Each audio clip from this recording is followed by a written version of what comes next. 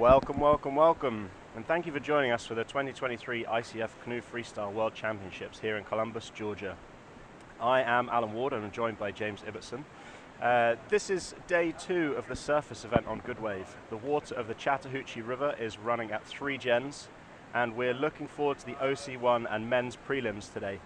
So, how are you getting on there, James? Yeah, I'm doing good, thanks Alan.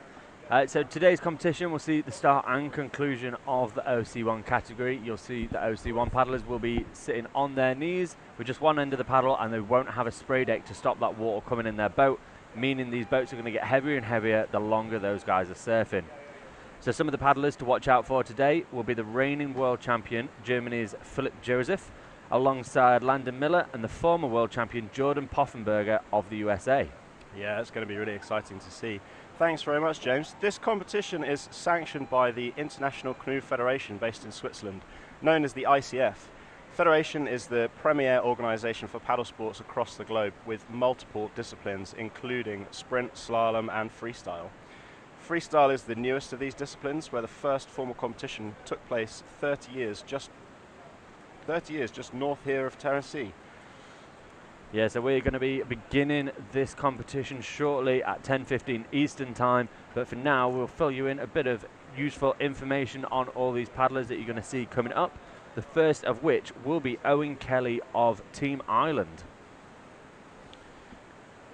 So Owen, yesterday we saw competing in the C1 category as well, looking to turn his hand to the OC1 now, not too different, but a whole lot more water and weight behind him in that boat. Yeah, I'd say way harder. Owen is a local to Nottingham, to the Holm Pier Point course. So he's no stranger to a hole, but we're going to have to wait and see how he gets on this lovely big wave.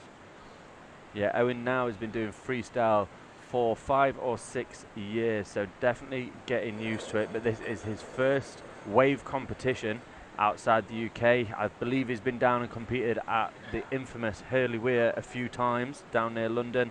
But this is his first big proper wave in his words. So he's really looking forward to it. He enjoyed C1 yesterday, and OC1 is just yet another chance to paddle. Yeah, and back in the real world, Owen is a data scientist, which is pretty impressive. His coach is the one and only Kayak Jacko, and it says here that his training spot is only 10 minutes away, so I imagine that's he's 10 minutes down the road from HPP, Whitewater course. Next up, we're going to have Connor Proud, coming from Great Britain. His hometown is Newcastle upon Tyne, so he's one of those northerners. Yeah, back in England, so I imagine he will spend most of his time paddling at the Teesside Barrage Whitewater course there, a lovely man-made course that got updated recently. He is an OC1 specialist, so he's only competing in OC1 at this event. This is actually, I believe, his first World Championships as well, so his international debut. He's been working hard on the wave, getting a lot of great air throughout our team training here, so it's going to be exciting to see what he can bring to this competition. Yeah, he's been looking really good in practice, and a great day for Connor is being on great whitewater with great people, so that's pretty much every day, isn't it? Hopefully, yeah, hopefully. His local training spot is 3.5 hours away, so he's paddling really well considering. That's a bit of a drive. My local spot's Hurley Weir. It's only about 10 minutes away, so it's not so bad. But it only runs in the winter. Yeah, 10 minutes away, but half a year. Yeah, half a year. Following him up will be our reigning world champion from Germany, Philipp Joseph. He is still a young gun here. He competed yesterday in C1 as well, but now to his gold medal sport. Yeah, we're going to say hello to his grandparents, parents, siblings, girlfriend, uncles, aunts, and cousins. There's a lot of people watching him from back home, so we hope that you enjoy his rides as much as we will. Yeah, fantastic. He is lucky enough to be sponsored by Lettman Paddle for his paddles, some of the best and strongest paddles that are out there. So I know he will be able to put down a lot of force and pressure through them to be able to achieve all the tricks that he's going to want to do throughout these prelims. And a fellow mountain biker. That's really good to see, although it seems that everyone who goes kayaking, when they go mountain biking, they just hurt themselves. So it's a dangerous sport for kayakers. I believe a good few years ago, the German team actually put a ban on their paddlers from going mountain biking after 2 of them managed to break their collarbones in the run-up to a home European Championships. So a fun sport, but definitely not one without risk. That's pretty impressive. And then after him, we're going to have the one and only Adam Ramadan coming from Great Britain. His favourite food is Chinese crispy duck, and his favourite places are Hurley and Italy, his favourite places to paddle. Yeah, quite a contrast there. I imagine one's for freestyle and one's for some great river running. He started freestyle and kayaking a long time ago, just as a way to make sure that he was busy off the street. And once he got started, he found it really, really good fun. So just kept it going for all these years. His good day looks like a lot of waterfalls and slides, good food, and a nice drink with some friends afterwards. I can attest to that. The next paddler in our lineup will be the Frenchie Tom Dolé. He is a specialist of everything. He's in K1, he did C1 yesterday, and he's doing OC1. So really turning his hand to everything. He was a former junior world champion and European champion in K1, a former C1 world champion. So he's really ticking off all these medals, and I'm sure he's going to be looking to add the OC1 title to his range. Yeah, it's good to see a fellow junior world champ out on the water, although it's a while since I won, that's for sure. His favourite food is baguette, but he says, what did you expect? He is French, so there you go. He is the Flying Frenchie. And then up next we have, coming from Canada, Zachary Zwamberg. We saw him yesterday in his C1, only just missing out on the final, coming in 6th place, I think it was. He is a Canadian paddler, so used to some of these big waves, lots of time on them in the Ottawa Valley. Yeah, and he's a fellow commentator, so we're going to be cheering him on extra loud from the commentary booth. He came out for the World Cups last year and unfortunately injured himself, so hoping to see great things from him this year. And it looks like you've got a bit of a schedule up on your screen then as we run through the rest of the competitors. So next up after that we'll have Jordan. Oh no, we've got Reimar. Yeah, Reimar of Germany coming out just to do his OC1 paddling. I think he did team trials in K1, but the German team's so strong that he narrowly missed out on that. He came 8th at the World Championships last year in his OC1. And he started many years ago his kayaking career on the flat water with a group of kids, which, you know, I think a lot of us started it like that as a kid, just getting out there having some fun, and then one thing led to another. Now we're all out here in America together, surfing some big waves and enjoying it.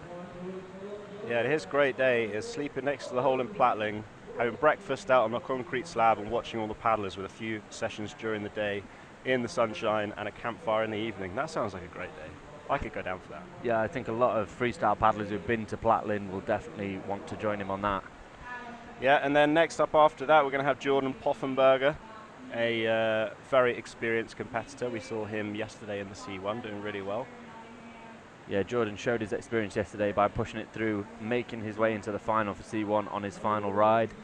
Now turning his hand to OC1, where he has been a previous world champion back in 2013, and I believe in 2019. So 2-time world champion at this event. Definitely going to be a paddler to watch. I'll tell you what, his local training spot is only 2 minutes away. That's pretty impressive.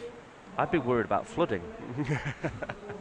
His hobbies include old Japanese cars, it's pretty cool, and his favorite food is sushis and sashimis. I think a World Championships over in Japan would be right up his street. His proudest achievement, he wifed a good one. Well, you've got to shout about it and earn yourself some brownie points there. Yeah, so hello to Chelsea if you're watching. And then the final paddler of this OC1 heat will be Landon Miller. He is the current C1 world champion. We saw him yesterday throwing some big tricks, making his way into the final for that event. But today he's going to be chasing down a completely different gold medal in the OC1 event. He's a really explosive paddler, still young. He's spent a lot of time here training on this wave, I'm sure, both in C1 and OC1. So I think if we're going to see some big impressive moves, it's going to be from Landon Miller. Oh yeah, there was a big battle for the top spot yesterday, wasn't there? And Landon was right up there. Yeah, Landon and Dane really throwing down. It was really good to watch. I can't wait to see the finals tomorrow for that event. I'll tell you what, Jordan's got quite an impressive list of sponsors here. Liquid Logic Kayaks, Immersion Research, Gala Sport, Black Fly Canoes, and Astral. Oh, and apparently it's his first time in the US. Wow. Pretty sure he is hailing from the US. Maybe reading the questions a second time for the bio wouldn't have gone amiss, but... So we're going to be kicking off in 2 minutes here on the Chattahoochee River for the OC1, the Open Canoe One Person. And that basically means that these guys are kneeling up. They've got half a paddle or one-bladed paddle. There's no spray deck on the boat, so the boat floods almost immediately, making it incredibly heavy and hard to maneuver. So, I mean, if I was paddling, my tactic would be go for the big moves first and see what you can do after that. What do you think, James? Yeah, I think we're going to see a lot of people trying to get that trick on the very first pass, looking for some nice big blunts or even Panams. I think a few of the boys have been trying to get the pistol flips and KYs as well, so bringing that boat over their head in sort of a front roll sort of fashion. But these boats are designed to have to be able to hold a minimum of 45 litres of water throughout their run. So that's an extra 45 kilograms joining them in that boat, which is sloshing around their knees, making it incredibly difficult. And I think half the challenge with OC1 it isn't just on the feature. It's once you've finished your ride and you've got to try and paddle that incredibly full boat back into the eddy. So I think there's definitely a lot of skill that goes down in this OC1 paddling. Oh yeah, big time. Fortunately, there's 9 paddlers in this heat, so they're going to have a little bit of time to get back to the side, empty their boats out and get ready for the next ride. But the river's been up since about 9 o'clock this morning, I think, all filling in all the eddies and the pull downstream and getting the wave ready for these guys. And I think we're probably only about 30 seconds away. We're just waiting for that first paddler to drop in. So I'm looking forward to that. Yeah, we have Owen Kelly from Team Ireland coming up first. We can see him there. A lot of these guys are really expressive with the way that they get themselves ready to paddle and the kit they choose to wear. We can hear Owen Kelly's mum and dad have made the trip over to America to cheer him on from the grandstands. Owen is looking psyched and ready to go as we see him paddling out of that eddy. Yeah, Owen is styling a very handsome moustache this morning. I think he's been growing that for some time. Oh, it looks like he's having a little bit of trouble with the eddy line, but he's really fighting for it. Come on, Owen. And he makes the wave. Beautiful. Oh, no, catches the front, and he's pushed off the wave. I definitely think he was looking for that front loop off the bat. We said that he is used to paddling at home in Nottingham at the Home Pier Point white water course, which is holes galore. So I think he was forgetting almost he was on a wave, needed to go for a wave move, looking for that front loop. But a good start there from Owen, a fantastic recovery from maybe not quite the paddle out he was hoping for. And we'll see him again another couple of times. Right now, Connor Proud of Team Great Britain. Here we go, coming across the eddy line. He looks steely focused, ready to drop in. And he's hitting the wave on the surfer's right side. Oh, and unfortunately flipping over on his offside. Because, of course, these guys have only got one paddle blade, so if it catches them on the wrong side, that could be the end of their ride. Yeah, it is quite brutal out there this morning.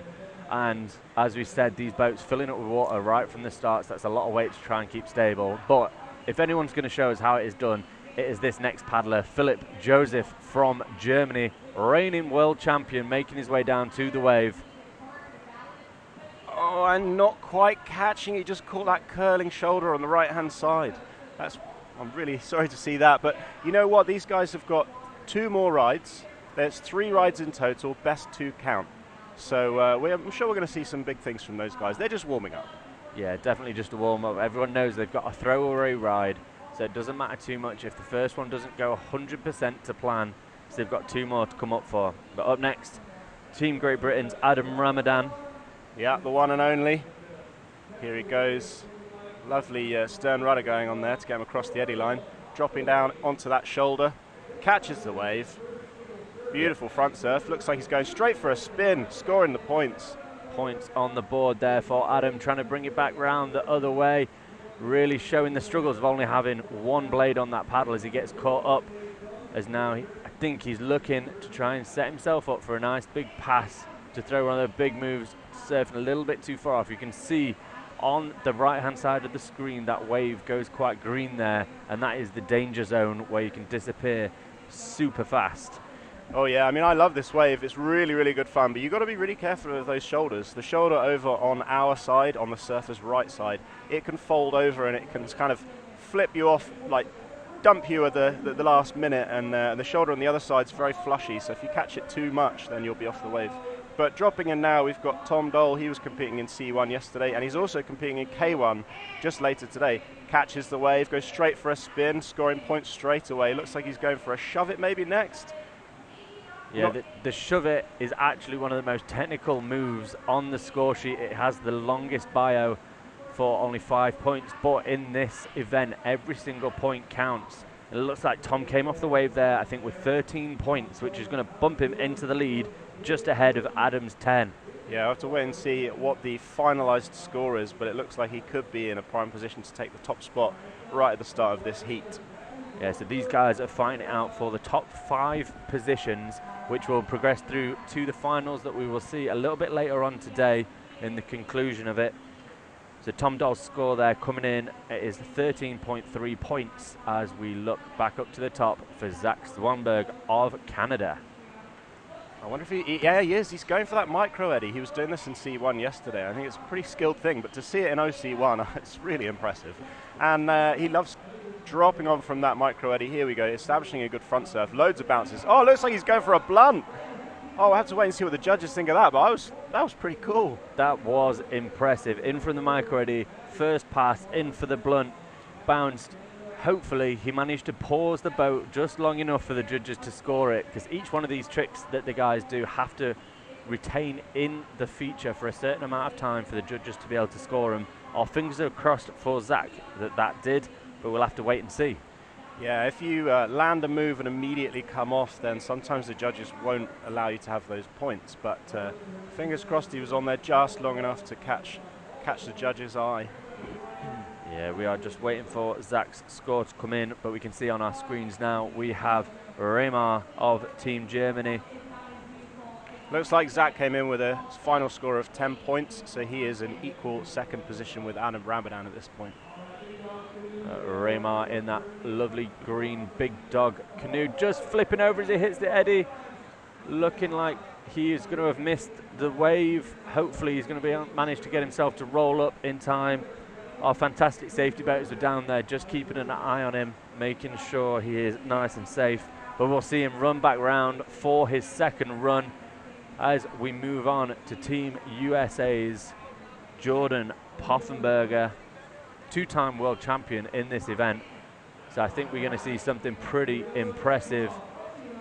He's been sporting that black fly boat for quite a while now, so I think it must be the one to go for in OC1. Yeah, we've seen some incredible stuff from him in the past. So it looks like he's going straight for a blunt. And maybe even switching it back round, coming in for, is he going to go for a back blunt maybe? No, not quite. Keeping the boat moving, spin the other way.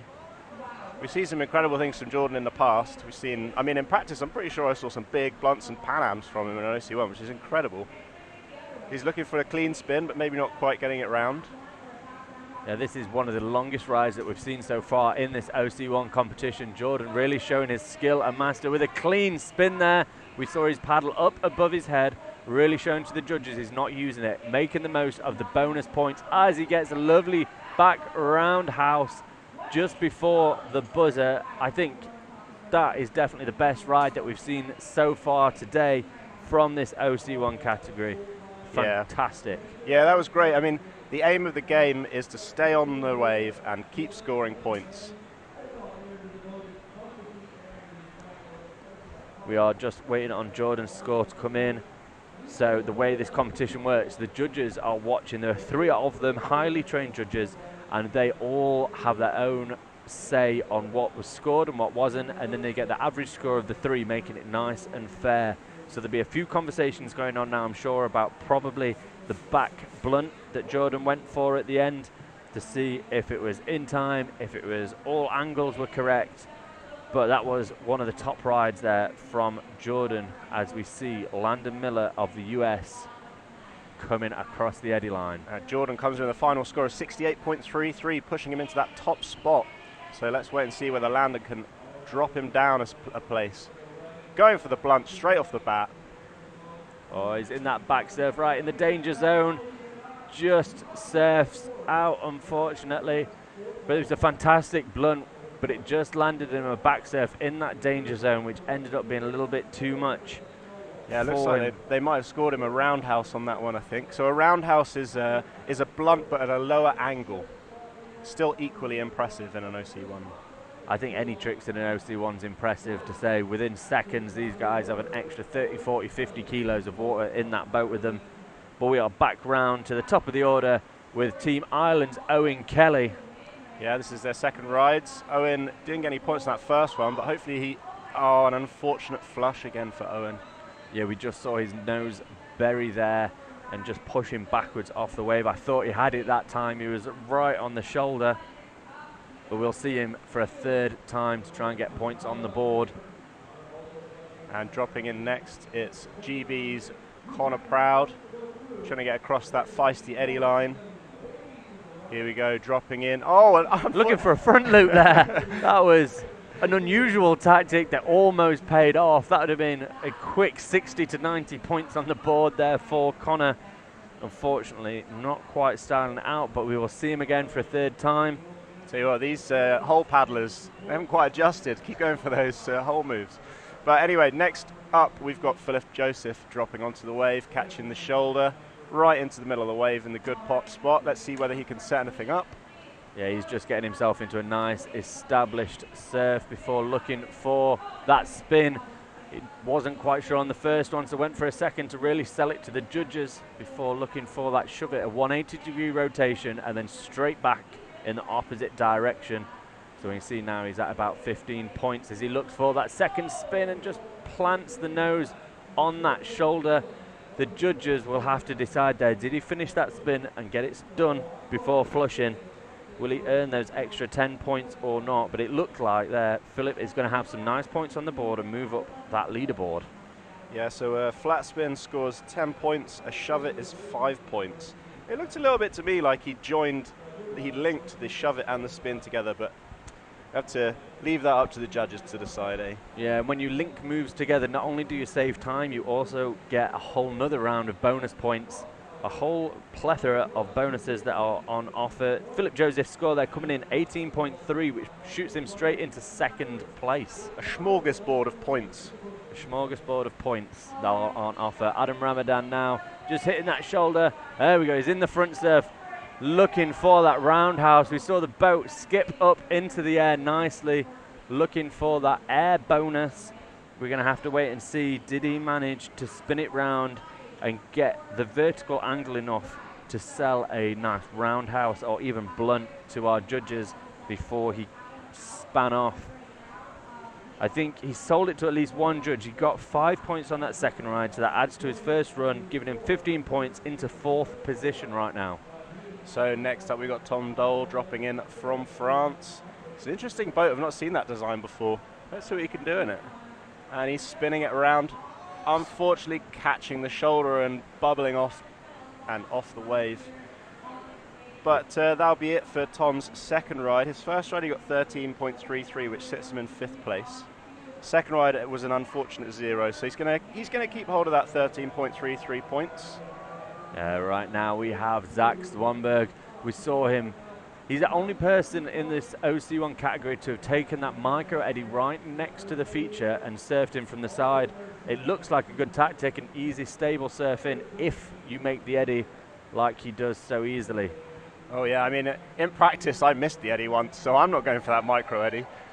As he looks for that roundhouse or blunt straight off the bat, earning some big points. We can see his tally in the bottom right-hand corner already clocking up as he looks maybe for a Felix there. We didn't see too many of them yesterday in the decked boats. I think it's going to be even harder in the OC one, but we saw his point tally really clocking up fast with that opening roundhouse or blunt. Judges liking it, maybe some air bonuses on there. I'm sure we're going to see him shoot up our leaderboard, sitting on 10 points from run 1, waiting on run 2 score to come in. Yeah, that unconfirmed score was somewhere around 40, so we're going to have to cross our fingers and hope that they confirm that score nice and high for Zach. He's currently sitting in 6th, but we're going to wait and see where that puts him after that last ride. Now, just as a reminder, these guys have to make it through the top 5 to get into the finals, and that's pushed Zach straight up into second place with 31.67 points. So his combined score of 41.67. All right, now we see Team Germany's Reimar just coming down, trying to switch hands just as he hit the feature. Unfortunately, flipping upside down. We can see him there. I think he was just rolling up as he went out of shot. Our fingers are crossed for him. His team of safety boaters around him looking after him. So unfortunately, that'll be another 0 points there for Reimar. Yeah, but Reimar's got one more ride, so you never know. He could pull it out of the bag on that final ride. We've got 2 rides left of the second rides, and Jordan is the next one to drop in for this one. Dropping in, catching the shoulder. Looking straight in for the blunt. Very impressive. Unfortunately, catching a little bit of a lean on his offside, and he's got no paddle blade there to support him, so that pushed him off the wave. But he's got a great first ride score of 68.33, and he is currently sat in first position. So I think he's in a good spot to go through to the finals right now, at least. Yeah, this is the time when people are getting confident about their position. We'll see them going for maybe some riskier moves.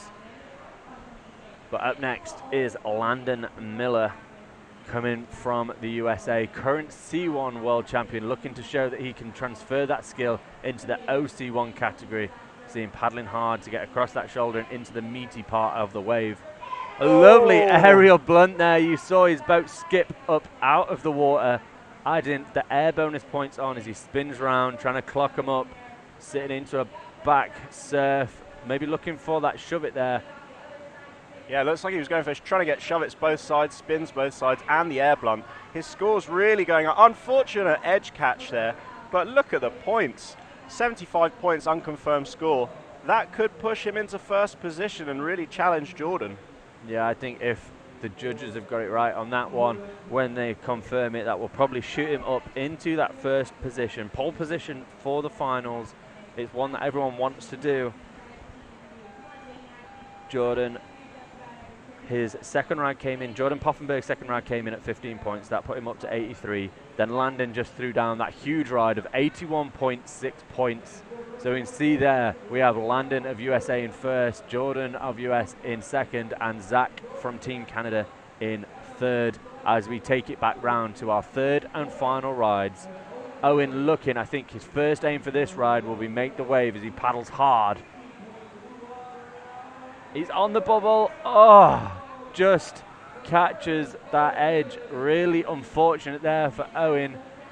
He was paddling hard. He wanted to make it. Just caught the edge as he was on the bubble. There's an awkward little bubble that sits just on top of the feature where you can often think you've made it, relax, and then it just sends you flying back downstream. Yeah, I tell you what, those boats, they really are hard to get across the eddy line and far enough out into the flow to catch the wave properly. I don't envy what these guys are doing. It's quite incredible. Next up, we've got Connor Proud trying to get across that eddy line, notorious eddy line. Come on, Connor. He's in, looking for that front loop again. The whole boat really cemented in him, not quite pulling it over and retaining. So I think that will unfortunately be another 0 points there for Connor. Yeah, we've got a couple of zeros today, unfortunately, but these guys really are working hard for it. Next up, we're going to have Philip Joseph from Germany. Philip currently sitting in fourth place, so he knows he has currently a position that will take him through to the finals later on. As he drops in, what are we going to see for his third and final ride? Looking for that clean spin. Now he's sat in a side surf, but in his offside, so he had no paddle to stabilize him. That's pretty skillful on its own, and in my world would deserve some points. Yeah, I'd give him some points, but unfortunately, if you don't complete the rotation, then you don't score the points. But he's got it that time. He's come all the way around. He's got the 10 points. He continued it round straight into that shove it. So maybe looking to take advantage of that link bonus points that we talked about earlier. As he comes up to the top, he had some big air on that bounce and tried to rotate it round into potentially a big blunt. But unfortunately, the wave just sort of crashed around him and didn't let him get the rotation. But Philip's first 2 rides currently put him at 18 points, which puts him in fourth position, so he definitely has at least 1 foot in that final. And his score for that last ride was 20 points, which gives him an overall score of 38.33 points. But next up, we've got GB's very own Adam Ramadan with a lovely stern rudder across the eddy line, dropping down into the shoulder. Let's see what he's got for us. He's on that bubble. Oh, and unfortunately flushing off the back. Those shoulders really are fickle. You don't want to be too close to them, otherwise that could be the end of your ride. But Adam's got 15 points. He is our bubble boy. He's sitting in 5th place. And remember, there's only 5 people that go through to the finals, which will be later today. Yeah, and up next is Tom Dole, one of the people that can knock Adam out of the final. He's currently sitting in 6th place with 13 points. All he needs to make on this last ride is 2 points and he knows he's through. But step 1 is make the feature just like that. And we'll see. Tom is no stranger to competition, so he'll know exactly what he needs to do at this point, and hopefully he'll be able to pull it off. As he looks for that spin. Yep. For a spin, you've got to complete a full 360-degree rotation, all in one fluid motion. So the judges will be keeping an eye out for any stops and starts throughout that. As he looks for a shove it, switches hands to look for that spin. We can see currently he has 3 points on our board up on the screen. This, I think, is going to be tight, whether or not he makes the final and bumps Adam out or not. We saw 3 points appear on the screen. The judges will have a conversation, see if those 3 points stand, if there's any more to award, if there's any less. Could it be enough? When an athlete gets 3.33 points, it usually means, because we've got 3 judges, it's an average score across all 3. So it could mean that one judge has given a spin and the other 2 haven't. Because he wasn't quite finishing some of those rotations, maybe, that's why there's a bit of a question mark. And it's taken the judges a while to decide. But it looks like we've got his final score in, which pushes him into 5th place. He is now sitting with 16.66 and has pushed Adam Ramadan down to 6th place, unfortunately. But right now we have Zach Swanberg currently sitting in 3rd place. He knows his place in these finals are safe. So he might look to play with a few bigger moves that he'll look to bring out in the final as he looks for that spin. We saw him try and kick his ride off with a lovely roundhouse. As he brings it up to the top, uses his crossbow to spin it round for that second spin. As he tries to bring it backwards, just carves across into that danger zone and out. But it looks like he was going to score somewhere around 28 points, which will definitely be an improvement on that first ride. So Zach's first 2 runs gave him a total of 41.6. He'll be looking to increase that, hopefully trying to claw his way up the scoreboard. But sitting in 3rd right now, pretty confidently into the final. Yeah, you know what, he's done enough. There's only one more person who could change up that final position, and he's made it through to the final already, so he's probably going to be pretty happy. Next up we've got Reimann. He is the person who could change up the order. He could push Tom Dole out of the bubble position of number 5. Yeah, Remar looking to bring it down, really looking hard. Has he caught the wave? Paddle hard, Remar, come on! Unfortunately, he made his way up to the top of the wave onto that bubble, and it just wasn't quite enough. Definitely an improvement on his first 2 runs, as we saw him upside down after that one. He managed to stay upright. So I think hopefully a bit of personal pride there for Raymar that he improved on all 3 runs. But unfortunately, a 3rd, 0 points. Next up we have Jordan Poffenberger going straight in for a roundhouse off to the right side and then looking for a back roundhouse maybe. Yeah, he saw what his teammate Landon Miller did on the last run, and he's going to want to one-up him here. Oh yeah, it's a battle to the bitter end for these guys. He got a little spin in there, maybe switching it up as well. Turning around on his offside and looking for the spin that way around. Sitting at 50 points so far. Let's see what else he's got for us.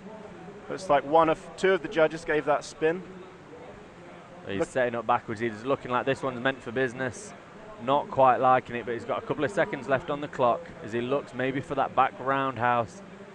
Carves it around, spins it backwards, just on top of the wave. As he looks, I think he was looking there for a big back Pan-Am. Or maybe even a pistol flip. That would have been really cool to see. He was going ambitious on that last move. It was his last chance to throw some big points on the board. There we go, his second ride coming in at 56 points, so it gives him a total of 125. He reclaims the lead, but he took it off this person, Landon Miller, and Landon is the last person in this heat to go. Yeah, let's see what Landon has to say about that. He's currently sitting in 2nd place, as you can see on your screen, with 96 points. But he is the last person in this heat. Final ride. Let's see whether he can top that top spot and knock Jordan off. Going straight for a massive Pan-Am. Incredible. Gonna have to wait and see what the judges think of that, but that's impressive. He is laying the gauntlet down. We said at the start, you'll probably see the biggest moves right at the start of these runs while the boats are empty, and there we go. A huge Pan Am. We can see 115 points already on the board for Landon Miller. He is coming out all guns blazing, showing what he has ahead of the finals. And he's still on there, still scoring points. He's looking for his shove-its, he's looking for just going for a spin there. You can see the points really racking up, going for another spin around that side, maybe a clean spin. Over in the danger zone on the shoulder, and he's had enough. He's pretty pleased with that. That was an astonishing ride. Unconfirmed score of 153 points. Which on its own would be enough for the lead, but he's going to combine it with his second ride score of 81 points. So I think we're going to see a score over 200 points in total there for Landon Miller. A huge Pan Am off the bat there on that first ride. What a way to finish the heats off. Just incredible. There we go, we can see our overall standings. So through to the final is Landon Miller of USA in first, Jordan Poffenberg in second, Zach Swanberg in third, Philip Joseph in fourth, and Tom Dahl in fifth. They are your finalists that you'll see paddling a little bit later on, but unfortunately not making it through, but giving us a brilliant showcase of the sport was Adam Ramadan in sixth, Owen Kelly, Raymar Staffenberg of Germany, and Connor Proud in seventh position. Yeah, that's going to be it for the OC1 this morning, but their final will be later on this afternoon, so please tune back in for that. Next up, we're going to have the men's K1 heats. They will be starting pretty much any minute. The judges are trying to get through these heats as quickly as possible because we've got limited water here in Columbus. The scheduled start time is in 6 minutes, but maybe nip off, grab yourself a quick cup of tea, but be back quick because they won't be hanging around.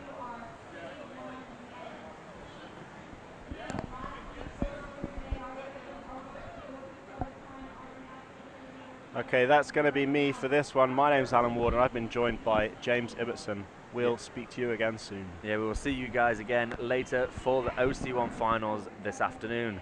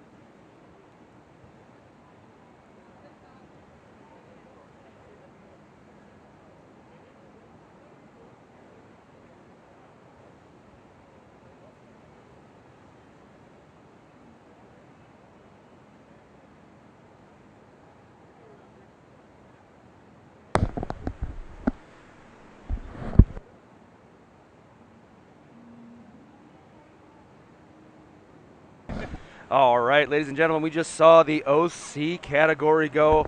Ibbo, that was pretty fun, wasn't it? Yeah, that was fantastic. A brilliant way to finish it off there from Landon Miller. We saw his huge Pan Am kicking it off, which was amazing, and I think we're going to see some big tricks later on in the final. That's right. Ladies, it says Hojo and Zach because Zach was supposed to be here. He just went, and actually he said he's got a little bit of a shoulder stress out from paddling. He paddled really hard on that, so I'm going to be joined by Ibbo for this round. We are going to bring you the men's. Now we have Maxi Montoya from Argentina, Ruka Karato from Japan, Max Martinez from Spain, Barry from Ireland, Michael Frey from Germany, Simon from Ireland, Thomas Dunphy from Ireland, Jack Newland of Australia, and Dave O'Sullivan from Ireland. We're going to see all these guys come up here shortly. You've got the heat list there. We are just going to roll right in. We are on time. According to my clock, we got about 30 seconds, and it looks like Maxi Montoya right now is going to bring it in. This is not Ravinder. He's NP, not paddling, as we move into these men's qualifying rounds. Maxi, of course, from Argentina. Yeah, he was a big star out a few years ago when we had the World Championships in San Juan over in Argentina. He was a local legend who had big support, and he's made his way over here to Columbus, Georgia for the 2023 ICF Freestyle World Championships. Yeah, it was wonderful in 2017 having him there in Argentina. He loves his country dearly, loves that feature. That feature there is just extraordinary. And we're going to see these guys come in today and put down put down 3 rides, 2 count, just like the other format. There are 6 heats. We're going to cut to 20 men for quarterfinals. Yeah, so it's going to be a lot of points on the board. The men, we are going to see some huge tricks coming from them, I'm sure, as we see Maxi just dropping it now for his first ride, paddling hard, unfortunately hitting the shoulder and not quite managing to rotate onto our feature here. An unfortunate first ride, but as Hojo just said, they get 3 rides and their best 2 count, so they can throw one away, no problem. That's right. Coming up next now, Ruka Karato of Japan. Ruka is one of the many Japanese paddlers who are out here. He is out of Kumamoto, Japan. 49th in 2019, 39th in 2017 as he catches an edge right there but manages to retain nicely. So he is on the feature. That was a really violent way to catch it, but he's spinning around now, putting points on the board as he is surfing around. Now these top heats of men are all seated. So this means that nice air screw attempt. Means that they didn't compete in last year's World Cup, so they don't have any rankings. But man, he is fighting for it. What a tumultuous ride for this guy, but he's retaining the entire time. Yeah, he is really demonstrating the never give up attitude that these Japanese paddlers have as he throws a huge aerial blunt there off the shoulder and a second one on that other shoulder, coming back from a little tumble into some fantastic moves there. Epic air, racking them points up quickly. Oh, look at that. Pan-hams on the buzzer. I don't think I've seen a ride that has had that many potential flushes where the paddler just pops up, takes one stroke, isn't on there. That was extraordinary. Good job for Ruka of Japan. He was, like I said, 49th in Sort, 39th in San Juan, and favorite place to paddle is the high key wave, it looks like. So he's a wave boater by practice, it looks like. A lot of these boaters are hull boaters. Yeah, I've seen lots of videos of that wave and it looks amazing. But right now we are turning our eyes to bib number 1, which is Max of Spain. Fantastic blunt there off the shoulder. We were explaining earlier in the OC1, that shoulder is a bit of a danger zone, but Max really taking control of it as he spins his boat round, looking to rack up them points every second of this ride. It's that curler just reflects back and maintains his posture.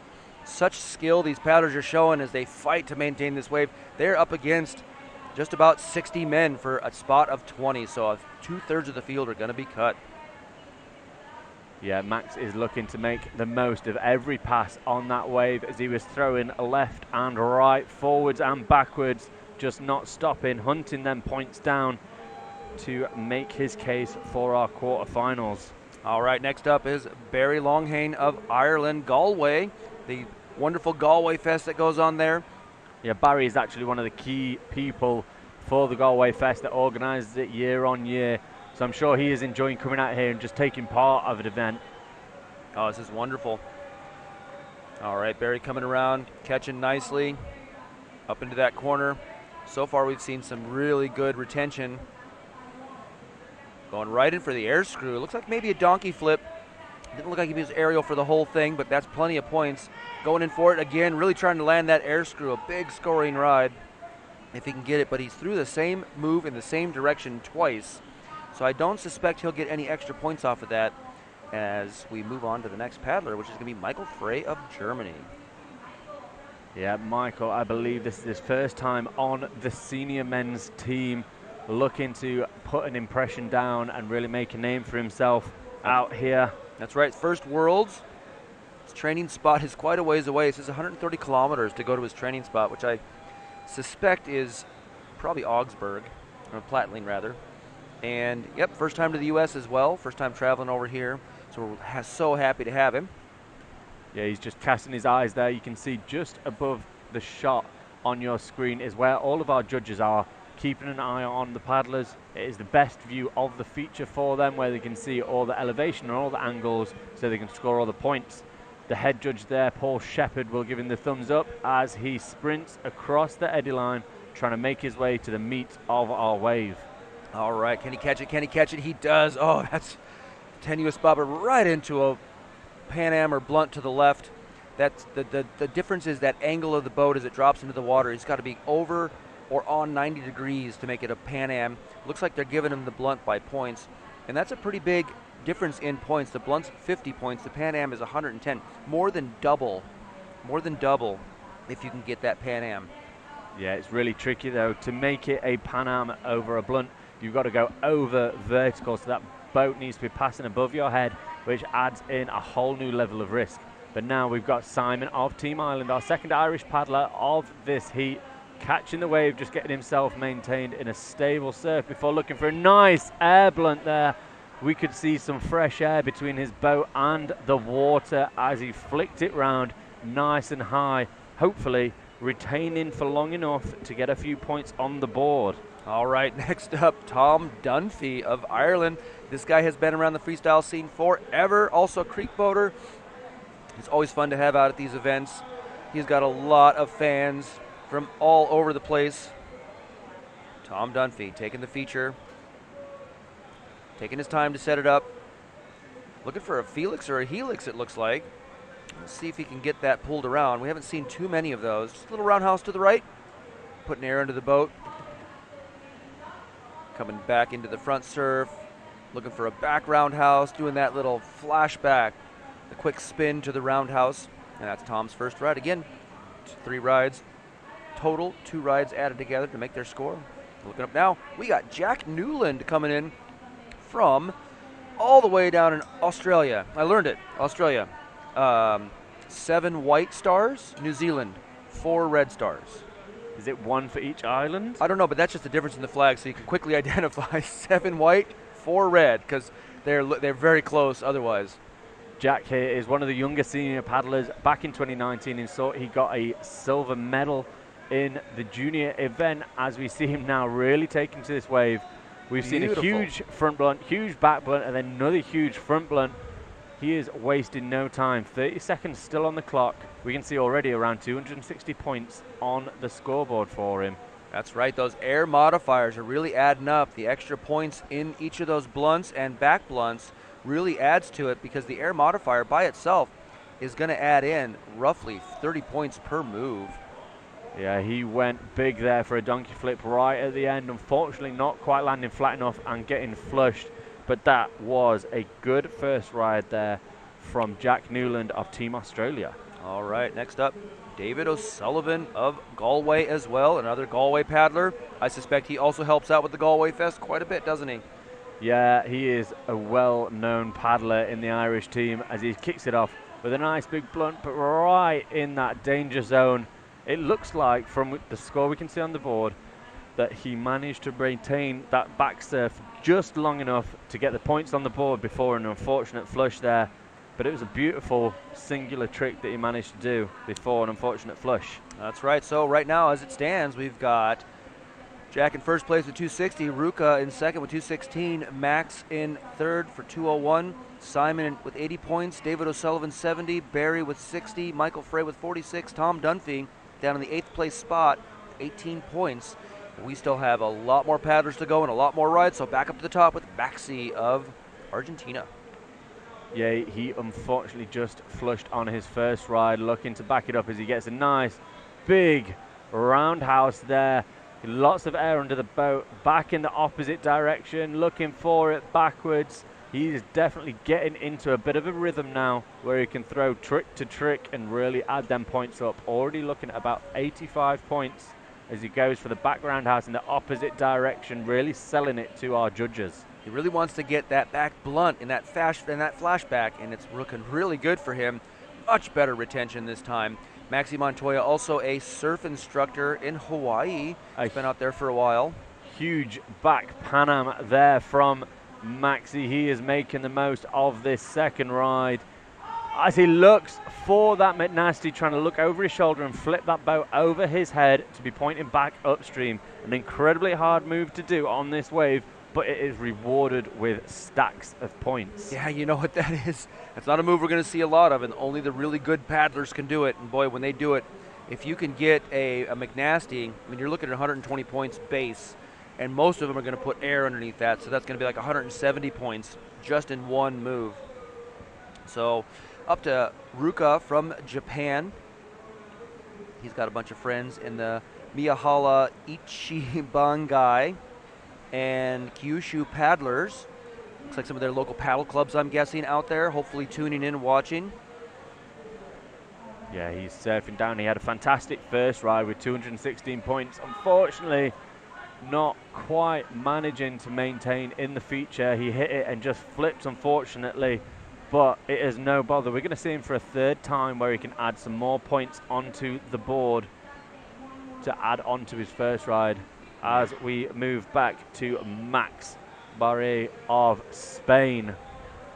Max wearing the #1 bib. It was all randomized in that nice big blunt to the left, big blunt to the right, putting air but spinning right into that flushy pocket. Yeah, sometimes you're wanting to spin around as fast as you can to get on with the next move, but occasionally it is better to just land in that back surf, get nice and stable, and then spin around. Unfortunate there for Max, a couple of huge tricks straight off the bat into an unfortunate flush. That's right. Yep. He's got one more ride after that as well as we move into Barry of Ireland. Yeah, Barry surfing across 60 points from that first ride. He's going to look to improve it as he gets himself into a nice, stable front surf. He was looking for a quick pass, didn't quite like it before going for that one. It looked like he was going for that air screw, trying to keep some air under the boat the entire rotation. And they scored at the air screw, it looks like, so he got that. He tried that twice last time, didn't quite get it, and this time around he got it and looking to put more points on the board. A little bit of a roundhouse there, following it up. Maybe a Felix or a helix attempt? Yeah, I'd say he's looking for a bit of that rotation, trying to slide the bottom of the boat out from underneath him so he can rotate it around on his head just like that. Flicking it up as quickly as he can to make sure he maintains in our wave as he moves into the last couple of seconds. Has he got anything big on the buzzer? He looked for that second flip turn, I think it was. A little bit of a side kick there. They can see the clock, they can see the scores, so they know roughly if a move landed and to what degree it's being scored. Because as we said earlier, if you don't understand much of the scoring, a roundhouse is 15 points. Then you go up a little bit bigger to the blunt, which is 50 points. Then you go to the Pan Am, which is 110 points. And then you get into the air screws, which have sort of a little bit different initiation, different quality, but more points on top of that. So they can sort of see, I got the blunt or I got the roundhouse. All right. Yeah, the bigger the risk, the bigger the points. And I'm sure we're going to see some big moves here from Michael Frey of Team Germany. He got 46 points on run one as he looked for that huge Pan Am, and he manages to fight it back into our feature and maintain as he just catches an unfortunate edge there. It looks like he got 80 points on the clock, which would be a blunt with an air bonus. Looking to add it on to his first run of 46 points and move his way up the leaderboard. All right, this is going to bring up Simon of Ireland. big Irish contingent here. They had a really big group. I want to say UK was the biggest last year at the Worlds, and Ireland and Germany were pretty much tied for the second largest groups. All right, Simon getting into a nice stable front surf, looking for a cheeky little blunt there, flicking it round before catching his tail. Real unfortunate. Simon got a good 80 points on run 1, and he was looking to add a few more onto that run 2. We'll see what he managed to do before he comes back round for run 3. All right.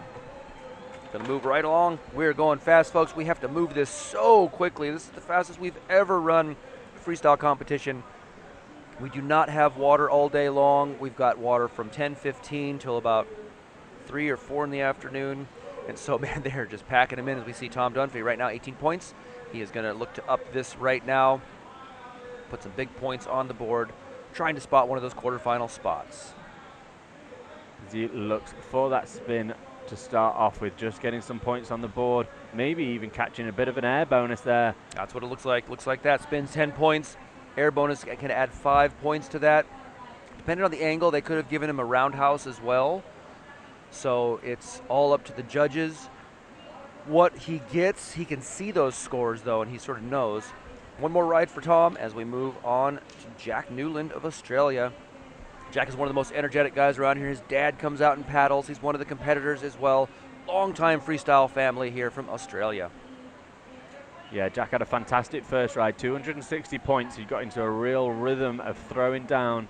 Are we going to see it again on this second one? Starts it off with a nice blunt right out in the danger zone, but showing composure to surf it straight back in into that second blunt. So that's one each way, looking for the back blunt as well.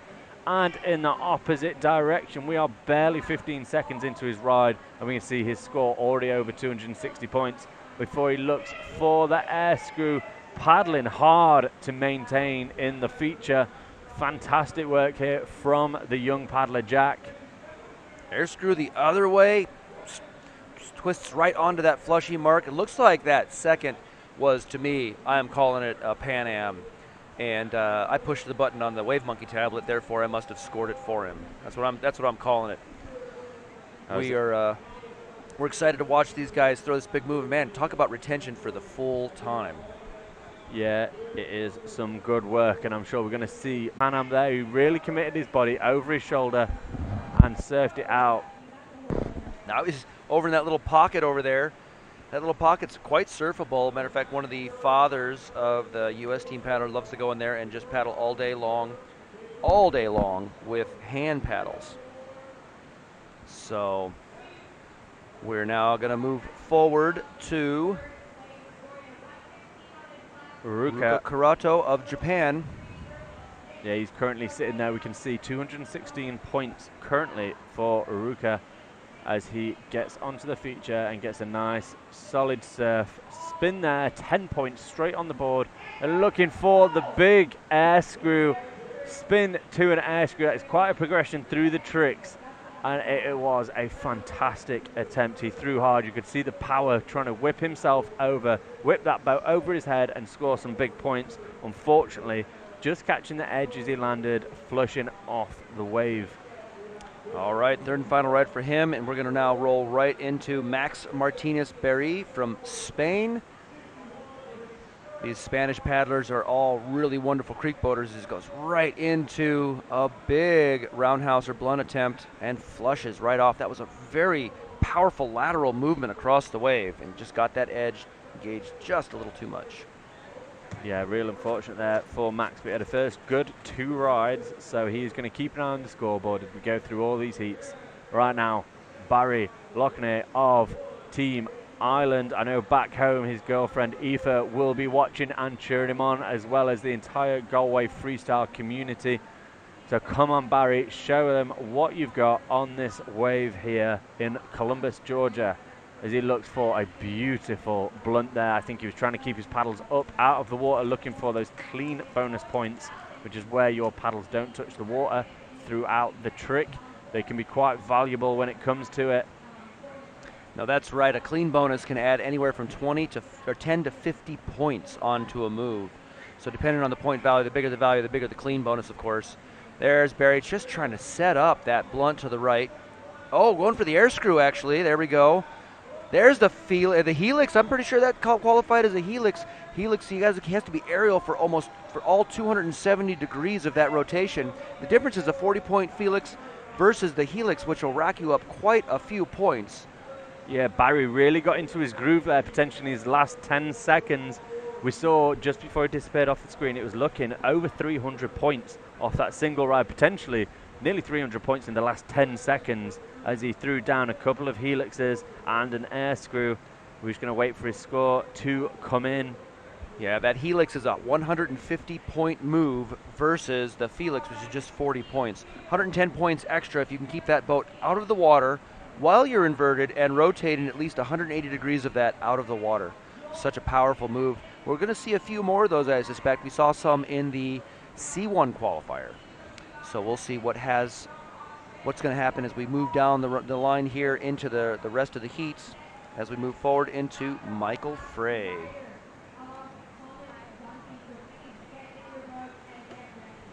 All right, Michael Frey, we can see there 126 points in total, currently sitting in 7th position as he drops in for his 3rd and final ride, hitting it hard. You saw him put some power down there and he was rewarded with some big air time through that trick.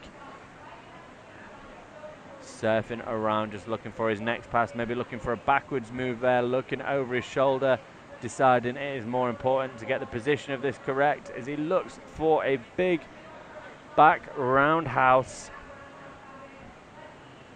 Right now, we have no real qualifying cutoff mark because we're going to take 20 paddlers. We've only seen 9 paddlers out of this roughly 60 paddler round, so it's going to be a while before we know what the last qualifying scores are. These guys are just going to have to wait as they watch all the other paddlers go. As we move now right along into Simon. We just saw Michael Frey, Simon of Ireland. Yeah, he's dropping in. Again, another whole boat looking for that front loop in the wave. Real unfortunate. It might have been intentional. It might have just been the nose catching, but he was making the most of it. Tried to bring it all the way over and score some points. Flushy feature. This is the name of the game as we are in these earlier rounds. A lot of these paddlers don't paddle quite as much. They're not as many of the professional paddlers that go around all the world, but Tom Dunphy, who has paddled all over the world, dropping in now. Can he retain it? He's right on the bubble and way to keep into that feature as Tom hunts around, looking right into the roundhouse, spinning around. They may give him a spin with air. There's a nice blunt to the right with air.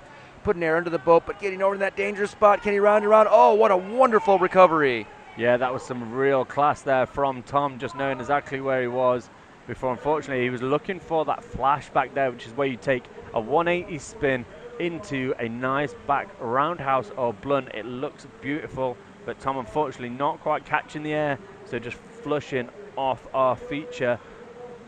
All right, moving around to Jack Newland of Australia. He's currently sitting in 1st position, looking to add some more points on the board. Yeah, Jack was 26th last year in Worlds, but this is a wave, and some of these Australians do happen to be better wave specialists, given some of the stuff they travel to. A lot of them go to Uganda and stuff, and beautiful front blunt with air to the right, putting plenty of points on the board straight away. Yeah, Jack looking for another beautiful blunt with air, adding some points onto the board. Looks for a huge Pan Am. We saw him just fold himself under his own boat, trying to bring it round and score big points. I'm not sure that is going to better either of his first 2 rides, but currently Jack is sitting in 1st place with 648 points. Yeah, that's going to be his preliminary rounds. We're just going to have to wait and see as all these other paddlers go. And now at the bottom of this one, last paddler to go in this heat, David O'Sullivan of Ireland. Yeah, Dave again will have the Galway freestyle community rooting him on, as well as his wife. He catches his nose but flips it round super quick there to retain in the feature. Dave now just looking to use one of those shoulders to set himself up to be able to power down and get some air and rotate that boat and score some points. Favorite place to paddle? Skookumchuck over in Vancouver. One of the most esteemed waves, and there's the Felix or Helix. It's tough to tell. That's one of the more difficult ones to judge as how much they were out of that water for the rotation. Oh no, gets in that curler over there. But 226 points showing. He's put quite a few points down. That's going to add into his 160. It's going to push him up there a bit. Will it be enough? We're going to have to find out. But next up, we're going to be looking for U.S.'s Hunter Kadich, Germany's Thomas Henkel, San Duff of Canada, Johannes Baden of Germany, Courtine Rio of France, Hayden Voorhees of the United States, Peter Newland of Australia. Peter Newland would be Jack's father. And Bennett Smith of the United States and Nicholas Beavis of Great Britain. And that will be your next heat. No, hold on, that says heat 3 of 6. Just a moment. I'm sorry, I read the wrong heat, ladies and gentlemen. We're looking for Adria of Spain, Kazuya of Japan, Aiden of New Zealand, Mathieu of France, Joel Kowalski of Canada, Andrew of New Zealand, Unai of Spain. We're going to have to look up the pronunciation. Oh, it's South from Uganda. That's what we all call them. South from Uganda. And Flynn McLeod from Australia. Yeah, we can see on the screens there, just disappeared, our current standings. So they are the first 10 paddlers to go of this competition. There's around 60 men to come in total. Top 20 will progress through to the quarterfinals, which I believe will take place tomorrow, all fighting for those positions. We're going to see the tricks and the scores get bigger and bigger as we progress through. These heats were seeded from last year's World Cup results, but just because a paddler wasn't at the World Cup last year, they might be seeded a little bit lower, does not mean that they are not going to throw down some impressive tricks. We often see a few surprise people pop up at World Championships like this. So we are really excited to see what these K1 men have to offer. That's right. And today so far we're watching that we're getting good retention. We got some flushes. That's what's going to happen at these. But generally speaking, these paddlers are catching the waves for 2 of their 3 rides, if not all 3 rides. Now the name of the game is, can you stay on the feature for the full 45 seconds? Yeah, you only get 45 seconds on this feature, and every second counts, whether you're setting up or throwing down them tricks. If you can stay on for the full 45 seconds, you have got a good chance of being a big scorer and looking to place in those top 20. That's right. I'm Hojo from the United States, joined by Ibo here of Great Britain. Ibo, you're typically a seaboat paddler. However, I didn't see you in the OC category. Have you ever done OC before? I've done it once, and it terrified me. Yeah, well, on that wave, it was pretty terrifying this morning if you guys caught the preliminaries. Right now, we're in heat 2 of 6 for the men's qualifying. In this next heat, we are going to see Spain, Japan, New Zealand, France, Canada, and Uganda. One more, Australia as well. Uganda, big waves out there as we watch Spain's Adria kick it off for us. Yeah, he kicked it off there with a nice blunt, just getting settled into this ride before he throws another one in the opposite direction. Points here coming from tricks scored left and right, or forwards and backwards. He throws a huge back blunt there, maybe even a back Pan Am, trying to get that boat to come over his head and sell over verticalness as he maybe looks for a second one, bringing it round. He's definitely looking for a backwards trick as we see him go for a big back Pan Am there. That was an amazing show of skill. Unfortunately, he landed it on the shoulder, so just flushing out, but it looked amazing. Yeah, and we have to apologize for the title on there. It says Zach when we're talking because Zach was scheduled to be in here, and he had some pretty rough rides out there in his qualifier, so no problem. Thanks for jumping in, Ibo, and covering. But next up, Kazuya Matsunaga from Japan. This guy works for a large steel manufacturer there in Japan. He actually gets to travel for work, like places like Plattling, and go to work for there and be like, I'm going to sneak in a little bit of kayaking. So there he is, taking his first of 3 rides. Yeah, we can see him there paddling a carbon Jackson made by Dreamboats, which is a couple of the competitors here, Stephen Wright and Mason Hargrove, working on them boats. Kazu has thrown down some explosive tricks during team training. He's definitely one to watch. We saw him kick it off looking for a big air scoot to start into a fantastic blunt coming down onto that green water away from the pile into a potentially a donkey flip there or an air scoot. Depends on how much air these guys get throughout that trick. Looking for that helix, as we said before, big points in that trick. And backwards, he brought it up nice and high, tried to power it over his head, looking for that McNasty. He's looking for the blunt McNasty there, roundhouse McNasty. That's a blunt McNasty somewhere in the neighborhood of 250 to 270 points, depending on the air you put under the boat. The Roundhouse McNasty is a little more, but you can still get those links. That's around the 210-point range. That's a powerful move, and we should be seeing a few more of those as the rounds go on. Next up, now we're going to go right to Aidan Haig of New Zealand. Aidan of New Zealand coming out here. Not a lot of New Zealand paddlers. I think there's 4 total. And as I stated before, this is the 4 white stars, not the 7 red stars. Or wait, was it 4 red stars, not the 7 white stars? That's what it is. So these guys I also learned that the old Zealand is in the Netherlands, in Holland. That's where Zealand comes from, and that's where the New Zealand, when the colonists, went down there and decided to name it for themselves. Every day is a school day. That's right, but he is on that bubble. Can he bring it back over?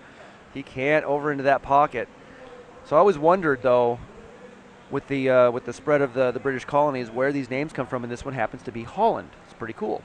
That is pretty cool. We saw Aidan actually competing in the squirt boating on Monday, and then now in his float boat, making the most of the trip over. But right now we have Mathieu Dumont of Team France. Mathieu has been competing for France forever.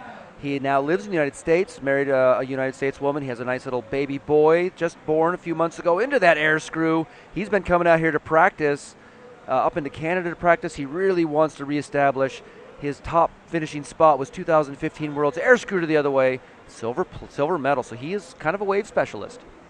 Yeah, he is no stranger to a wave, as we see him showing that experience, looking for a trick on every single pass, wasting no time at all.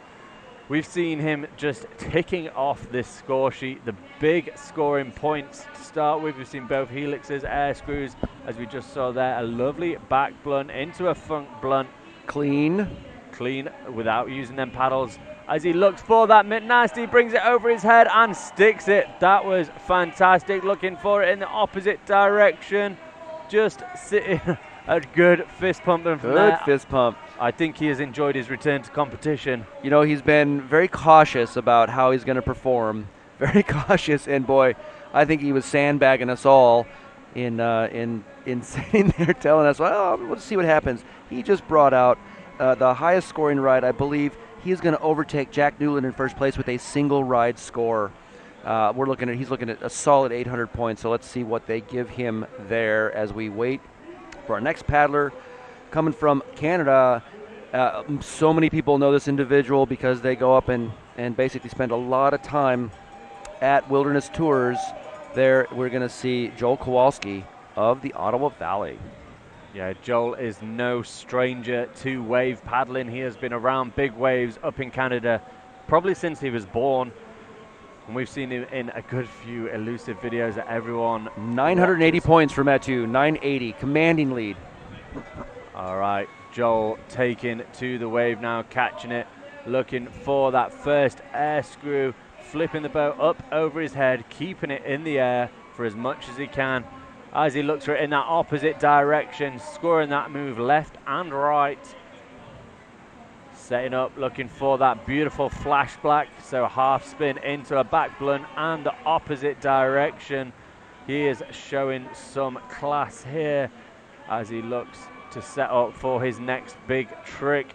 A nice big back blunt or back Pan-Am, putting some air between his boat and the water. Final 10 seconds as he looks for a fantastic little blunt there. Wasn't quite sold on that pass, so his experience coming through, telling him to leave it as he looks for that helix right on the danger zone, and buzzer just flushing off. But I think we've only seen a small snippet of what Joel is capable of. Yeah, these Canadians really know their waves. It's one of the nations where they have waves all over the place all year long. Great place to go. Also in that featherweight kayak, not a lot of those around these days. We see a lot of Jacksons and Giggies, but that's a featherweight made there in Canada. All right, we're bringing it up next now to Andrew Regan of New Zealand. Andrew, this guy has traveled all over the world. Not a paramedic, excuse me. I had the wrong bio up. He's traveled all over the world. He lived in Canada for a while too, so I believe has paddled in some really large waves up there. He is an outdoor education teacher, in New Zealand. He's also a key member of the Galway Fest team, bringing that event to Ireland year on year. So he is going to have communities all around the world cheering him on, from Ireland to New Zealand. Andrew is going to be dropping in as soon as he gets the thumbs up from our chief judge, Paul. I think we could see there he just got the thumbs up, replied to him saying he's good to go as he exits that eddy into the flow and down to the feature. All right, Andrew coming across the scary ferry, it's called, catching the foam pile. Can he establish? Oh, just catches a little bit of an edge there, and that is the name of the game today. It is going to be Sergi. Anyone can go, anyone can catch it. It's just whether or not you have a little bit of the luck of the wave. Looked like when he peeled out, he might have caught that scary ferry a little bit and had to do some quick adjustments. But we'll see 2 more rides for him as we now move on down the list to Unai from Spain.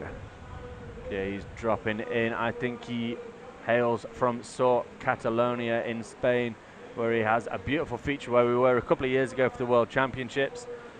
Spinning it around, a couple of blunts just to get that scoreboard ticking over. Spinning it around, looking for a big, I'm not sure whether that was huge a Pan Am or a Am. donkey flip. Looking for it in the opposite direction, but it had big air.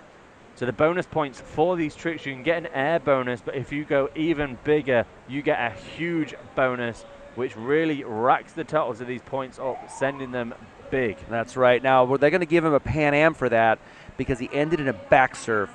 A donkey flip and an air screw both have to end within 20 degrees of where you started upstream. And since he came around upside down, completely under the boat, and then in a back surf, that's a 110-point move.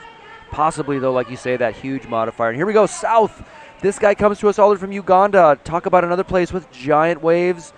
He paddles some of the biggest waves in the world. He goes right into that roundhouse, backing it right around. Going to stand up, start the routine on the other side possibly as he moves way over to the surfer's right, looking for maybe a left move. Nope, he's going to move back over for a right move. Oh, and unfortunately catches that edge and flushes. Yeah, South, I believe, is our only paddler from Uganda at this event. He is representing. Not a bad first run for him. We're going to see him 2 more times as all of these paddlers get 3 runs with the best 2 scores being added together. So they each get a throwaway ride to settle the nerves, or even just the worst of their 3 fantastic runs. That's right. Okay, Finn McLeod coming out here from Australia. Looking for a roundhouse there to the left. He's also an outdoor educator. You get a lot of outdoor educators and raft guides and stuff like that. There's a nice blunt to the left, putting air under the boat. This is his first Worlds competition, so this brand new for him. Onto this giant good wave here in Columbus, Georgia. Yeah, he's looking to spin it around, looking for that back roundhouse there, just sneaking it out of nowhere into a blunt on the right-hand side there for him, just battling with that danger zone, showing his ability, staying in the feature. Last 7 seconds now for Finn as he looks for the back roundhouse, really trying to rack up these points on his debut. Looking for a lovely donkey flip there on the buzzer. If any of these tricks are initiated before, on or before the buzzer, they still count, even if they finish after time is called. So Finn there, it looks like he's going to go with a 73 points from his first ride. All right, that takes us to the bottom of this second heat. We still have 2 more rides each, so roughly 20 more rides out of this heat, and then we still have 4 more heats after this as we go back to the top with Adria of Spain. Again, most of these Spanish paddlers come out of the Catalonia area, Sort town, the Sort region. Lots of really good paddlers from that area, and the water up there is so gorgeous. As a matter of fact, Sort is an awful lot like Estes Park in Colorado. Feels really comfortable, but look at that. Catches that edge, almost flips, and manages to cartwheel out of it and right into the feature with a nice roundhouse to the right, big blunt to the roundhouse to the left, blunt to the right, putting air into the boat. Talk about a save. Yeah, Adria really showing some experience here as he goes for a big back Pan Am. We saw that boat right over his head, really over vertical there. Some of the big points on there as he looks for an air screw, unfortunately just on that shoulder, so it sucks him straight downstream. So That was a fantastic start of Oh a my ride goodness. there from Adria. Adria's first ride score was 223. He's going to get 221 for this one as we move right into Kazuya. Kazuya from Japan. He is one of the elders of the Japanese team as well. He's been paddling for many years. And as I said, he gets to travel for work, gets to go places, and possibly kayak all over the world. There we go. Kazuya starting off his first ride score somewhere around 351. You can only add to this, he's got a really solid routine, it looks like he goes for. Right into the air screw to the right. I suspect he'll go to the air screw the other direction again, trying to put those points straight up the board. There's the air screw the other direction. That was a Pan Am, came down facing the other direction. They should score him Pan Am fully out of the water. So he's putting big points down straight away with plenty of ride time left into that air blunt to the right. All right, we see him now surfing around, looking for that next pass. As he just fires over, we hear his 10-second buzzer. So he will know he's got his last few seconds to come. So he's going to go big, looking for that helix. He knows that is a big scoring move with 150 points for that. We will see if he managed to flip it back upright and maintain in time. That's right. He showed me his home spot there in Japan. You can go onto Google Maps and click on it, and there's some competition photos they've put up. Really cool river out there, but they want to get some more water out there for these guys for bigger competitions. We move now to Aiden of Team New Zealand. That's right. He is surfing up there, looking for that spin, getting the points on the board nice and early. That is the name of the game. Just rack up these points as he looks for a roundhouse to the right. You see these guys often before they throw their trick, they'll stamp their feet down to get some power back out of the water before they fly up into the air and get that rotation going as he looks for it again to the right-hand side. Now they can only score the move on one side one time. However, they can go back and possibly put a little air into the boat as he's struggling with that bubble and get some better bonuses, but generally speaking, you'll see him do one right, one left, and move on. So that's Aiden's first ride. Now his second ride, his first ride 0 points, so he's got points now on the board. He's got some positive momentum, bring it into his third and final ride as we go to Mathieu now. Now Mathieu with a single ride score, shot right to the top of the board. Now this guy lives within walking distance of one of the bigger waves in Colorado, so he gets lots of practice time. All right, here we go. He's kicking it off with the big scoring tricks. That's an air screw right off the bat. We're not even 10 seconds in. He's already up to 140 points. Now just looking to bring it over for that nice big back blunt. I think he was hunting down a Pan Am there. Just not quite getting the release from the water that he's wanting. He's fighting hard to make it back in. Unfortunately, just getting caught up in that hole to one side. We've not seen anyone make it back over from there, but that is not stopping Mathieu. No. So it looked like 210 points on that second ride, but a huge first ride there. That's right. Mathieu was training this summer too in Colorado with a lot of the Europeans. Tomas Trablicki came down, Gav Barker of Great Britain came down, and they all met at Glenwood Springs where his local wave is, so they had a great time. But now up, we got Joel Kowalski. This guy can throw big, 538 points his first ride. If he puts down another one of these, puts him well into the 1,000-point range. Yeah, he drops down there nicely into the middle of this feature before looking for a big air screw straight off the bat into one of those back blunts off the flashback style. And now just setting up, looking for that second air screw. You see him, he was just holding the nose upstream, maybe a second too long. Yep. Surfed out onto that danger zone and was gone. That surfer left spot's been tractor beaming a few people this morning, so they're going to watch out for that. And it's really easy to lose track of where you are on that feature. Suddenly you're on the curler, put the paddle in the water just wrong for a brace, and pop, you're over.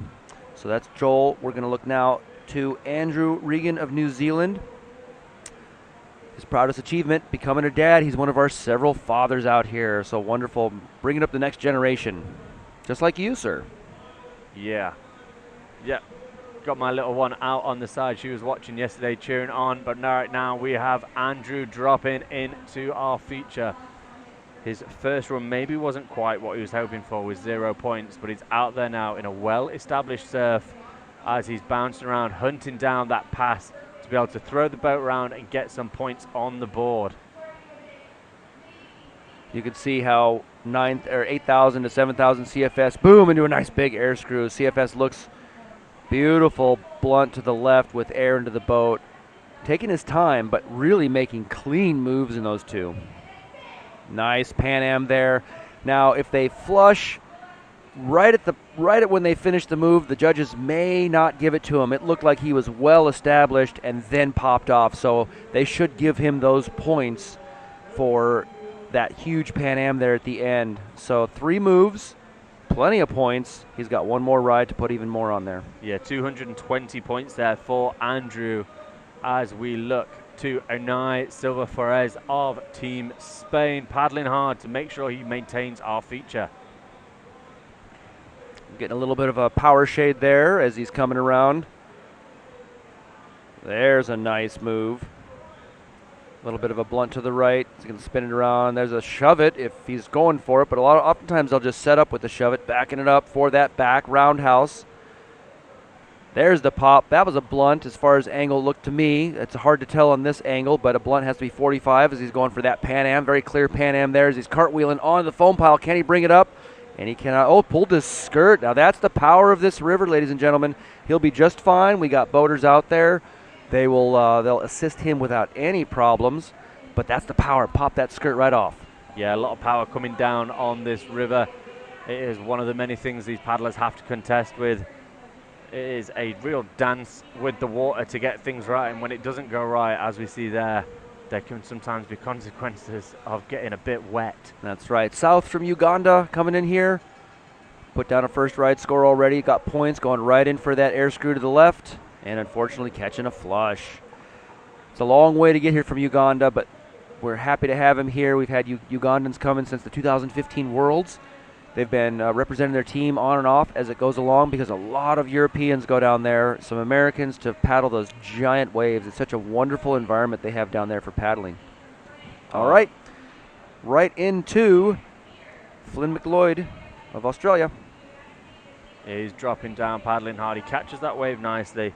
He's coming in off 73 points on run 1, so looking to add a few more onto that now. Just looking to get set up. Catches an edge, rolls super quick to make sure he stays into that roundhouse. Showing a bit of class there. From a roll to a roundhouse is good work.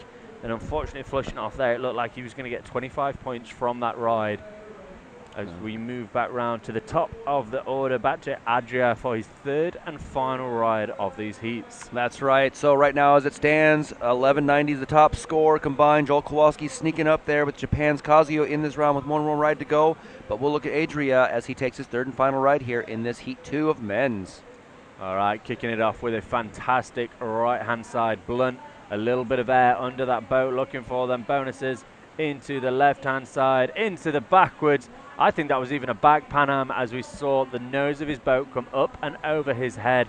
He landed it and then just bobbled off. Hopefully the judges will give him some good points for that, because that was an impressive, quick 10 seconds of a ride. Some big tricks before disappearing downstream. That's right. And you can see that launch area where they're sitting on, because there's a lot of carbon boats out here. Where they're sitting is on these carpeted decks, so their boats don't get scratched up on the rocks. As a matter of fact, when the afternoon and the water turns off, all those rocks will be bone dry. It's crazy how it does here with the dam release. But now into Kazuya from Japan. Kazuya was 4th in World Cup number 1 in sort in 2018. Beautiful air screw to the right. That was really snappy. You can see his power coming through on that trick. Good points. Someone might have even given him a huge bonus on that with the points showing in that decimal. Kazuya making it around into the cartwheels there. Cartwheels aren't a typical wave move, so those were rescue cartwheels. Looking for the Pan Am. Can he bring it down? Oh, he can't. He's in that pocket. Now he can try to fight back over, but it is a difficult thing. So that's going to be it for Kazuya. He's probably going to sit with those first 2 ride scores, combined points of 681. I don't believe this is going to get anything more than the 350 that he's got, or 330 is his lower score. And now into Aidan Hagg of Team New Zealand, sitting on 25 points right now, catching the wave. As we see him look for that big blunt, we could just see the tail pop up nice and high, showing a lot of verticality. 70 points on the board there, so the judges rewarding that nicely. Yep, spinning around to try to get where he wants in this powerful good wave. Getting way over on that tractor beam side. He needs to get that bow back in, and he does. That skill alone, if you can just maneuver this wave back and forth, you have become a rather good boater. But then to do the moves these guys are doing with that roundhouse there is just a cut above. All right, we can see him looking to set up for a couple of moves as he goes into his last 10 seconds. I think he was looking for that big helix there. We saw him looking over his shoulder, flip the boat upside down. As we said earlier, it's a big 150 points if you can pull that off. That's right. Now, Mathieu, who's going to be coming up next, he is actually in a plastic boat. Now, this guy has paddled Jackson, he's paddled Giggy, he's paddled carbon composite boats, obviously. He opted for the plastic boat in this one, and he's doing really well, demonstrating that the boat type isn't necessarily advantageous to be just carbon, as he's starting it off his ride a little soft here into a nice back roundhouse, doing a little air screw to the right, nice and snappy, putting lots of speed onto that, so he finishes it in a nice upstream posture, looking for the helix, but just getting a little side kick out of it. He's getting on the foam pile. Can he back it up? And he cannot, so he is going to have to stick with a really, really good rides number 1 and a couple of low-scoring rides numbers 2 and 3. Will that be enough? What's the cut going to be? We're going to have to guess at that as this goes on. Is it going to be, 1,100 points? Is it going to be 1,500 points? We have paddlers here who can put down 2 rides of 1,000 points each, so only time will tell as we move now into Joel Kowalski of Canada. Joel currently sitting in second place. He laid it down on run 1 and run 2. He's looking to improve his score and his chances of progressing through to our quarterfinals with his third and final ride, dropping in, hitting that feature and getting a surf going with a big snappy air screw to kick things off. That should be around 140 points off the bat before looking for a spin into a fantastic blunt. Paddles hard, tries to get a bit of power for a back blunt there. Trying to cram a few moves in back to back and really make his time count as he spins round into a fantastic blunt on the left-hand side. A little bit of daylight between boat and water, giving him some air bonus points as well. Joel Kowalski, also one of our parents out here with his wife Katie, paddling in the K1 class, and that big helix retaining nicely over into that tractor beam, makes it out, does an air screw. That was a calculated risk there where he knew where he was, he knew where the time was, so he ran one anyway. It's going to be interesting to see if the judges award that because he almost air screwed right off of the feature. Yeah, it looked like it's going to be a big ride for Joel, probably improving on run 2, adding on to run 1 score. He is hunting down Matthew's score currently at 1,300 points. Joel sitting at 800. That second ride for Joel coming in at 403 points, so 941 total for Joel as we head back around to Andrew Regan of New Zealand. Powering hard, looking for that surf. Andrew's first run was 0 points, but then he came back on run 2 with 220 points. He's going to want to put something on the board to add to that. It looks like he is going to do a lot more on there as he bounces around, really looking for the perfect setup to throw something huge and add points on the board. He's got 17 seconds left. He catches his edge and just goes, unfortunately, flushes there with about 15 seconds to go. I think it is going to be 0 points. So Andrew riding off that second run score of 220 points. That's right. Looking now to Unai from Spain. Unai currently sitting in the 5th place qualifying spot. 119 and 115 are his 2 ride scores. He's going to look to put that up as high as he possibly can. As again, sliding in there off of that carpeted ramp, looking up right above them to Unai's right, or behind the blue boat there. Mr. Can't see who that blue boat number is. Must be maybe in the next round. But those are where the judges are sitting, right into that tent, and they are sitting roughly 45 degrees upstream of the competition so that they can see all the angles as best they can as this competition goes on. That's Flynn McLeod there. Couldn't see his bib number. Now I can. Unai coming down. Going to come into this third and final ride, and unfortunately flushing. And this is one of the things we're going to see as the competition goes on, are people are still going to flush. They're going to get complacent or think they're in the right spot, because all of a sudden you turn around, you look where you are, you lose your position, and boom, you flush.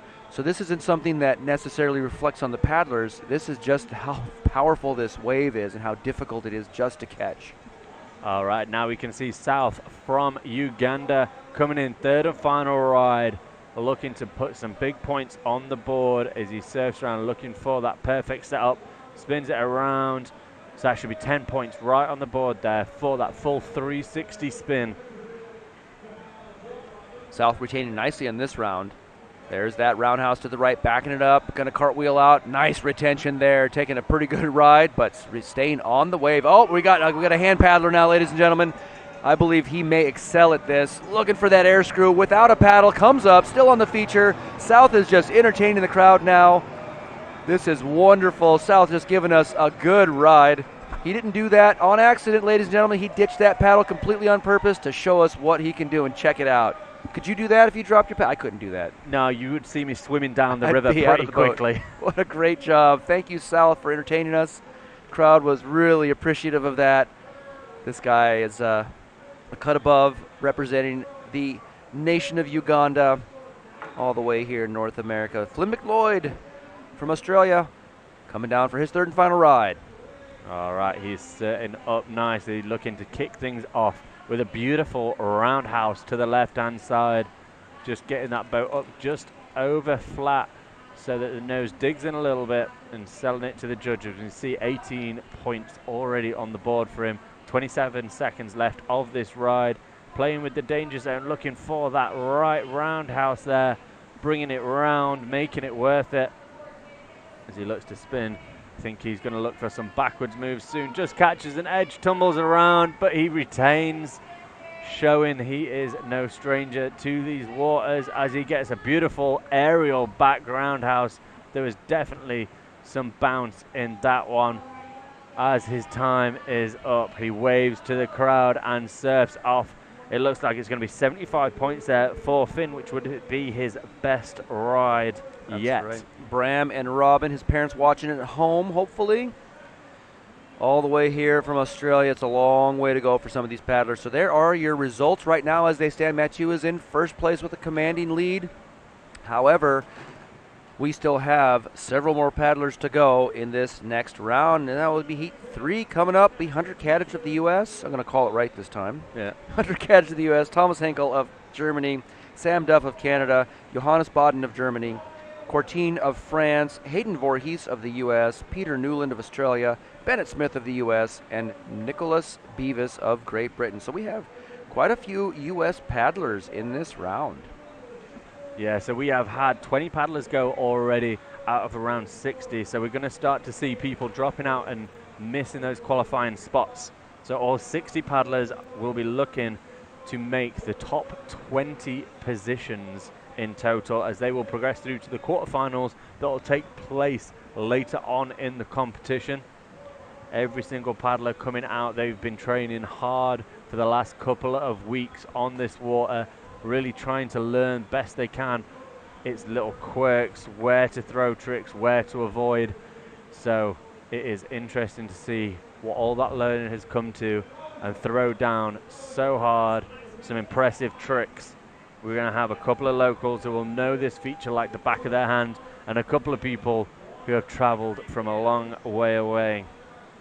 This next heat, we're starting to see some of the big names coming through who might have just potentially missed the World Cups last year. Well, that's right. So Thomas Henkel of Germany, he's one of the main German organizers there. He was fourth at Worlds in a couple of times, it looks like. He's been fourth quite a bit. So also works out, home organizing committee for the 25 World Championships and World Cups next year. We'll have Johannes Baden of Germany as well, Johannes Baden of the UK. He's paddling for Germany, currently lives in the UK. He's taking advantage of that home Pierpoint white water course to get as much paddling in as possible. Very good. We'll have Coco of France coming in here. He is, I believe, was a junior last year, if I'm not mistaken. Maybe not. I can't quite remember. And then, of course, we have Hunter Kadich of the U.S. He's a former junior world champion at NOC in 2013. Hayden Voorhees, who was one of the organizers of the North Fork Championship here in Colorado with the whole Voorhees family. His brother Alec is actually one of the judges here for the ICF. And then moving on down the line, we have Peter Newland, again, father of Jack Newland, who we saw go just recently. They all came from Australia there, and Peter has gotten a lot of people into kayaking, not his son notwithstanding. And we got Bennett Smith of the United States. Bennett is always a high performer, high powerful paddler, 5-time USA team member, so he's been around quite a bit. He actually is he and Hunter are basically locals to this river. They live very close, grew up in Alabama, just a few hours away. And then rounding it out will be Nicholas Beavis of Great Britain, excuse me. Nicholas of Great Britain. So we'll just see when these guys come up. We have a start time official of 11:55, so we may actually have a bit of a break because it's only 11:46, so we're going to go off air for just a short time. So stick around, ladies and gentlemen. We will bring it to you here shortly.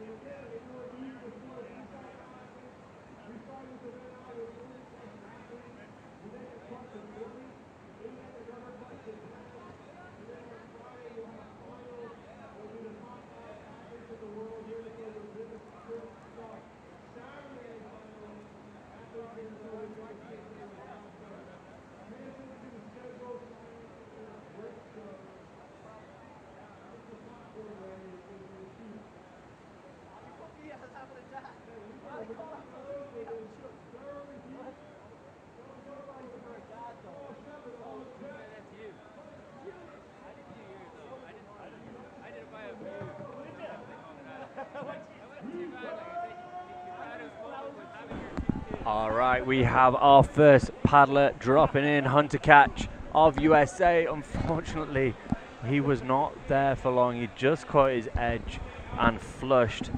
That's right. So Hunter's paddling one of these Apex watercraft. We've seen a few of these out here. This is the company Eric Jackson started after leaving Jackson Kayak. So we'll start seeing a few more of those. But now moving on to Thomas Henkel of Germany. This guy has been to freestyles all over the world. And again, going to bring us the 25 World Championships as he lines up, getting a nice roundhouse to the right. Good power under that boat. Looks like he's in really good control right now. Going again looking for that blunt, but unfortunately blunting right into the tractor beam and getting sucked right off the wave.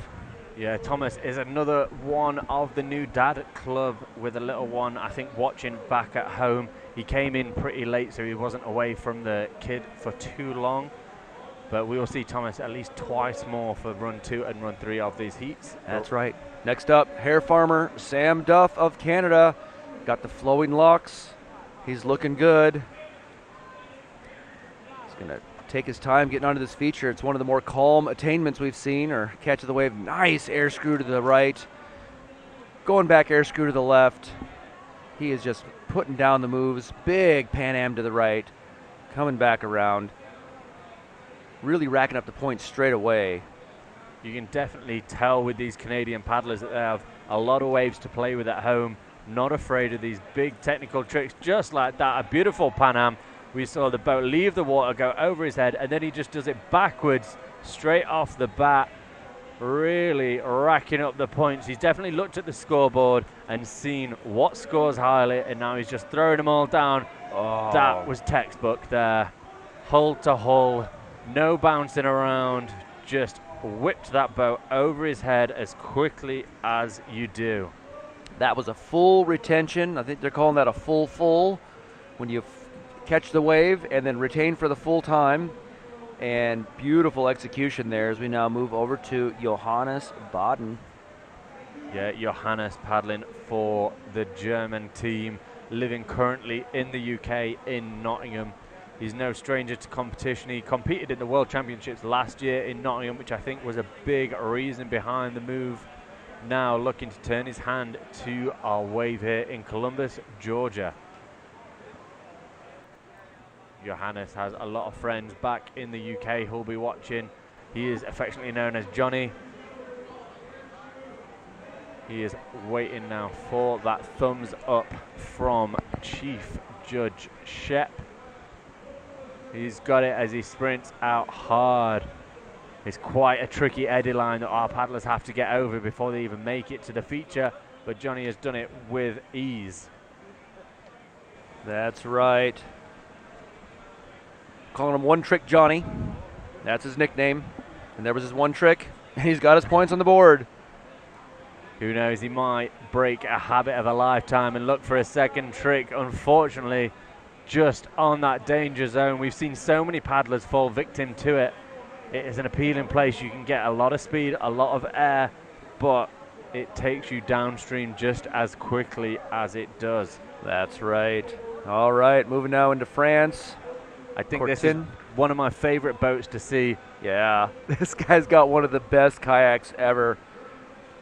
If you guys don't know, we'll let you figure it out here. It's hilarious. All right, going right into those roundhouses, spinning it around. Just catching that nose. Into a rescue cartwheel there. He has got a lot of power behind him. You can see it flipping it around, trying to bring it right up a vertical. He caught the nose and looked for an exit front loop just behind the feature. We've not seen that done yet, but he was trying to bring a bit of that French flair and style to our competition. Good old Simpsons kayak. Isn't that the greatest? Little bit of Homer. I'm calling it Homer's legs on top. Little Bart on bottom.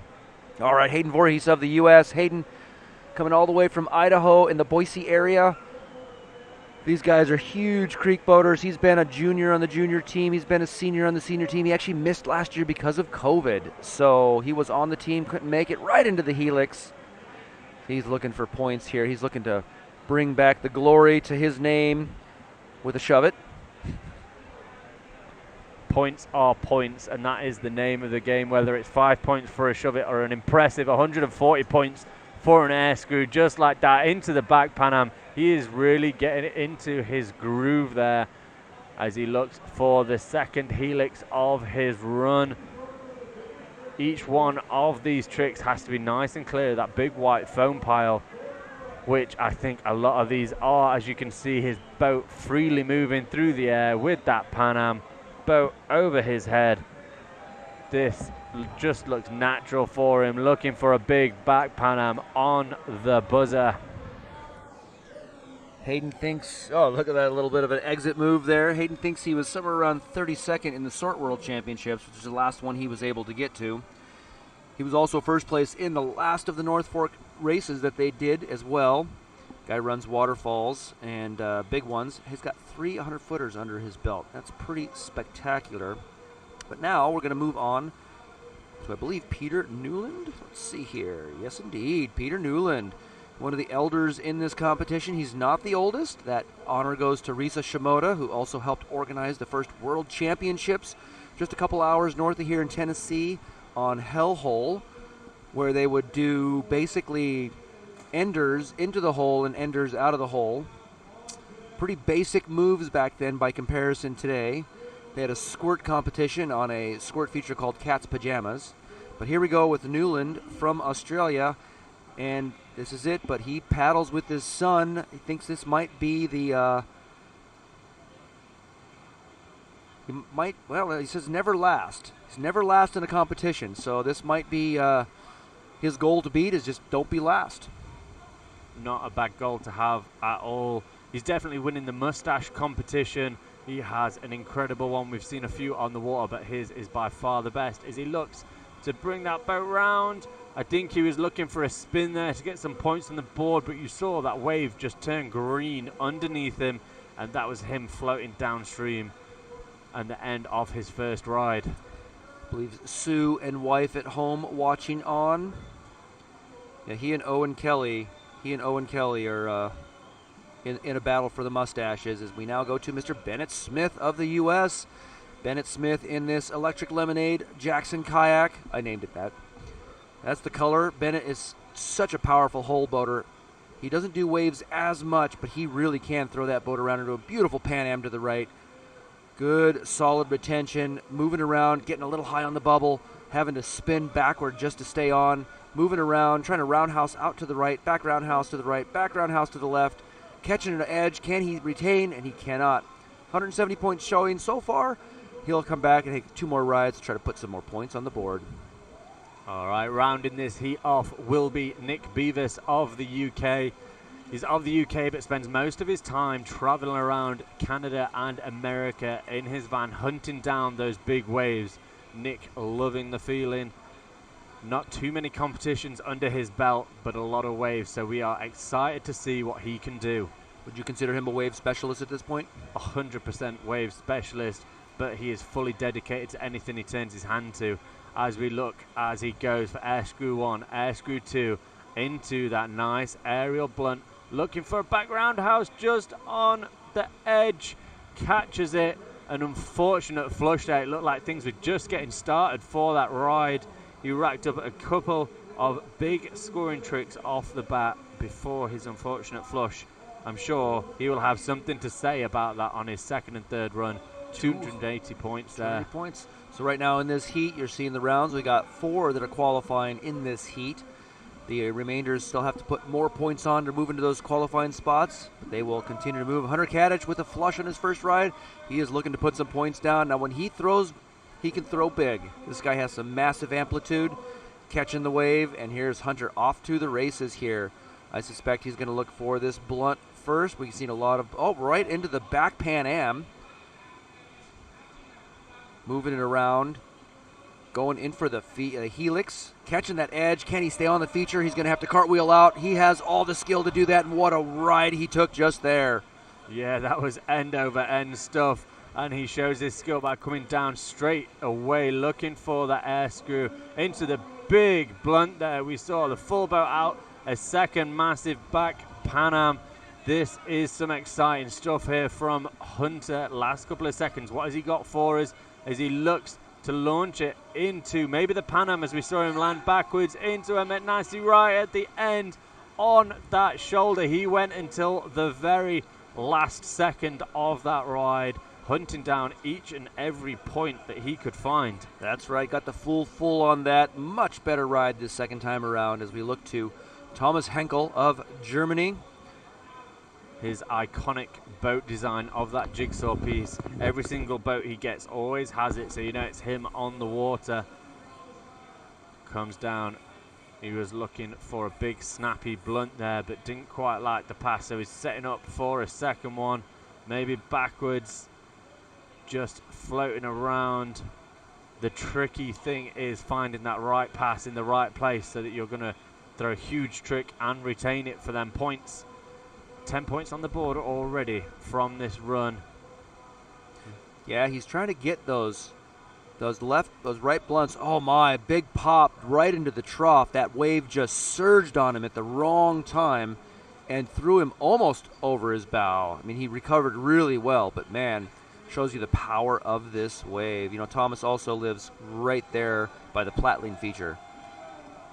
So here we go. From Canada, coming up next, Sam Duff. Yeah, we saw the experience and skill that these Canadian paddlers had already from Joel Kowalski in one of our first heats, but now it's Sam's turn. His first run was over 800 points, a solid start as he looks to come down and throw it straight into that air screw. Big points off the bat, 140 points there, just surfing over, looking for that next pass where he can bounce and throw that air screw in the opposite direction. Huge blunt. That boat beautifully vertical over the back, paddling hard, making sure it retains in our feature, selling it to the judges. He is throwing hard. These blunts are super vertical, maybe even borderline in those Pan Am over vertical tricks as he looks for it backwards on that 10-second buzzer, scooping himself, unfortunately, just off into the hole. He's continuing to throw a few hole moves for the crowd. Now, I don't believe they're scoring anything over there. Get a little practice. With that flush and that score, that should put him over the top, however, into first place. Which is going to be really close to the 1,300 point mark. It might be a little higher, might be a little lower, but he still has one more ride. If he can put 2 rides together at 800 points or 900 points each, because his first ride score was right up there at 830, he'll really put himself up to the top. And right now, we're looking at it. Still hasn't updated. We'll let you know. Hopefully it'll pop up here shortly as we move into Johannes Baden, paddling for Germany. Sam's score still settling there. So Johannes gets to practice quite a bit there at the UK feature and HPP in Nottingham. One Trick Johnny coming down. They said we had to call him that. They were all giving him a hard time last night, so he put it in his bio with that big Pan Am to the left. And we're not trying to jinx him, folks. He's giving us his ride, and there it was. That was a massive Pan Am. It was huge. Yeah, so I think the huge modifier can't apply to that. If those judges so wish to give it, I would give it. I'm a judge. Are you a judge? Yep. Yep, we're judges. We're judges. He got it. I'm judging Courtin right now of France. That wonderful Simpsons boat. Giggy Prod boats just are amazing. Right into the roundhouse to the right, spinning it back forward. He's hunting around for it.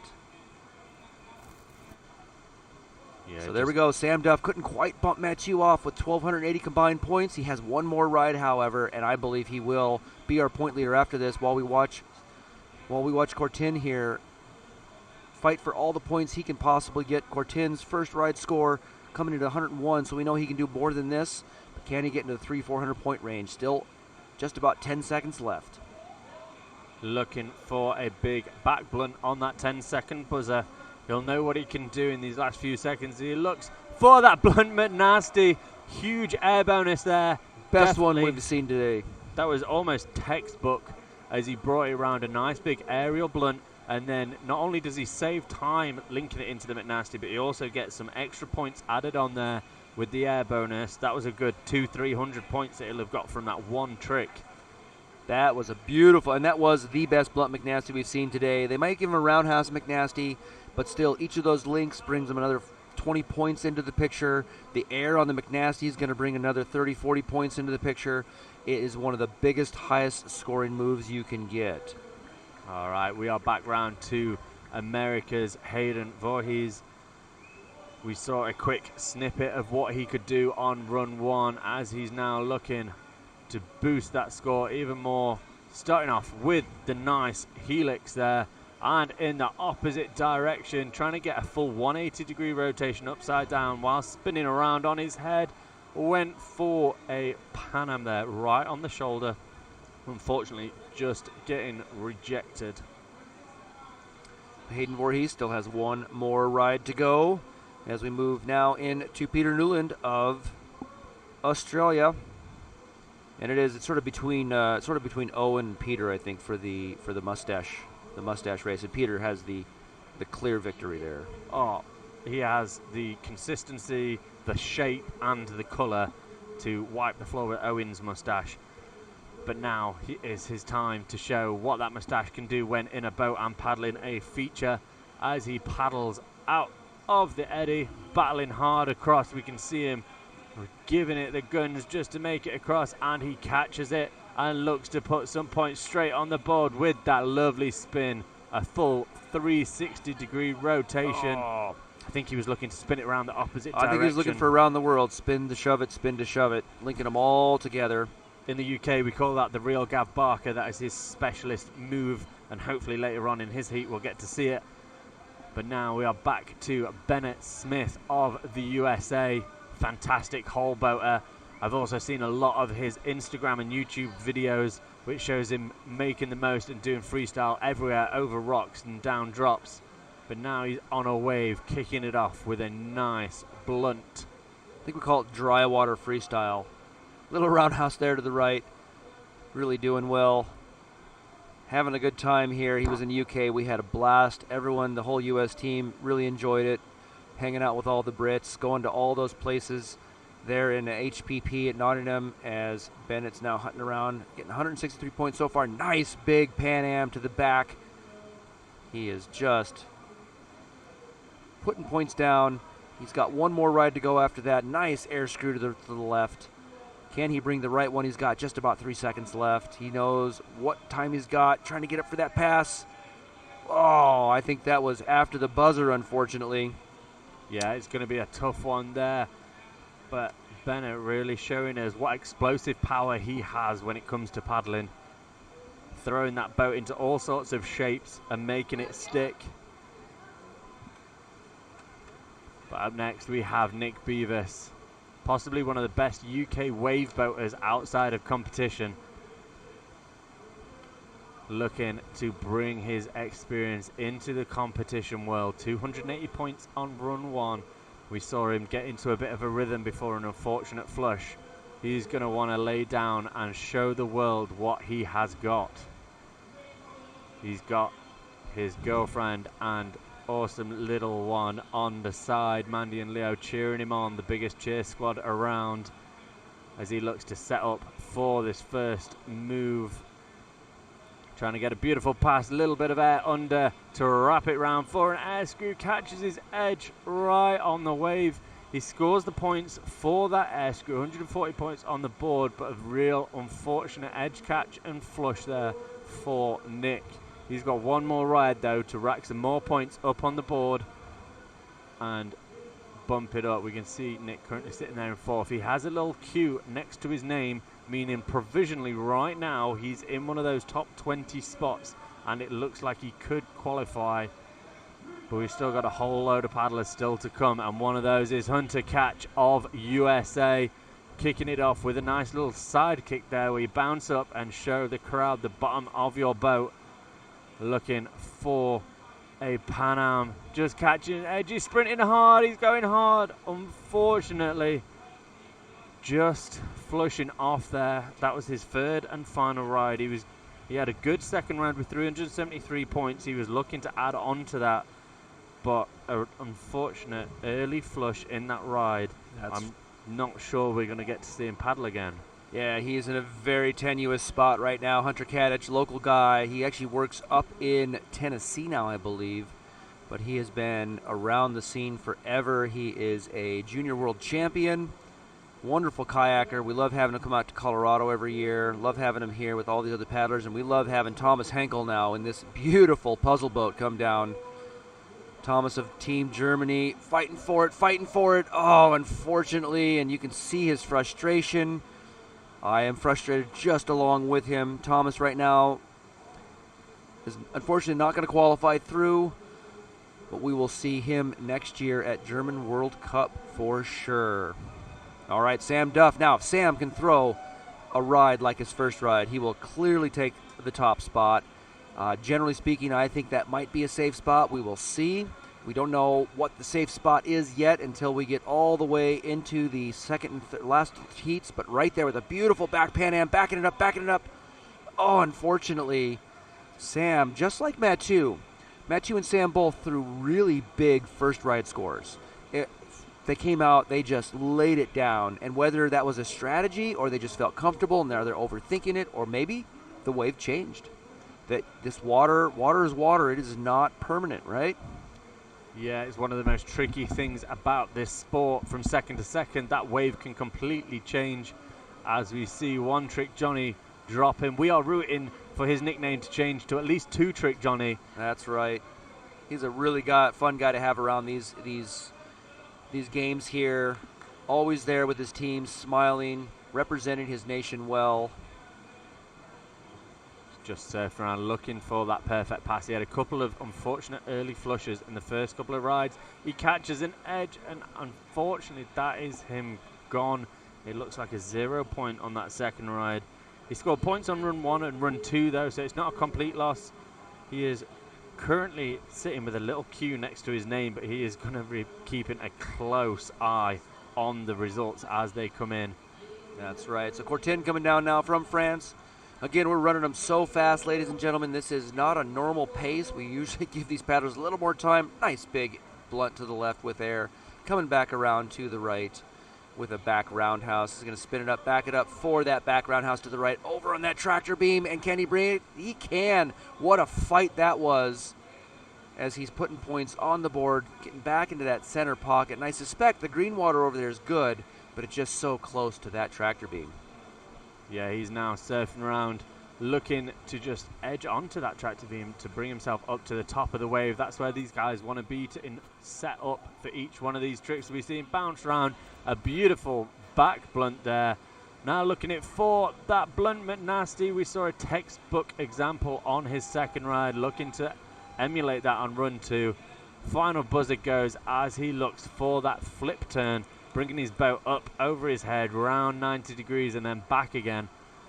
It looks like we're going to be around 240 points there for Quarantine, which will improve his overall score, keeping him in a qualifying spot for now. Right now, Hayden Voorhees also in a qualifying spot. Hayden right now is sitting down. Trying to look at the overall list here. In the 4th place spot, which is a really good place to be, but Hayden wants to be way up there, much higher. He's at 850 points. He knows Sam's got 1280 combined ahead of him. He knows Matthew has 1300 combined ahead of that. All right, Hayden just dropping in, setting up to a nice little surf, getting himself established in that wave before looking to throw the boat around and start these points flowing. Looking for that perfect one as we see a huge air screw there. We could see his body completely out, round into a back blunt, into the spin, an extra cheeky 10 points on the board, but every point counts at this point. A little blunt to the left hand side. He's just racking them up, sometimes pulling these tricks out of nowhere. He hears his 10-second buzzer, goes big for a helix, sticks it onto the feature. Last couple of seconds, can he get anything started?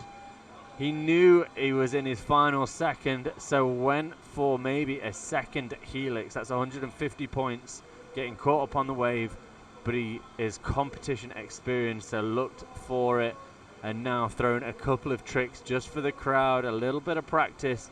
So he knows he's had a couple of decent scores, and he was sitting up in 4th place overall. That's right. So this score will definitely put Hayden up. It was much larger than his 176, what was showing before it went off. However, we're going to have to wait and see where it settles as we look to Peter from Australia. Peter Newland right now sitting in a non-qualifying spot, 10 points. I don't expect he is intending to go on to the next round, but when you can come and represent your nation and put points on the board, you have every right to be here and show the world what Australia can provide for us. I suspect also watching at home are folks like Jez and Claire back there in Australia.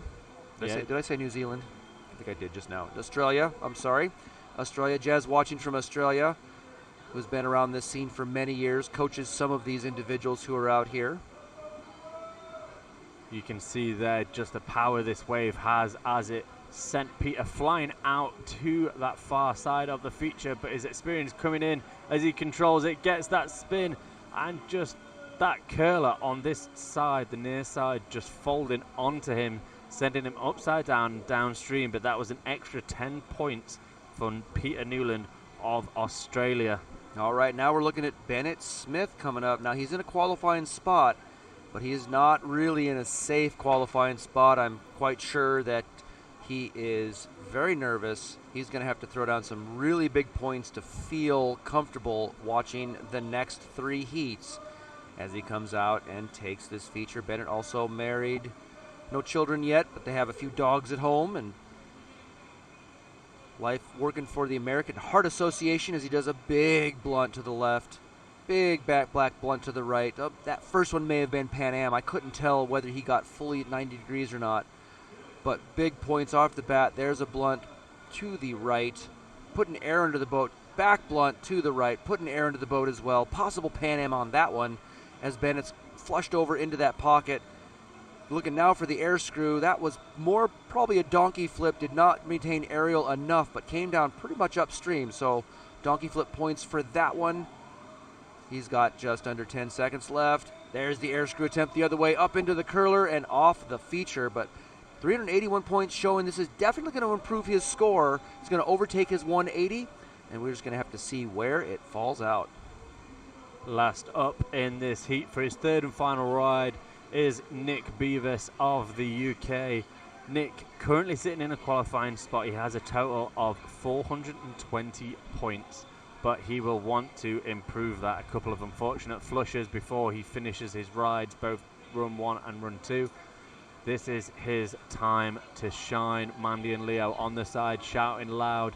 He will have friends and family in both the UK and Canada cheering him on at home as he looks to set up, trying to get a beautiful first pass. Catches his tail. He completely disappeared into the white water there, reappears into an air screw, keeps hold of the feature, keeping that surf in. He still has 25 seconds on the clock, plenty of time to get those points flowing. Just catches his nose on the bounce there, and it looks like, unfortunately, it is going to be 0 points on that second run for Nick. Just getting caught up. We saw him getting power flipped in the middle of that ride there, maintaining his place on the wave, which was impressive. But from this heat, the two big scores come from Sam Duff of Canada and Hayden Voorhees of the USA. They're looking at the top of the leaderboard, just behind France's Mathieu Dumont for now. Bennett Smith of the USA posting a very respectable score of 715. The guys with that lowercase q are provisionally qualified, but we are only halfway through our men. We have around another 30 men to come who are all hunting down those top 20 spots, so nobody is safe yet. That's right. All right, we're going to probably roll straight into this next round. We're going to change over some microphones and get it going for the fourth heat of the men's.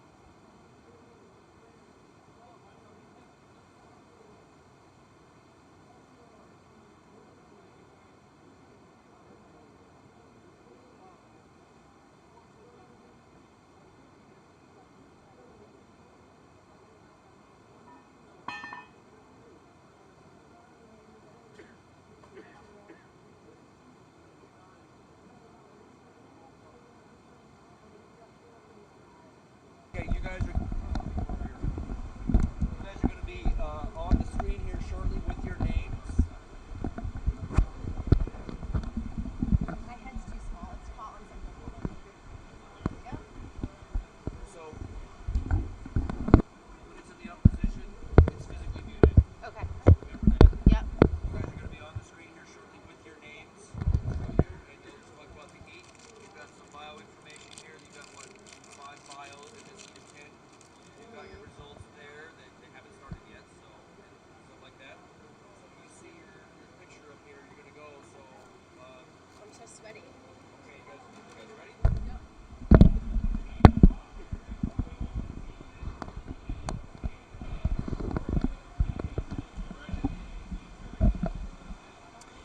So we're getting set up now for the fourth round of the men's preliminary heats. Getting straight in there, it looks like the first paddler is getting ready. That's Leon Blast from Germany, looking to set up for his first ride in this competition. Looked like he was going straight in there for his first trick on the first pass, just missing out, but setting up nicely into a back, looking again to get that pass. Plenty of time on the clock to get that good moves going. Nice back blunt, getting points on the board there. Into a forward, possibly air on that left blunt, into a right blunt. picking up those points nice and easily, looking again for a good pass on this first ride. Oh, looked like he was going for the helix there, but unfortunately just flushing at the end. But a good points on the board for Leon in his first ride there. That's right. If you're just joining us here, this is heat number 4 in the men's preliminary rounds at the ICF Freestyle World Championships here in Columbus, Georgia and Phoenix City, Alabama. I'm Anna Bruno, taking over from Hojo and Ibo, joined by...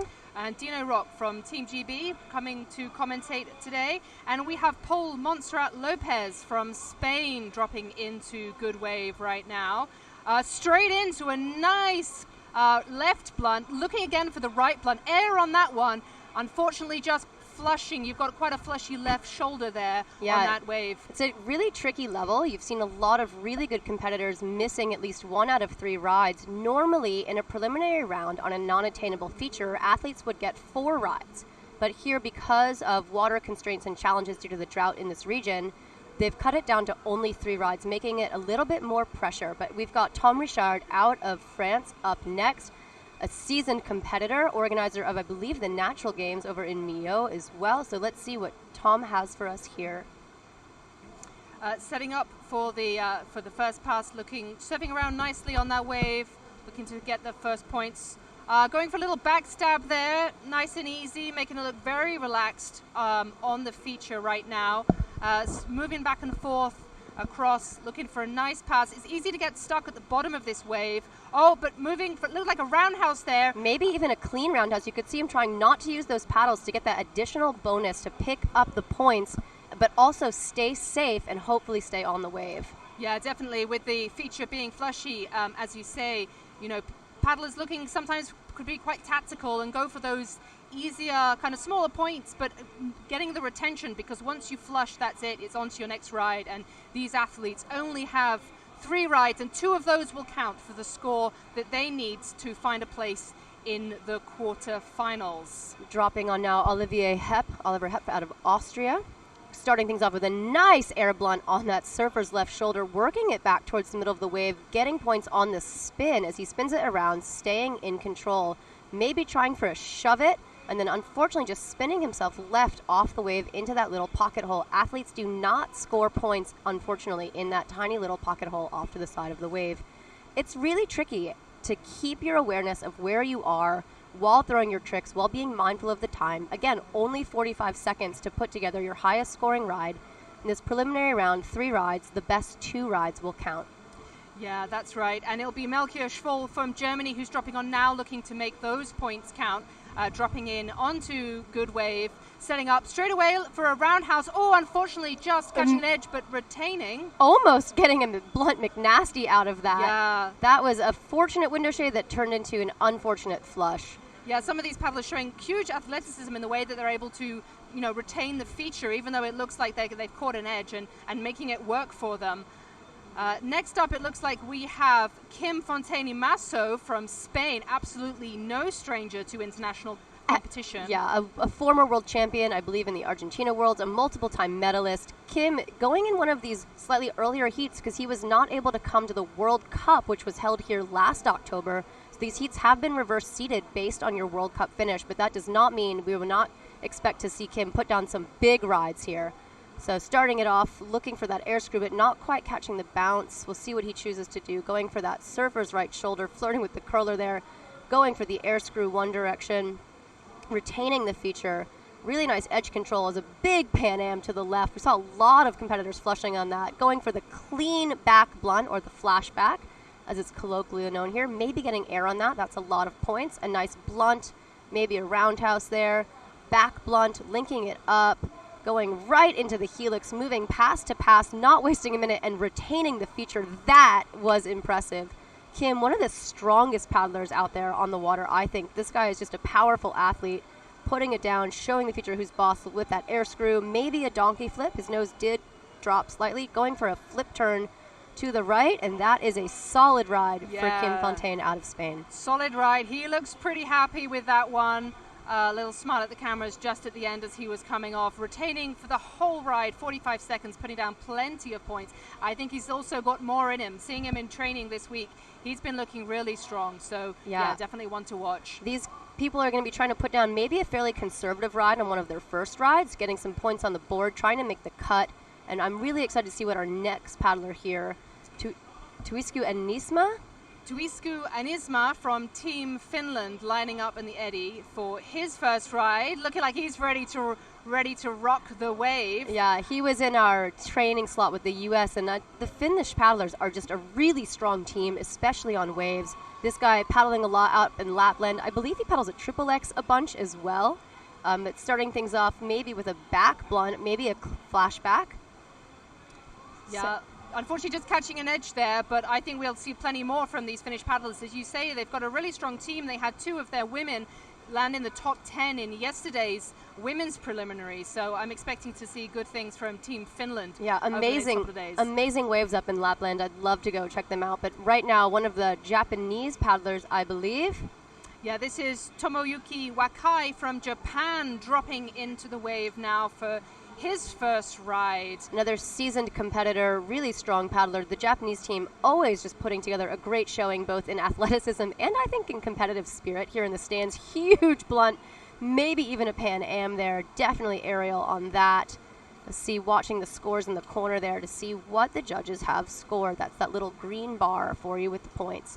Ooh, trying to get the blunt the other direction, but just getting caught on that bounce. The wave is surging, and it is a very dynamic feature. Nice and high, big back blunt up on the top of that shoulder there. Looking to spin it around, maybe set up for a back Pan Am. Yeah, nice. Definitely getting some air bonuses on this ride. You can see the wave is really choppy, making life difficult for the Japanese paddler, but really showing some great control there. And so finishing with 310 points. He did get one last trick immediately on the buzzer. We'll see if that does score, but still solid first ride. He doesn't look super happy with that. I know he'd like to putting down a lot more points. You can see that the more vertical or over vertical the tricks, the more points they're going to score, as well as the more height they're getting off the wave or the more air. Yeah, and next we have Nathan Hefford from Great Britain. Nathan has been working his absolute socks off the last year preparing for this competition. He came out last year to compete in the World Cup, going straight in for a huge Pan Am, and again on the other side moving beautifully across the wave in that Gigi kayak, looking for a blunt, very smooth, straight in with another huge back Pan Am, 2 of them. Wow. Big scoring tricks. I believe this is Nathan's first time competing for Britain on the senior men's team. Yeah, that's right. He was super stoked to be selected for the team when we had the trials back in early in this year at Hurley Weir, which is the main play wave that GB paddlers have on their home. But yeah, great ride from Nathan to start off with, but I know he'll want to be getting more points on the board. He's definitely got more in him. So here are the points for our current heat only. So this is not the overall leaderboard as of right now, but that is where they stand for this heat. 10 paddlers per heat. Another unusual feature here, but here Leon Bast out of Germany dropping in, a 2-time European national champion for freestyle. Lives not too far from his home spot of Plattling, where the next World Cups will be, or where the World Championships will be. But he is not focused on them, he's focused on this. So starting his ride off, maybe with a donkey flip, maybe with a roundhouse, spinning it around as he looks for that back blunt, not quite getting the edge down that he needed to get the release off the wave. He's taking his time, back blunt to the left, there we go. Followed up with a nice blunt with air to the left. I'm actually terrible on my lefts and rights, so please forgive me if I'm getting them wrong here. A blunt the other direction. This is starting to put some more points on the board, starting to find his rhythm and feel out this wave. Trying for maybe a flip turn or a helix, going for it the other direction. Nice and consistent. You can see he's got a routine and he's trying to tick it off, retaining the feature for his whole ride. That's an improvement on his first ride score for sure. Yeah, that's a nice improvement from his first ride. Looked like it was 280 points for that, which is a good improvement on 158 from his first ride. So those scores will be added. Remember, it's the best 2 out of the 3 that count towards the final score, looking for a place in the quarterfinals. And here we have Paul Montserrat Lopez from Spain. First ride scored 160, so he'll be looking to see what he can get points on the board from this second ride. So going to set up for his first trick, getting maybe a roundhouse to the left. Fun fact, that is, I believe, the boat that has won Kim some medals. That's a former Kim Fontaine boat, so he's got some good juju going on there as he goes for that blunt trying to get that air bonus on it, maybe trying for that clean. Getting a little bit bossed around by the pile here as he spins it around, goes for the back blunt. The back blunt has to be rotate around the bow of the stern of the boat and also be clear of the pile. So the judges do have a different angle than the cameras, and it's going to be tricky to see what they're seeing. A nice air blunt to the right. Can't debate that one. Setting it up, still time on the board, going for that trick again, trying to link it into the McNasty. Yeah, good one there. Trying to get the blunt to McNasty. Big points for if you can join your moves together.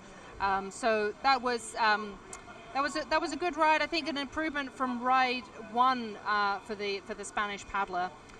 So we'll be looking again. We've got 3 rides for each of these competitors, and it's going to be the top 20 that will go through to the quarterfinals. Now we have France's Thomas Ricard, only 25 points in round 1, so we'll be looking to improve on that in ride 2. Yeah, we know Tom is capable of much more here. I could hear the French crowd cheering in the stands over there. Strong support crew, as always.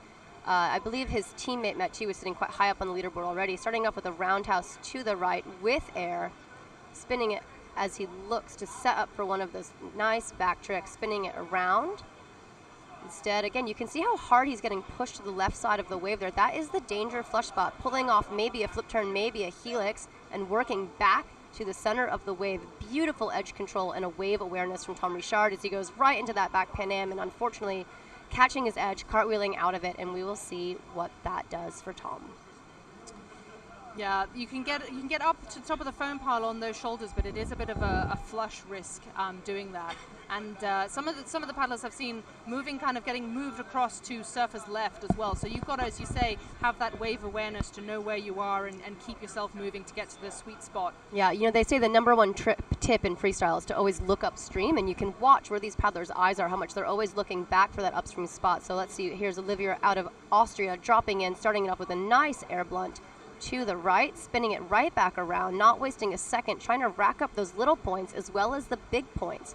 He knows that every point is going to count here in this preliminary round. So I just saw 2 spins from Oliver's. Very smart move, maybe going for a roundhouse, maybe trying to get the blunt. Back blunt the other direction. Oh, and just unfortunately catching that bobble high up. You can see that rib coming downstream on that surfer's left shoulder, and it just, if you're just in the wrong spot, just pushes you right off downstream.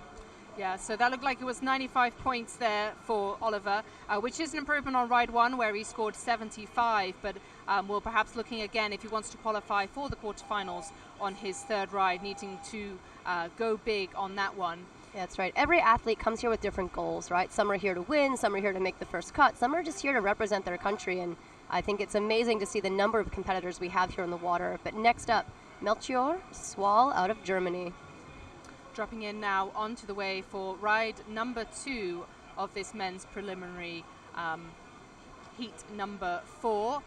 Setting up a nice spin, nice and easy. You can see that curler on surface right, making life a little bit difficult, but he's able to move his way around, setting up really nicely for an air blunt, landing nicely into a back surf. Great control there on the wave. And again, using that pocket to try and set up. Unfortunately, taking a bit of a tumble, but retaining the feature. He is going to be happy about that.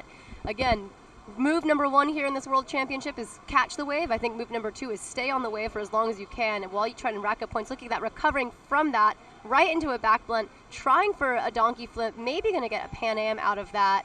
And not a bad ride for Melchior, trying to really work the wave even when upside down.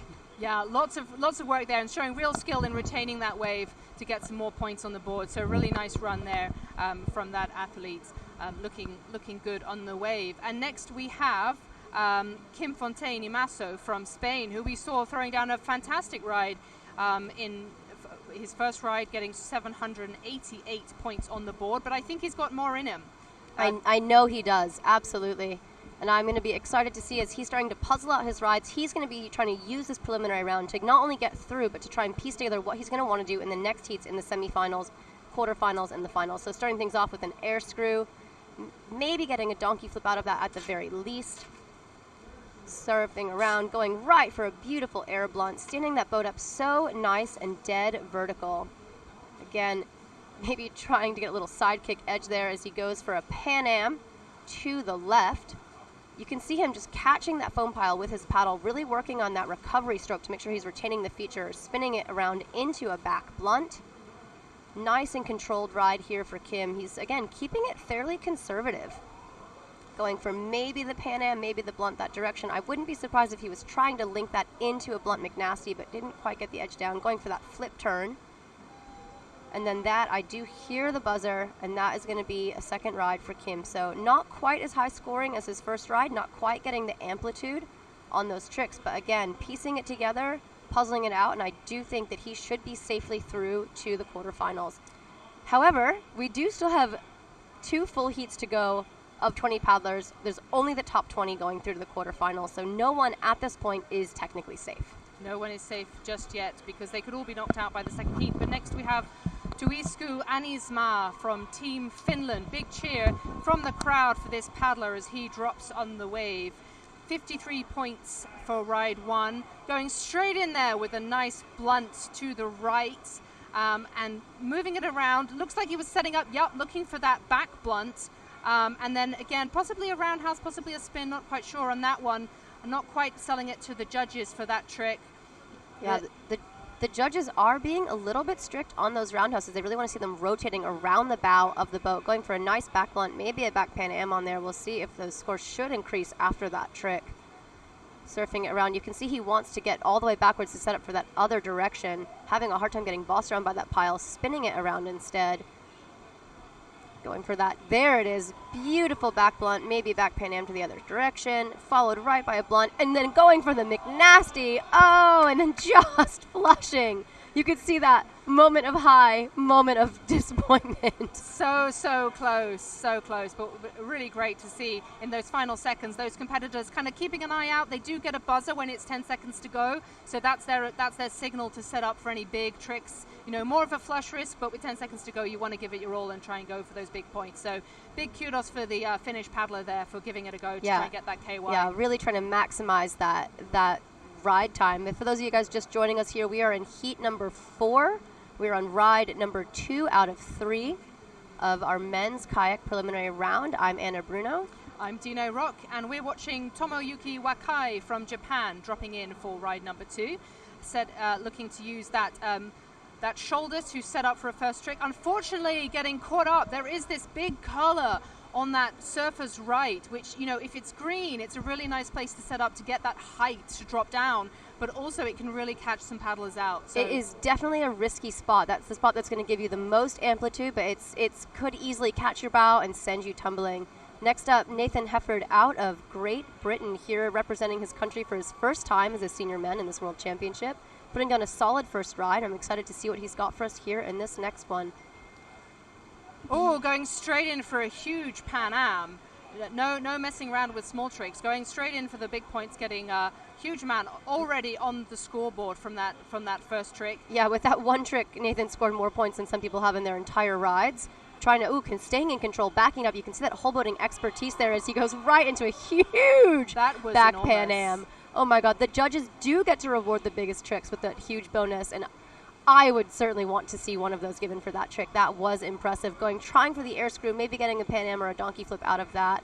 Back blunting it around. Nice edge control, knowing he's already gotten the back Pan Am, and then going right for that helix, but unfortunately in that flushy green spot, and that is a solid ride. Great recovery from Nathan Hefford. Nice one, Nathan. Nice one, Nathan, for going for those rides. Here we are. Showing how big you can go, you know, getting absolutely huge air on that back Pan Am. Yeah, I mean, absolutely amazing. I like to think that it's because his boat has such pretty graphics, he had to show them off. He designs those graphics himself, by the way, so if anyone's looking for a boat wrap, then tap up Nathan Hefford. Very cool. So here we've got our heat list results so far, but we are back.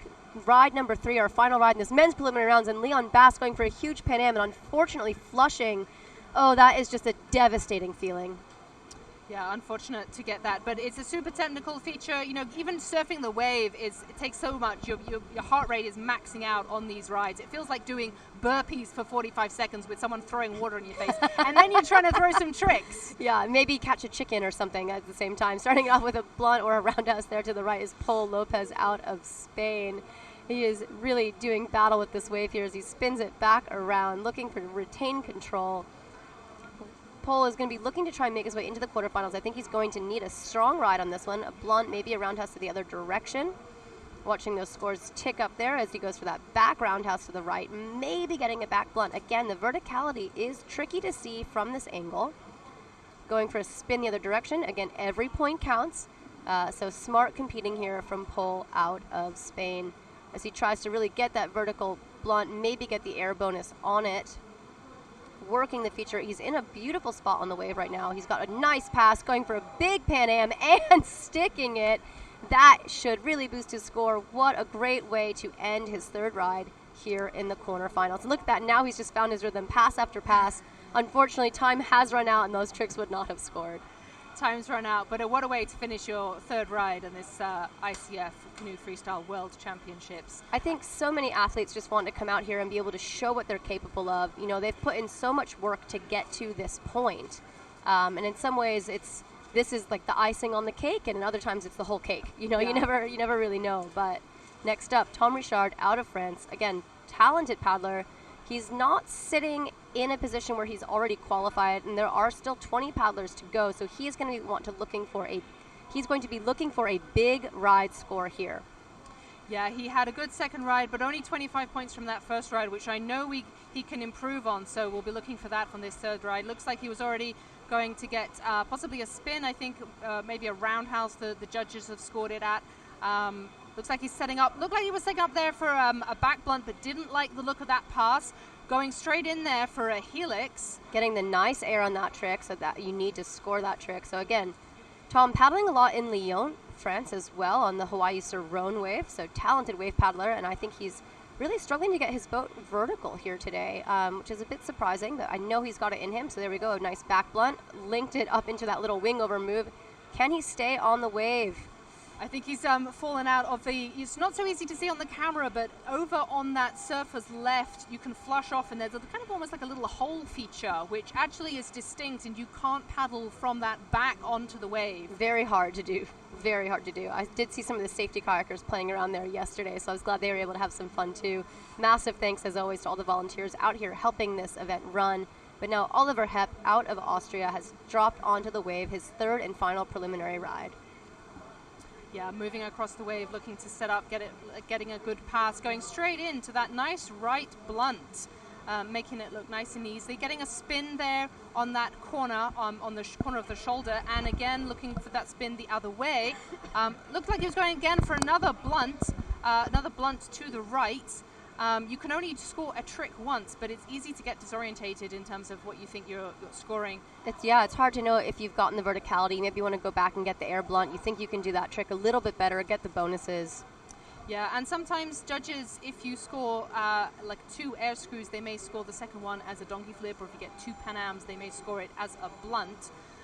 But most of these paddlers probably don't have time to think about it in the 45 seconds that they've got in the wave. Absolutely not. I mean, I think there's maybe some paddlers ticking off the mental math of each trick value, but I am certainly not one of them. But Melchior Swall dropping in here for his third ride. So some decent rides out of him so far, and I'm excited to see what he puts together for us. He's good. 120 points from Melchior's second ride, so hoping to get a similar number of points or possibly even improve on that on his third and final ride. Just moving around nicely on the wave, looking for a nice position to set up, going for that initiation into a roundhouse to the left, and then moving back and forth, looking to get set up. Looked like he was going again, going for that perhaps a spin the other way, perhaps looking for a roundhouse, but styling it out, and just moving around onto the wave, looking for a nice pass, and then looked like he was going for a flashback. Oh! That was wild. I don't even know what just happened. It looked like he was almost going for an air screw, but then the wave kicked him and he went for a Pan Am, but either way, that was huge air. That was huge. I don't think that scored, unfortunately, because it did not land and retain the feature, but my God, I want to see a replay of that. That was unbelievable. I want to see a replay of that, because that is huge air. Unfortunately, I don't think it is going to score any points, but just showing you how much power you can get if you get a good initiation. That was wild. I hope one of the photographers out here working got that. Check back on the ICF social feeds to see if there's a photo of that trick later. And now we have Kim Fontaine Imaso dropping in for his third ride. Already sitting pretty happy with a total of 1,195 points from those first 2 rides. So he's going to need 406 to improve, going straight in there with a really nice big air blunt, possibly even a Pan Am. I would say maybe a Pan Am on that trick, getting that over vertical, trying to pull his stern to that 120 degrees relative to the wave, going for a nice flashback, a clean blunt to the right with air, spinning it around into the blunt. Maybe a little bit low on that stern angle, but we'll see what the judges say. You can see his points just ticking up here, and that is what you want to see. Going for a huge helix, staying on the feature nice and high up, able to go right into the clean blunt, almost on that next pass, into a back blunt. Kim finding his flow here as he tries for that flip turn right on the buzzer. That was a solid ride for Kim. Yeah, I think he looks pretty happy with that, with nearly 600 points from that ride, which added together with his first ride score was 788. So that's going to, I think, see him quite happily through, which is nothing less than we would expect. No, and though, however, talented qualified paddlers miss their qualifying mark all the time. I mean, nothing is certain here, especially on a feature as challenging as Good Wave here in Columbus, Georgia. Also, can we just take a moment to appreciate the Chattahoochee River? Yeah, it's beautiful. I mean, as a Brit, I'm fully appreciating paddling on a wave when it's nice and warm. It's been 30 degrees for most of this week. And the water That's high is 70s really warm for those of us in the U.S. Oh yeah, thank you for the translation. Thank you for the translation.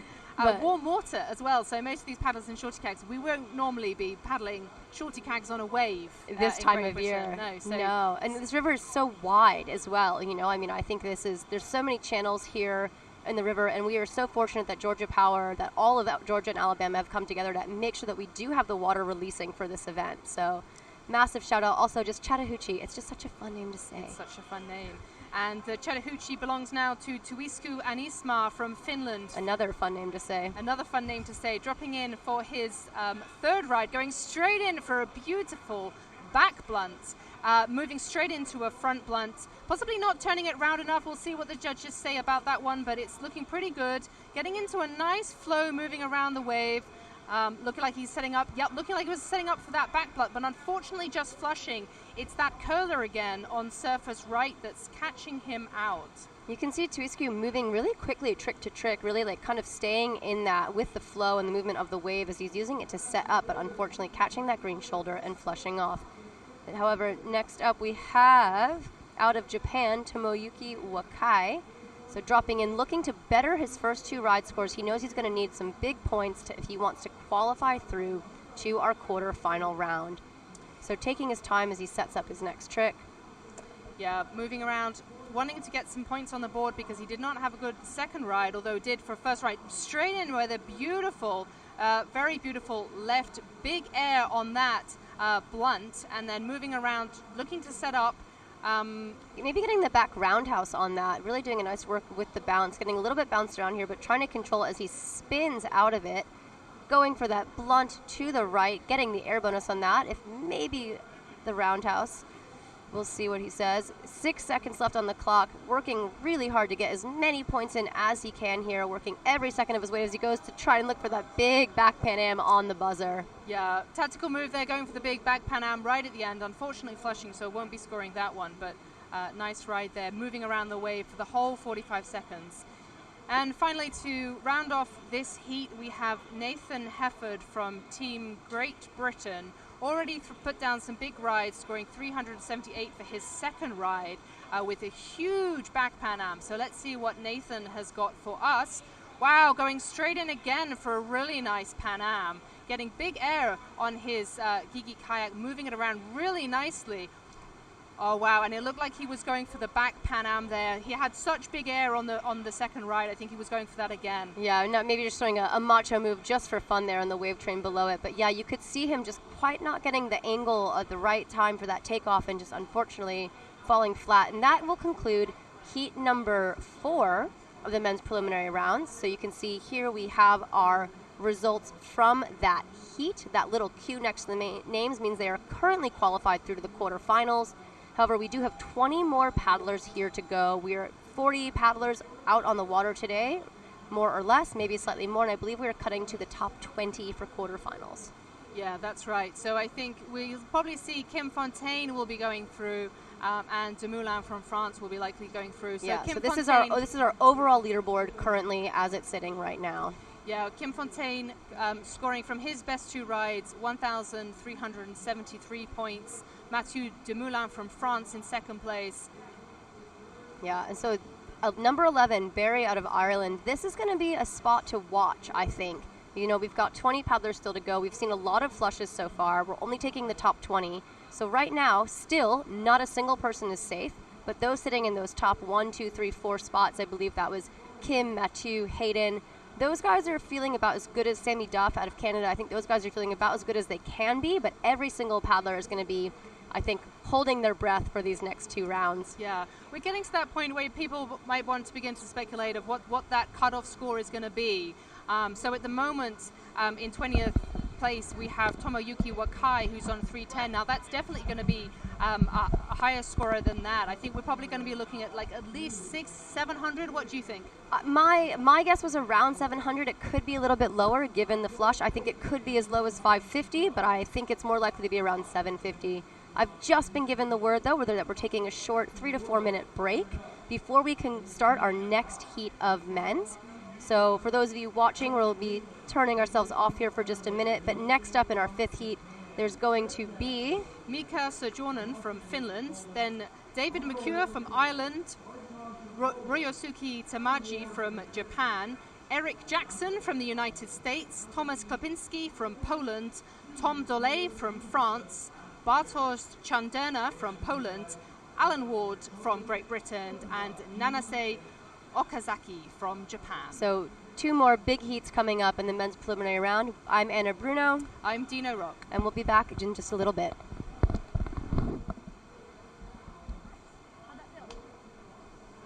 That's my first time ever commentating. You crushed it. That was great. That was perfect. That was great.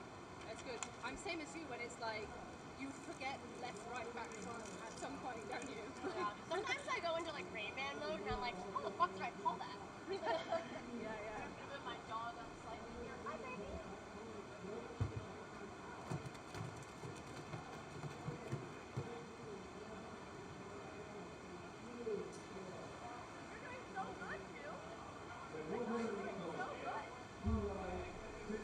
Well, I feel like we were having a good flow. It felt good. And like you've obviously done this a zillion times before, right?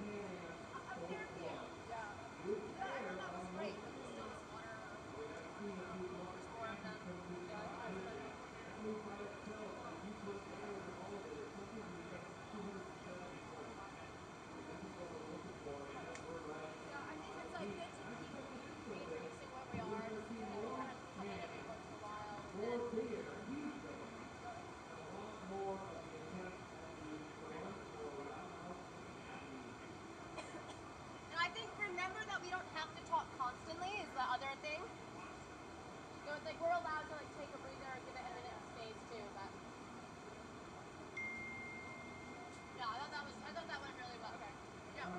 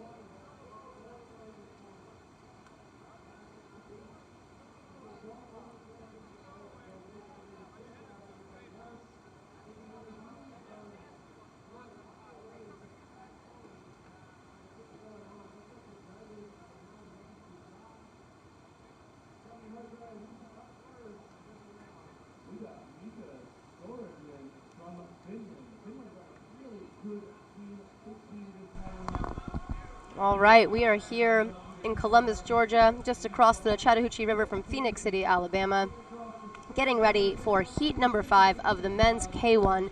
Dropping in to kick things off here is Mika Soronjan of Finland. So these paddlers are looking for, they've got 3 rides today, top 2 scores count, trying to make it through to the quarterfinals. That was a beautiful helix to the left there from Mika. Going to get some high points on the board there as he goes for the helix back to the other direction. Going to spin it off, looking for that flashback, a clean back blunt, catching his edge and unfortunately flushing off the wave, but solid start for Mika. A really solid start and a bold start. Both of those helixes scoring 150 points. That is a super high scoring move. So to do those right off the bat on your first ride is a bold. But that's what you got to do if you want to go through and be in the top 20 for the quarterfinals. Yeah, you're going to need those higher scoring moves, those air bonuses. And no one knows that better than David McClure out of Ireland, dropping onto the wave right now. So a European champion, an Irish national champion multiple times, starting things off with a big Pan Am, maybe a donkey flip, surfing around, looking for that steep spot on the wave as he goes for the Pan Am to the left. That was textbook. Spinning it back around, maybe getting a clean spin, maybe getting a minor back roundhouse as he goes right into the helix there. Going for the helix the other direction, not quite getting the air on that trick, maybe getting a felix out of that. Trying for a clean roundhouse to the right. Looked a little bit dirty to me, but that was a huge back Pan Am, possibly clean. Followed right up by a back blunt. Back Pan Am the other direction. David McClure wasting no time on this wave, scoring points almost every second. Looking for maybe a clean blunt, clean roundhouse to the left. Paddling that Gigi Prod carbon kayak and putting it to work there with that donkey flip right on the buzzer. Wow, what a bold and confident ride, making it hard work for the judges to keep up because he was going for a big move on every single pass. Never stopped moving. Never stopped moving and getting some great air on those tricks as well, and those bonuses will all add up. On a big trick, you're getting a 50-point bonus just for the air, and I think we got some huge bonuses going on there with some of those Pan Ams. That's right, and those Pan Ams are a trick that actually requires air to score, but that doesn't mean you can't get the huge bonus on them.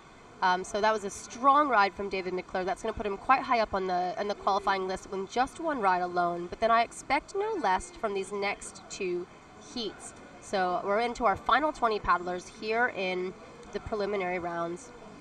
And we've got Ryosuke Tamaji from Japan dropping in for ride number 1 of his heat. Lots of Japanese paddlers coming out looking super strong. He's going straight in for a nice air screw, getting good air on that.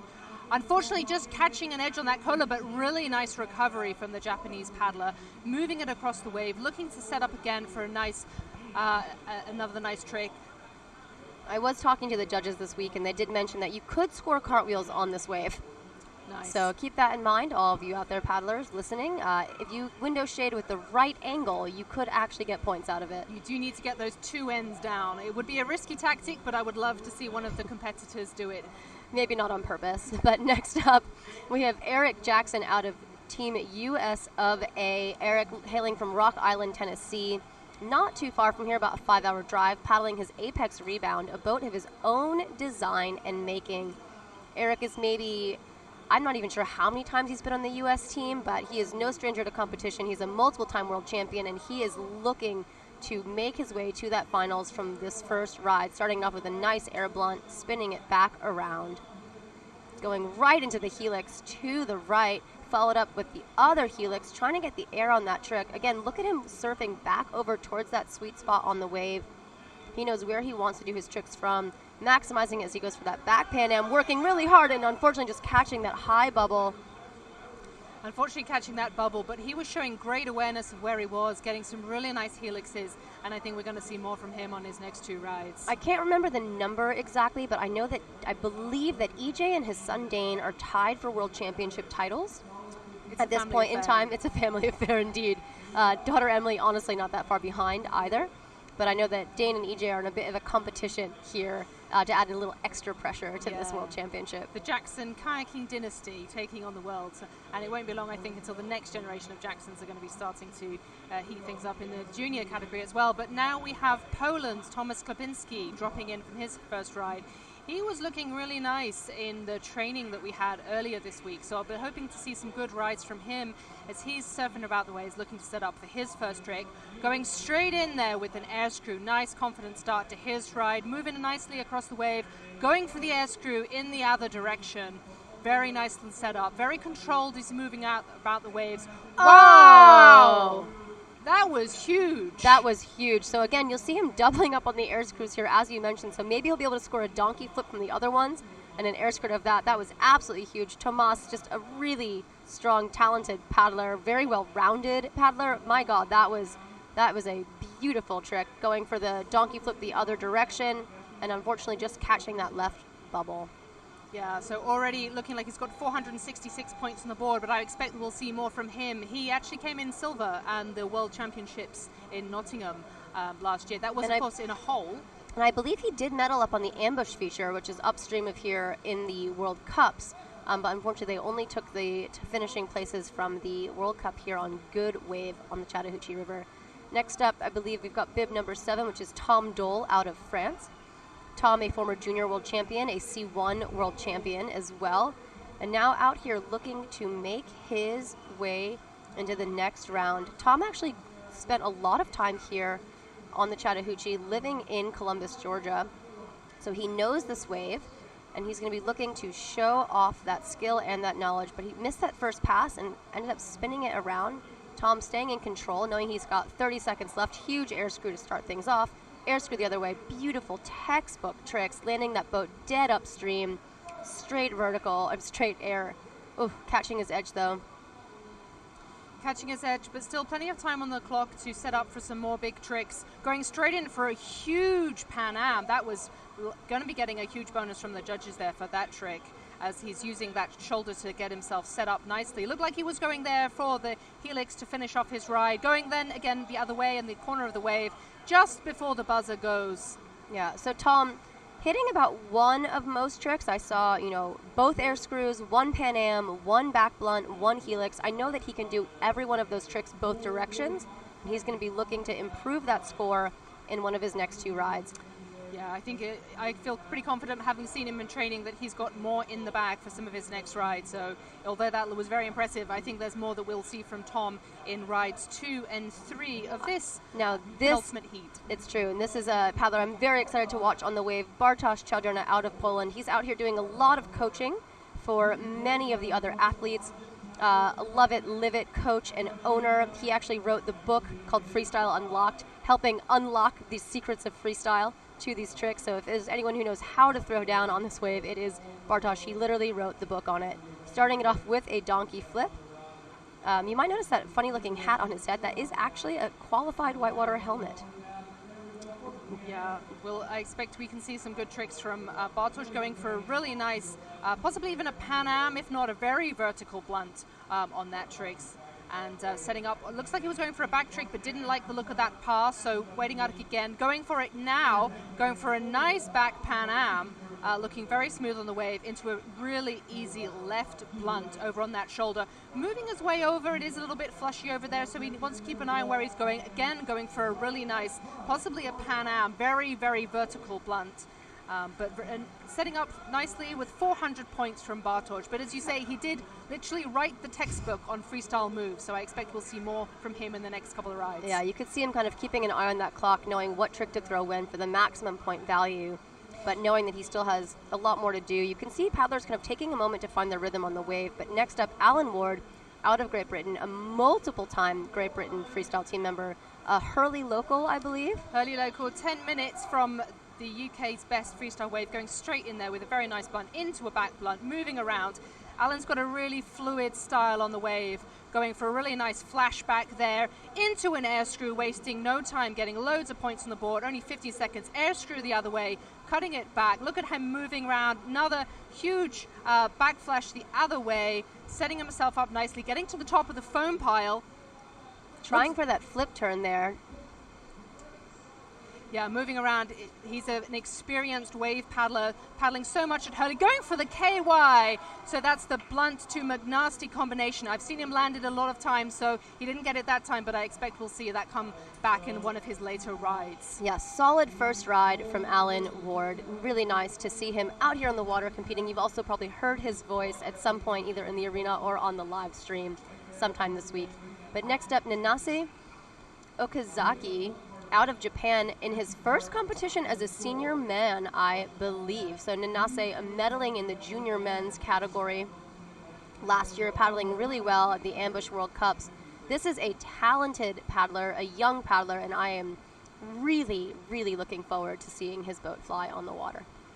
Yeah, that little pause is probably the judges still adding up Alan Ward's scores from his ride. When we have a pause, it's usually because the judges are kind of checking tricks and making sure that they've scored everything correctly, collaborating on those results. But now it's the turn of Nanase, the Japanese paddler. Big grin on his face, looking to do well on his first ride in this men's preliminary. So starting off with a nice Pan Am. To the left, Nanase also competing in the Squirt Boat Championship earlier this week on Monday. Beautiful blunt with air to the right. Surfing it around, taking his time, looking for the right pass for his trick.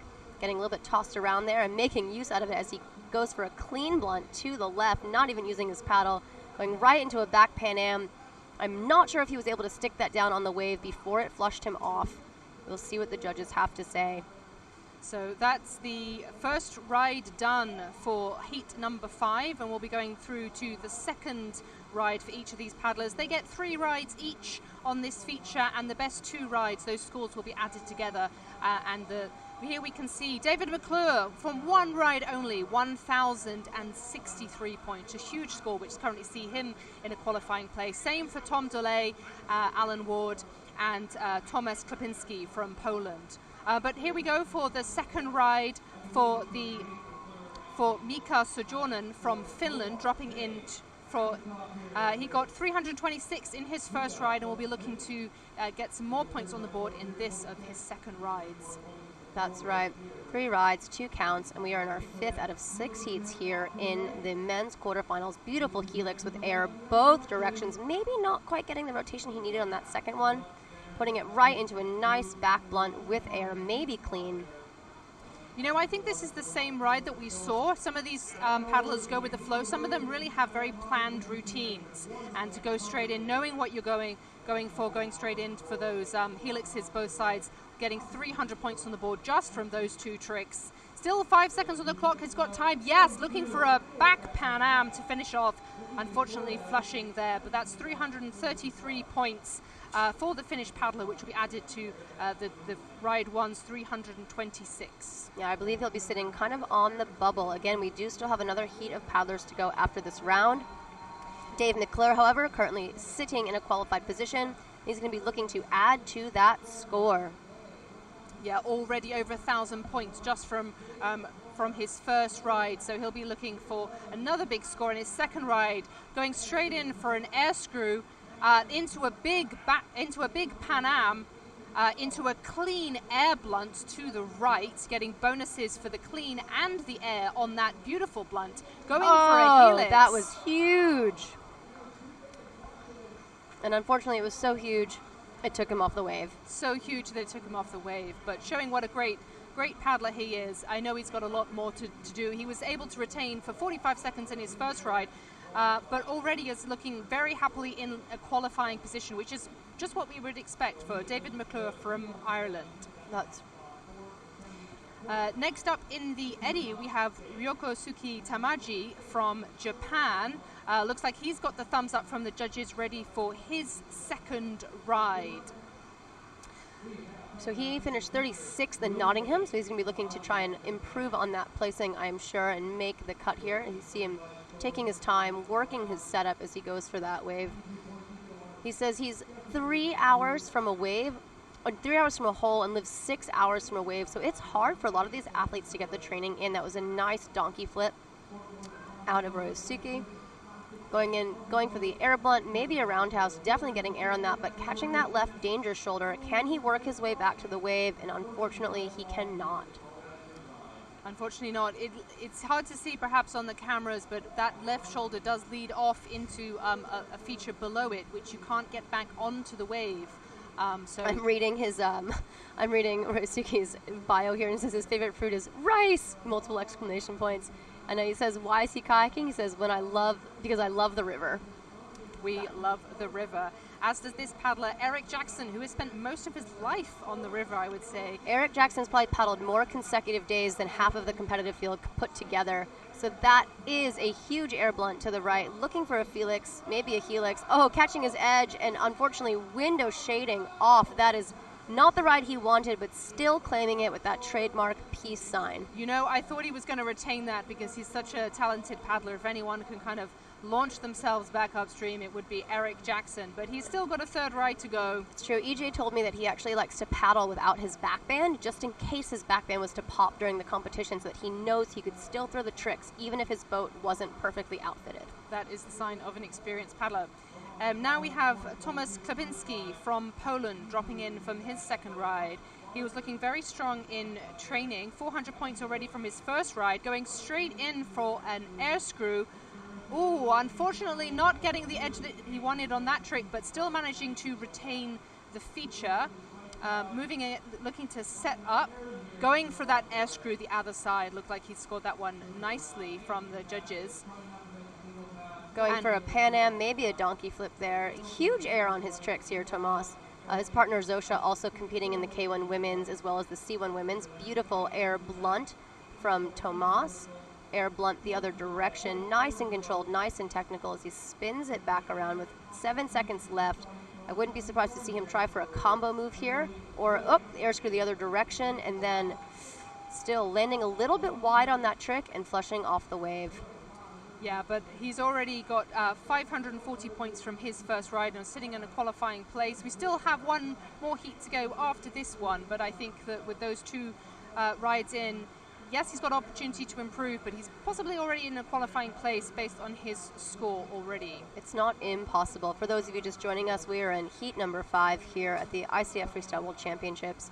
In the men's kayak preliminary rounds, we're in the second round of rides, and next up to go will be Tom Dole out of France. We are looking to cut our men's competitors down to their quarterfinals, so top 20 paddlers will go through. It's a brutal cut, isn't it? It's a brutal cut. You know, some of these paddlers will be competing for the first time. Others are seasoned veterans like Tom Delay from France, who we're going to see in just a moment. Tom, I want to put it out there, paddled this week in C1. He competed this morning in OC1, and now he's competing in K1.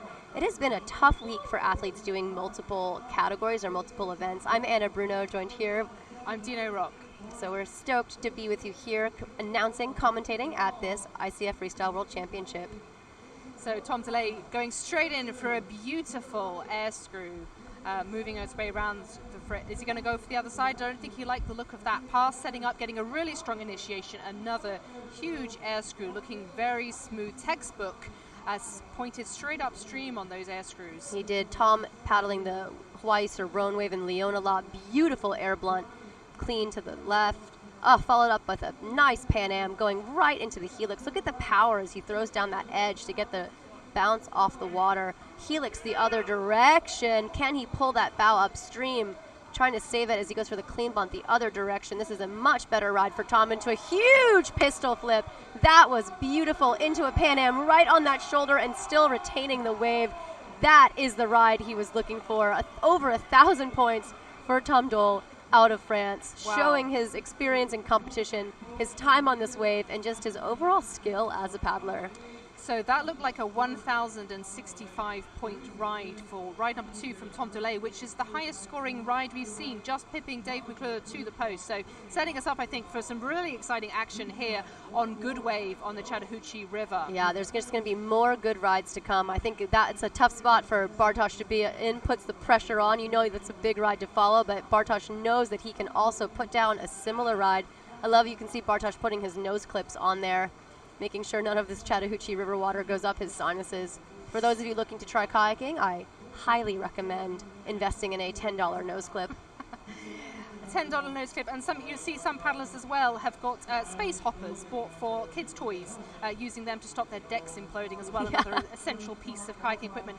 As we see Bartosz from Poland dropping in, going straight for a beautiful air screw, setting up really nicely on that first pass, and throwing that trick down. Looked like he was about to go for another wave, but didn't fancy that trick.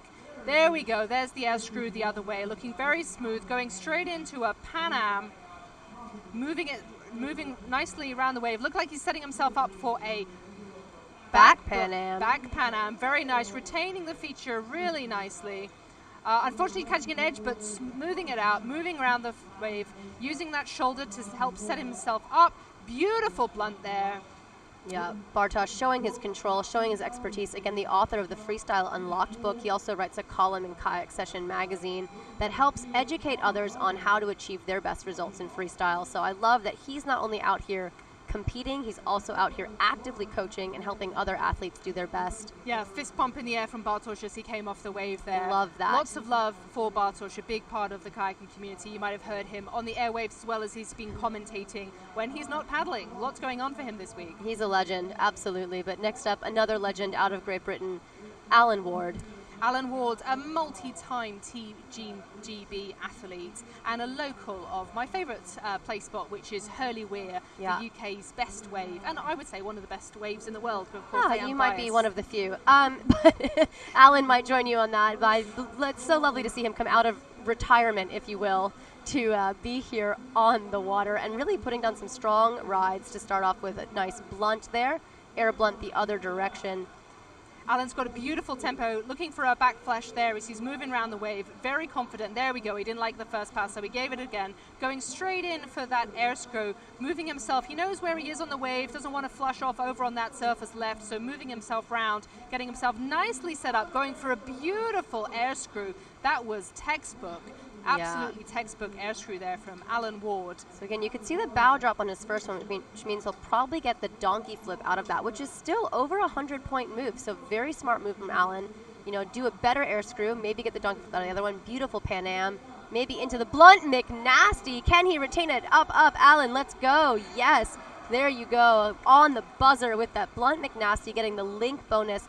That trick, if you pull it off, is around 400 points alone for one trick combined. So that can be a trick that's really going to make the difference here in, I think, some of these higher scoring rides. Yeah, and these athletes, they do get a buzzer when they've got 10 seconds to go. So 45 seconds for a ride, and at 35 seconds they do have an audible buzzer, so they know that they can set up for that final big move. You just need to initiate the trick before the final That's buzzer right, goes. and if that trick is linked, you still continues through even after the buzzer has gone. Yeah, so you can see, again, the judges taking their time here to deliberate Alan's scores. But I think there has been a thumbs up for Nanase from Japan. Nanase Okazaki from Japan now dropping in for good way for his second ride. Didn't like the look of that pass on that first ride, but going again into a nice Pan Am, landing it smoothly, back into the feature, moving it around, already getting those points on the board. That's right. So Nanase competing for the first time in the men's category. He was first at the World Championship. He also was third. He's a multiple-time medalist in the junior category. Beautiful Pan Am there as he goes to score that next trick and make his mark in the men's class here in Georgia. Beautiful back Pan Am, retaining the wave, looking for the next trick, not quite getting that next pass. He's also a university student, spinning it around. So impressive for all those athletes who find time to balance competing and training with the rest of their lives. Yeah, that's right. There's very few athletes, I would say, who are only professional kayakers. There's not too much money in this sport. So many people are doing their training, preparing themselves for this World Championship event alongside the day job as well. Yeah, it's true. So let's see. We have right here, we've got the current heat results of this heat. That little Q means that they are currently qualified. I believe we are in the third and final ride of this heat. So Mika out of Finland, this is going to be his last chance to put points on the board and make his way into the quarterfinal. I'm curious to see if he can get through those first few tricks in his routine here. Shown us some beautiful helixes, some beautiful blunts so far. Yeah, we saw him starting his rides with those helixes, so let's see if he goes again. Yes, he does. for first helix, and we can expect him to go. Looks like he's going straight away for that helix from the other side, knowing that these are super high scoring points to go for those helixes. There we go. He didn't like the first one. He knew it didn't get air, went back for it. He might have even linked a shove it into the first one. Nice back Pan Am from Mika. Nice and consistent paddler here, looking to get that blunt, maybe a roundhouse, backing it up, controlling the wave. You can see he's kind of right in that danger zone. Which way is he going to go? He spins it back around into the safer spot on the wave and goes for a nice back Pan Am on the buzzer. Yeah. So much better ride from Mika. I think regardless of where the points go, he'll be stoked with that. Yeah, that was a really nice ride. We can see 523 points, which is an improvement on his previous rides. He was very consistent with 326 and 333 for rides 1 and 2, so showing that consistency and a very good, this is the paddler to go to if you want to see a helix by the looks of things, with the consistency of the rides. Those were beautiful helixes, and I think that hopefully that will combine with his existing score and maybe be enough to put him through to the quarterfinal. We shall see. Next up, Dave McClure out of Ireland. European champion, a medalist at the last World Championships, talented hull boater, a coach in Ireland, at home as well. And here oh my goodness, that just shows experience. He just mystery moved. I believe that's called a porpoise. Going right into a blunt, maybe a Pan Am, not wasting a second. Oh my gosh, how did he pull that off? Going right into a flashback, trying for a flip turn there. David, just what an experienced paddler and competitor as he goes for that helix, retaining the feature with a few crucial recovery strokes there, right into the blunt, linking it into the McNasty, and unfortunately, I don't know if he will have scored that link combination.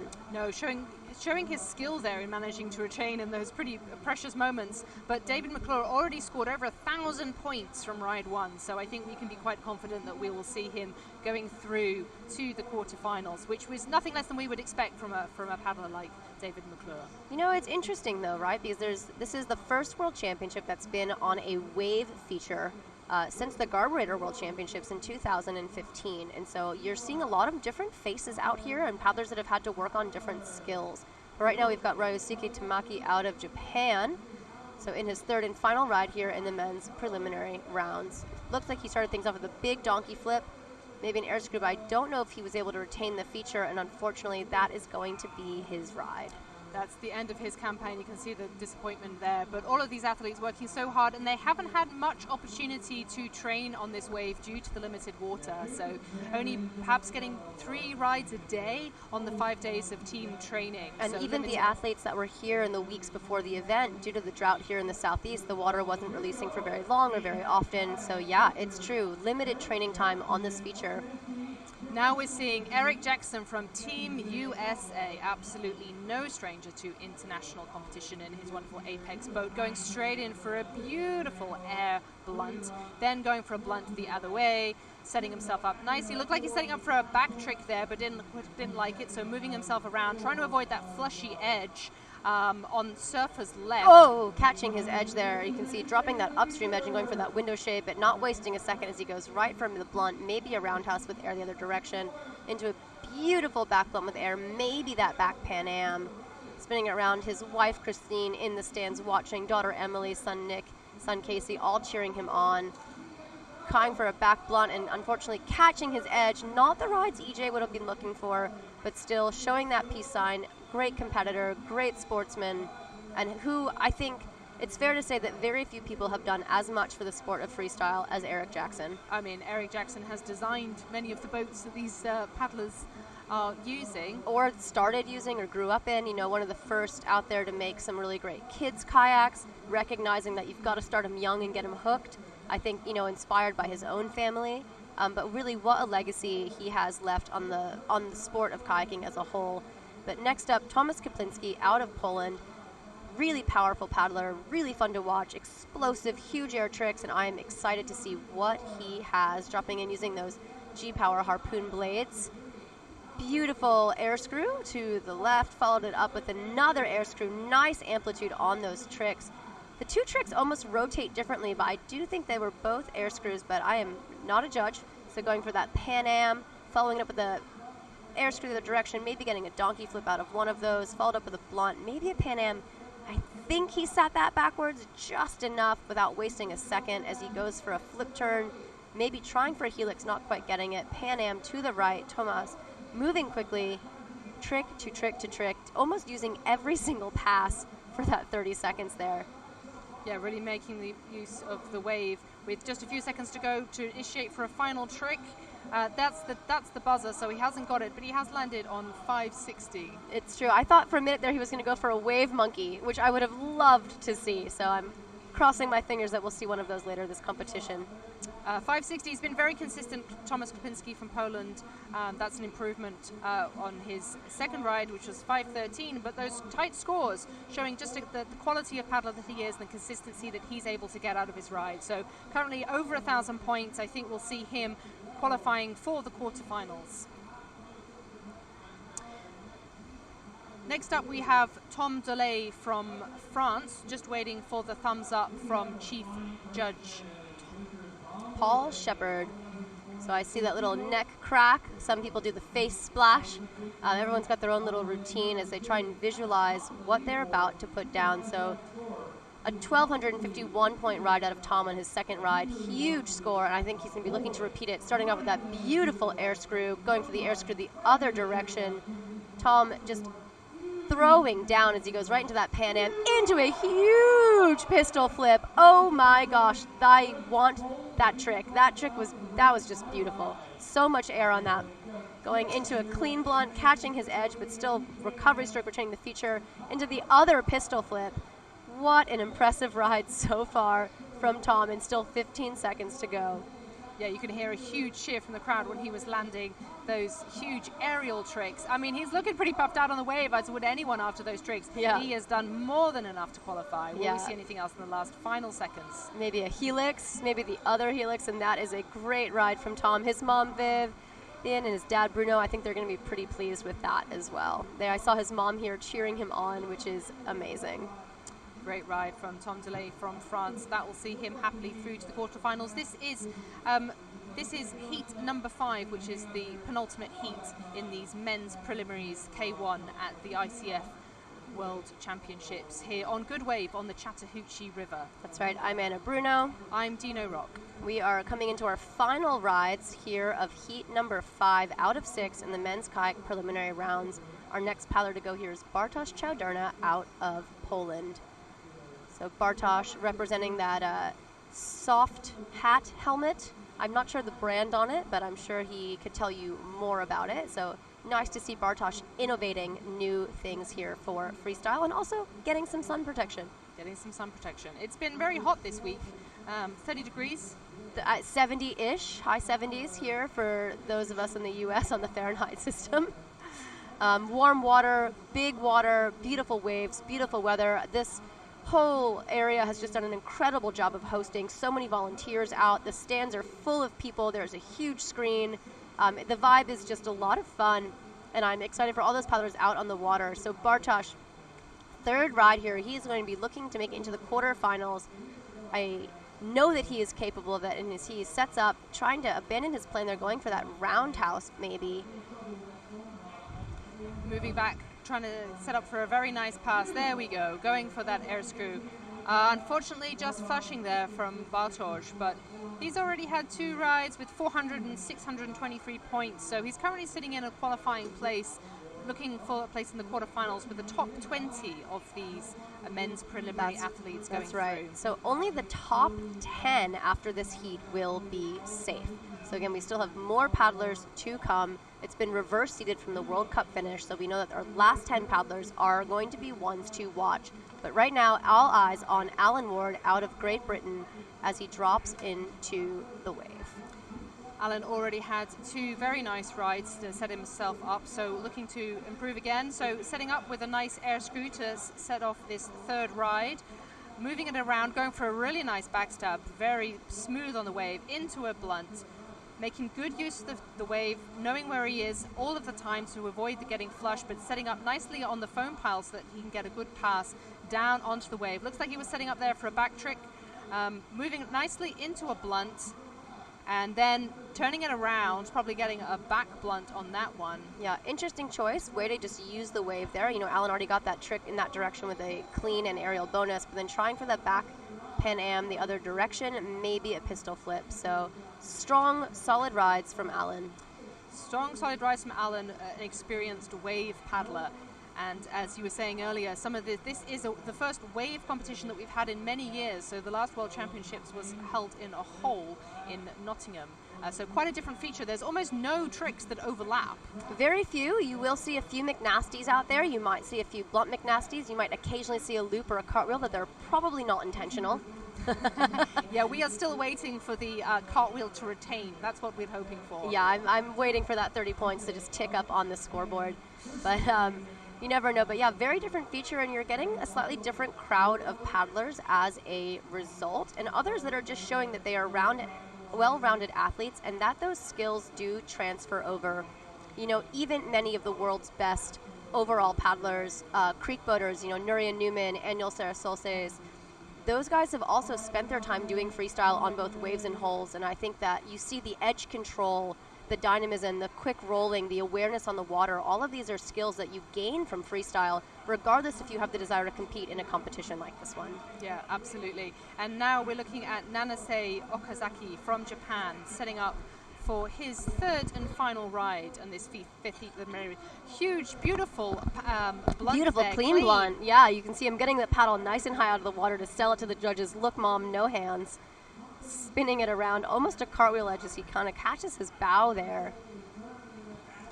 Yeah, moving it around, looking to set up on the top of the foam pile to get a nice drive down. Easy to get at the bottom of the foam pile, but you kind of want to get up in order to drop down and get that strong initiation. Yeah, you can see Nanase, I think, looking for those clean tricks, really trying to get his edge as he wants the bigger move. So he knows that one big move might be enough. Unfortunately, not quite getting that trick on this ride. But still, nice high five to the judges. Well done, Nanase, for his, there's the Pan Am that he wanted, maybe even a clean one. Yeah, and that will round us out for heat number 5 in this men's K1 preliminaries. We have Tom Dolay with over 2,271 points, currently qualifying in first place. So keep in mind now, this is the overall qualifying. This is not the overall. This is just from this heat alone. So we'll see the overall ones coming up here in just a minute before we move into the next round. I think we're going to go directly into our next heat. So here we go. You're still right, however, I believe. Tom Dole, overall qualifying position, followed by Alan Ward, David McClure, Kim Fontaine, Matthew Dumoulin, Sammy Duff out of Canada, Hayden Voorhees, Thomas Kaplinski, Bartosz Chałderna, and Joel Kowalski. So right now, those 10 paddlers should be safe, and we should be sure to see them in the quarterfinal. But now we've got our last heat of the day. Gav Barker out of Great Britain, Luke Pomeroy out of Canada, Harry Price, Great Britain, Visa Rakola out of Finland, followed by Nick Troutman, Canada, Caleb Grady, Canada, Mason Hargrove, USA, and of course, the legendary Dane Jackson out of the USA. So those were our top 10 finishers from the World Cup here on the Chattahoochee River last October. These guys have all put down solid rides. Interesting to see that we've kind of got Canada, Finland, Great Britain, and the US in our higher placing positions, and some France. All countries with good waves. Yeah, coincidence? I was looking at that and wondering if you look at who's qualifying. It's the same thing from the women's event, actually, where we saw the US, Team GB, and Finland all very well represented in that top 10, which makes me think that I should go to Finland and find some waves. Absolutely. They look amazing. All 6 of the US women qualified through yesterday, and I think that part of that comes from having the US team trials here on this wave. That alone means that most of the U.S. paddlers have surfed this particular wave more than the majority of these athletes. Yeah, and it's a huge advantage. And we have Mason Hargrove, who's the local, so we'll expect to see some good things from him because he learned to paddle on the Chattahoochee River. He did indeed, but first we've got Gav Barker practicing that air screw or his back deck roll, you never know, out of Great Britain. So Gav competed at the 2015 Ottawa World Championships in Carburetor, has been on the GB team since then. I think competed in Argentina, in Sort, as well as in Nottingham last year. Strong paddler, good, well-rounded paddler. He's been living in the U.S. out of a van since April, trying to get his time on this wave. I'm excited to see what he's got for us. I am very excited to see what Gavin Barker has in store as he drops in for his first ride of the final heat of the men's preliminary at the World ICF Championships. Oh my gosh, Gav, almost going for one of those loops that we talked about earlier, showing that whole boating expertise as he retains the wave and his composure, spinning out of it. wonderful save by Gav Barker there out of Great Britain. If you're just joining us, Gav is our first paddler in our final heat of the men's preliminary rounds, following up that nearly a loop with a spin to an air screw, maybe a donkey flip, going for a roundhouse, not quite getting the edge for the blunt, into a beautiful back blunt, maybe getting air on that, and then catching the bubble quite high up and then falling over. Yeah, he had a recovery there at the beginning, but I think that will have thrown him off from his ride. Oh my gosh! I mean, amazing composure, but yeah, if that, how do you keep your head in the game after that? So, next up, we've got Luke Pomeroy out of Canada. This young man was actually one of the team alternates, and he got a spot when one of the top 5 qualifying men dropped out. Luke, no stranger to wave surfing. He spends most of his time on the Ottawa River and the big waves of Stakeout up in eastern Canada, up in Quebec. He actually put down the first double air screw with no paddle using his hands earlier this year, which you can find on his Instagram. So I know that he's got beautiful air screws, great wave moves, and let's see what he's got to show us here today. Dropping into the wave. I don't think we're going to see any double air screws on this particular feature, but hopefully seeing some other amazing tricks from Luke Pomeroy from Team Canada. Oh, goodness. Catching edge then on that first pass, not happy with it. Going there for the air screw, very nice, very controlled. Going for the air screw the other direction. Again, the ability to pull off that trick on that pass is really impressive. Going for a beautiful blunt, maybe a Pan Am, and unfortunately flushing. And I think Luke is one of the fan favorites here by the crowd, just one of the nicest people you'll meet, and so fun to have on the water. Team Canada are doing a fantastic job of cheering and supporting their paddlers at this competition. They are indeed. But so is your team of Great Britain, and next up we have Harry Price. Harry Price from Great Britain, who came third in the World Championships in Nottingham last year. That's home for Harry. So more of a whole boater by background, but he has been over in North America with his partner, Ottilie Robinson-Shaw, who you may have heard of, the reigning world champion. They've been practicing on many waves, and I've seen Harry looking really, really strong in training. So I'm expecting to see some air screws from him, because I've seen many in the GB team practice this week. Huge Pan Ams, huge back Pan Ams from Harry. Oh my goodness, catching his edge there, and still, again, retaining the feature. Again, even the best are struggling to find that balance. Nice air screw to save that off, followed by that window shade. Oh, I feel the crowd just holding their breath on this one as he goes to the donkey flip the other direction and just catching his bow. You know, even experienced competitors get nervous for these. It's a lot of pressure that you can put on yourself from other people, and it can just throw your balance off, throw your rhythm off. Oof, it's tough. It's tough. It's tough, and it's now the challenge for Visa Rakola from Finland. We've seen some great representation from Team Finland out on the wave, and Visa looking to impress the judges on his first ride of this final men's preliminary heat, going straight in for a beautiful air blunt there. Yeah, possibly a Pan Am, trying to work it over vertical. There's the Pan Am. You can really see the difference in the verticality of those two tricks right after each other. Yeah, getting really inverted in that one. Going again.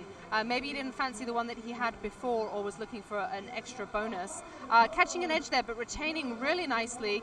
Looks like he's getting into a back surf, maybe setting up for the next trick into a back, but doesn't fancy that. Moving around the waves, going for the backstab, going for it again. I think he's getting a feeling for the waves, seeing what's working for him, what's not working for him. Going for that helix, unfortunately just catching that curler that's coming in on surfer's right.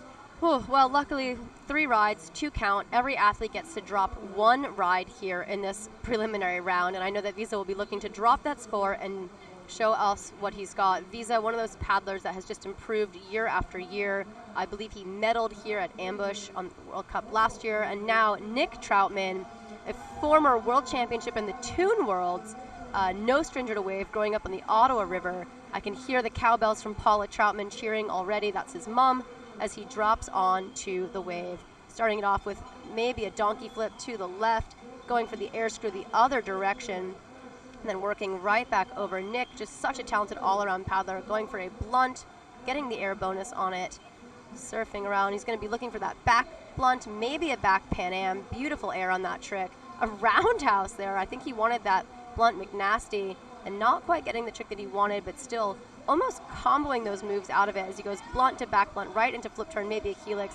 Definitely a helix to the right. Beautiful air on that. Huge blunt into the McNasty with the air bonus. That has got to be a 460-point trick right there, going right for the McNasty the other direction. Epic tricks from Nick Troutman. Throwing it down, so many moves packed into those 45 seconds on the wave. That is a beautiful ride from Nick Troutman to start off his campaign to get through to the quarterfinals. But yeah, what Nick, a ride. What a ride from Nick. You know, Nick's wife Emily out here competing as well. Brother-in-law Dane in this heat. Father-in-law Eric Jackson. His family out there cheering him on. He's been teaching his son Tucker how to kayak. It's amazing he finds time to train to put these rides together. Nick also has a podcast really worth listening to. I'm going to come back to that on our next round through because our next paddler is going to be Nick's teammate, Caleb Grady. I hope someone tells Caleb his helmet is unbuckled, but I've seen Caleb's parents, Brenda and Kevin, here this week. His brother, also a very talented paddler, Keegan. Caleb, growing up on the Ottawa River, he was the head coach at World Class Kayak Academy for years, traveling the world, teaching high school youth how to paddle, as well as working at the Keener program. He's now the program director for World Class Academy, and he's got several of his students past and present at the World Championships here. So how cool is that? That's very cool, and he has now buckled up his helmet. I was feeling a bit anxious about that. I was worried it was going to fly off in the middle of his ride, get the first air screw. He does go huge. Yeah, so dropping in now for his first wide on Good Wave on the Chattahoochee River. Big cheer from the crowd as he goes through for that air screw. Going for the other way, looking very smooth, moving back and forth, setting up for his next trick. Didn't quite like that pass, going for it again, moving it back and forth, using the corner to get himself higher up onto the foam pile so he can get a stronger drive down and a stronger initiation. There we go, looking for that Pan Am over to the left-hand side. Very smooth as he cuts back, looking to set up for the next trick. Yeah, Caleb is an incredibly consistent paddler. He's one of those that will have a routine, will be looking to tick it off, kind of going for that clean blunt, maybe getting a roundhouse out of it, working to get that back blunt as he spins around into a Pan Am to the right, following it up with, again, trying to find that back blunt. We'll see if it scores, maybe going for a helix or a felix to the right. So solid first score for Caleb, but I know he's capable of putting down a lot more points and will like to show that. Yeah, looked like that was 650 on the board. The judges will still be adding up the scores from those first rides. It's a tense final heat. It's a tense final heat, and we have Mason Hargroves from Team USA. Mason, who did a speech at the opening ceremony for these ICF Canoe Freestyle World Championships. That's right. He is a local paddler. Huge cheer as he drops on to the wave. So paddling one of those Dreamboats kayaks made here in Phoenix City by Stephen Wright, and unfortunately just going so big he flushes off the wave. In the World Cups, we watched Mason get a 0 on one of his rides. We watched Dane Jackson get a 0 on one of his rides. Even the best paddlers can flush off this feature, which makes it so exciting and also nerve-wracking. I'm terrified watching this. I'm terrified. You're saying that the paddlers are anxious. I think the commentators are too. Yeah, as is the crowd. I know that no one, however, is going to be more consistent to watch on this wave than the man, the myth, the legend, Mr. Dane Jackson. So I've seen him on a lot of memes for some of his air screws and antics on the Zambezi, but starting off with an air screw, followed up right by the other air screw. Huge amplitude on these tricks. Surfing that carbon kayak made by Jackson and also Hobson kayaks out of Wales, or out of England. Huge Pan Am right to a back Pan Am, into a Pan Am the other direction. Going right for the helix to the right. Nice air on all of these tricks. Dane just working it. He's already at 1,000 points and there's still 15 seconds to go as he goes for the other helix. You can see how hard he's working to try and retain that feature, and unfortunately just getting bubbled off. So wow. 1,100 point ride, and it barely looked like he was trying. 1,100 point ride, and he only used 30 seconds. So if he could retain that feature, I think he'd still have time to throw down. I know that we'll see. Oh yeah, blunt McNasties, maybe some huge pistol flips. There's a lot more tricks to happen here. So these are where we're currently sitting after in our first heat here. Dane's score still being tallied by the judges. There it is.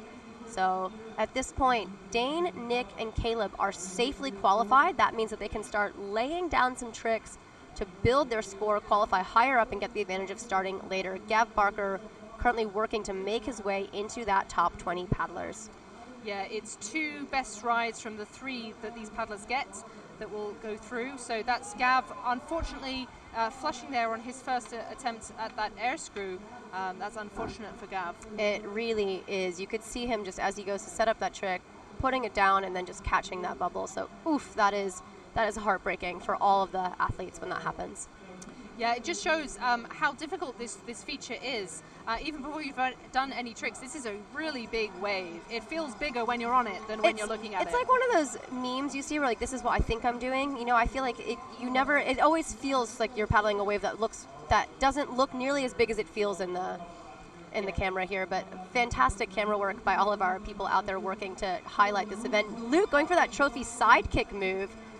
Showing his big wave skills there. I don't know if they'll score that. Looks like maybe someone gave him something for it. Let's see. He's going to go right into that air screw. That was huge.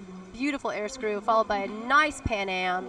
Luke starting to find his rhythm here as he sets it up for his next trick. Spinning it around, going for that back blunt, not cleaning it, but still using that spin momentum to carry it through. Followed up right by an air screw the other direction. Nice amplitude on that trick. Nice dead upstream landing, showing the judges he wants that score. Trying for the helix and just not quite catching his edge where he needed it, but still strong ride from Luke. Yeah, with nearly 600 points in ride number 2 for Luke. Add that to his 300 from ride 1, and I think we're going to see him qualifying for the quarterfinals with that ride.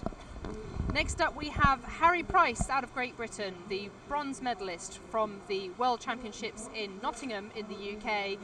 Come over to North America to work on his wave boating. He had 190 points from his first ride, but I know from seeing him in training that Harry is a really great paddler. He's got a lot of moves to put down, so let's hope he does well with his second ride and these final men's preliminary heats. Yeah, I believe him and his partner Audie have a YouTube channel called Kayak Without Limits, which highlights some of their adventures and also gives some instructional tips. Harry working with Den Newton, one of the GB coaches, to put out so many resources for those looking to get into freestyle kayaking.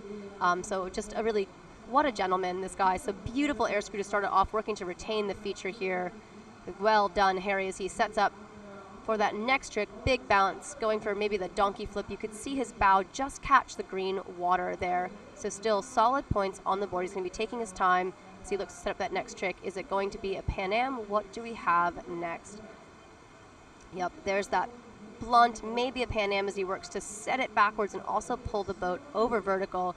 Nice, beautiful back blunt with air. Harry staying conservative here. He's still got 10 seconds to go. A clean blunt to the right with air, maybe even a huge bonus on that. The trick is just lofty. I love watching those tricks as he sets up for the next one, maybe getting a shove it there.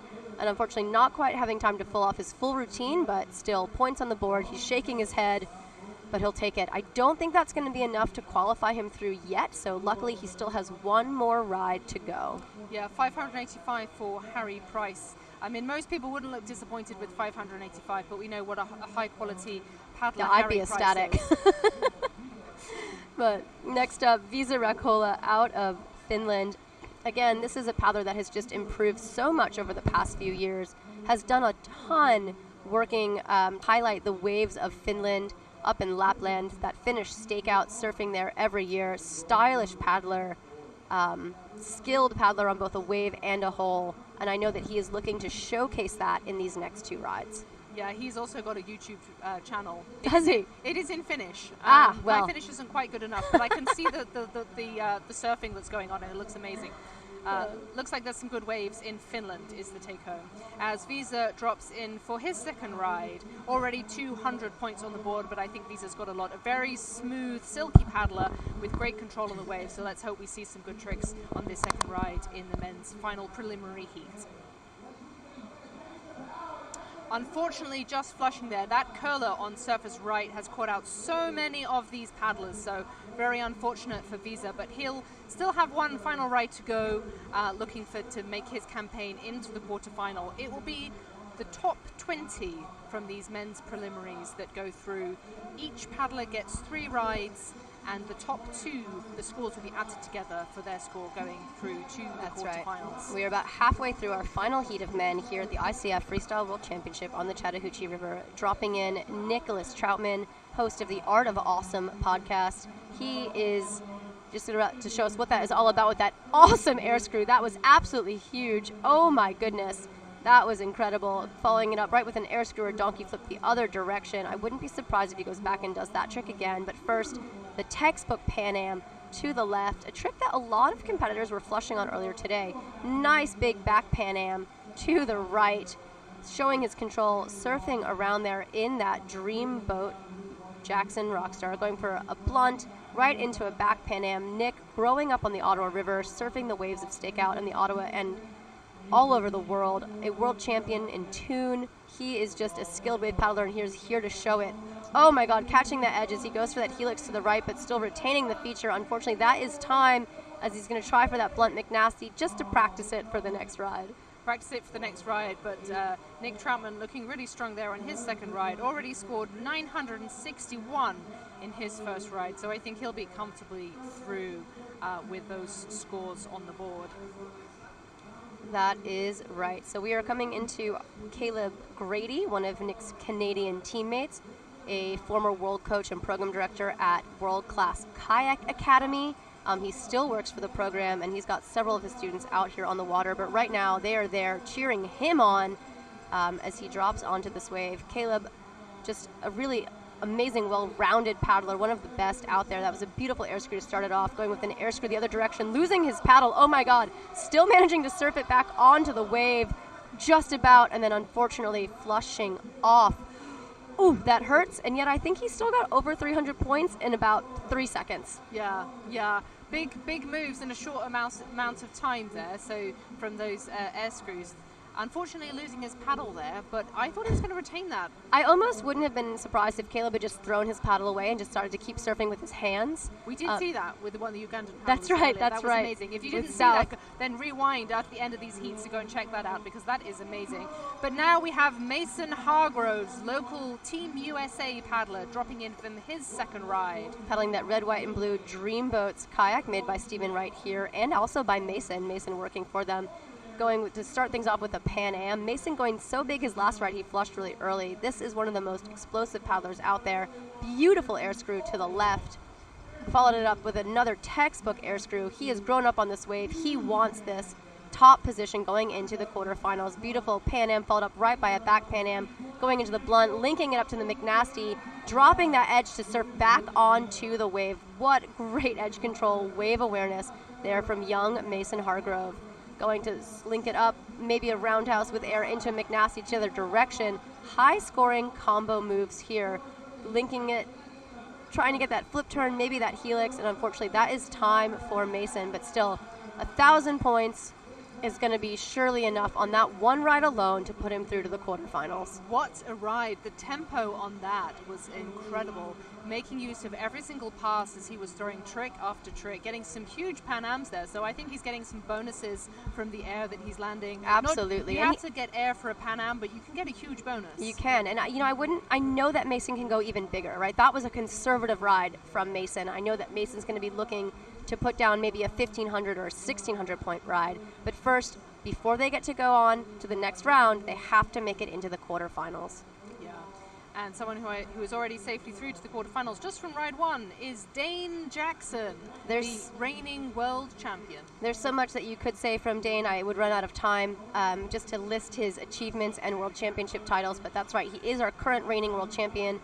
He was our World Cup winner as well. And Dane dropping on for ride number 2. So here we go, starting things off, looking for that air screw to the right. So snappy, so powerful, so much air on that. Air screw to the left, followed up right by that Pan Am, going to back it up into a back Pan Am, getting caught by the foam and still pulling that boat around. That was impressive. I don't know if that trick would have scored, but we will see. Going for the Pan Am the other direction, into a helix. That was huge, massive air on that trick. Helix the other direction, right on that dangerous flush shoulder, and he doesn't even seem worried about it. He seems to defy gravity in some of his tricks. He retains when all mortal paddlers would flush, for sure. It's true. As he tries for that back Pan Am after the clean blunt, spinning it up, going for the back blunt the other direction, using the momentum. Nice, clean air blunt to the right, into the back Pan Am. I think he was trying for that pistol flip. Kind of an ugly one from Dane. I'm just going to put it out there because I've seen him do such better tricks, and, you've got to got to hold him to a higher standard. Well, we've still got the quarterfinals, the semis, and the finals. The finals taking place on Saturday here on Good Wave on the Chattahoochee River. So we've had 2 rides from each of these paddlers, with 1 ride to go in the final of the men's kayak preliminaries. There we go. Dane's second ride coming in, still over 1,000 points. Again, Dane really just kind of feeling out the wave, still putting his rides together for those later rounds. And so right now we can see that 6 out of our 8 paddlers in this heat are currently qualified through to the quarterfinals, but we've got Gav Barker up for his 3rd and final ride here. Gav is going to need a big ride. The pressure is on. Can he pull it together? So Gav, unfortunately, not getting the rides that he wanted in the first 2, so looking to get some points on the board for his final ride. Going straight in for an air screw, retaining, looking like he was catching an edge, but retaining nicely on this feature, moving it around, getting a blunt there, setting himself up for a back blunt. Very nice. Moving into a nice backstab. Oh my God. That was violent. That was violent. Looked like he was almost going to catch a pistol flip. I thought he might retain it. Unfortunately, not getting the ride that he wanted, but good effort there from Gav Barker from Team GB. Yeah, Gav, one of our top 10 finishers at the World Cup. Unfortunately, I don't think that those rides are going to be enough to put him through to the quarterfinal, which is always heartbreaking for those athletes you just know are capable of putting together such big tricks and such bigger rides. So unfortunate, but that is the name of the game here. That is the nature of this Good Wave feature and the challenge of this World Championship. Yeah, it certainly gets the adrenaline going for the spectators as much as the paddlers. Heartbreak, smiles and tears, I think, all happening at this ICF Canoe Freestyle World Championships. All the emotions all week long, that is for sure, because we're only in the preliminary rounds of this men's K1 heat. We've got so much more to come this week, but first up, Luke Pomeroy already qualified through, and he's going to be looking to secure a higher place in that quarterfinal round.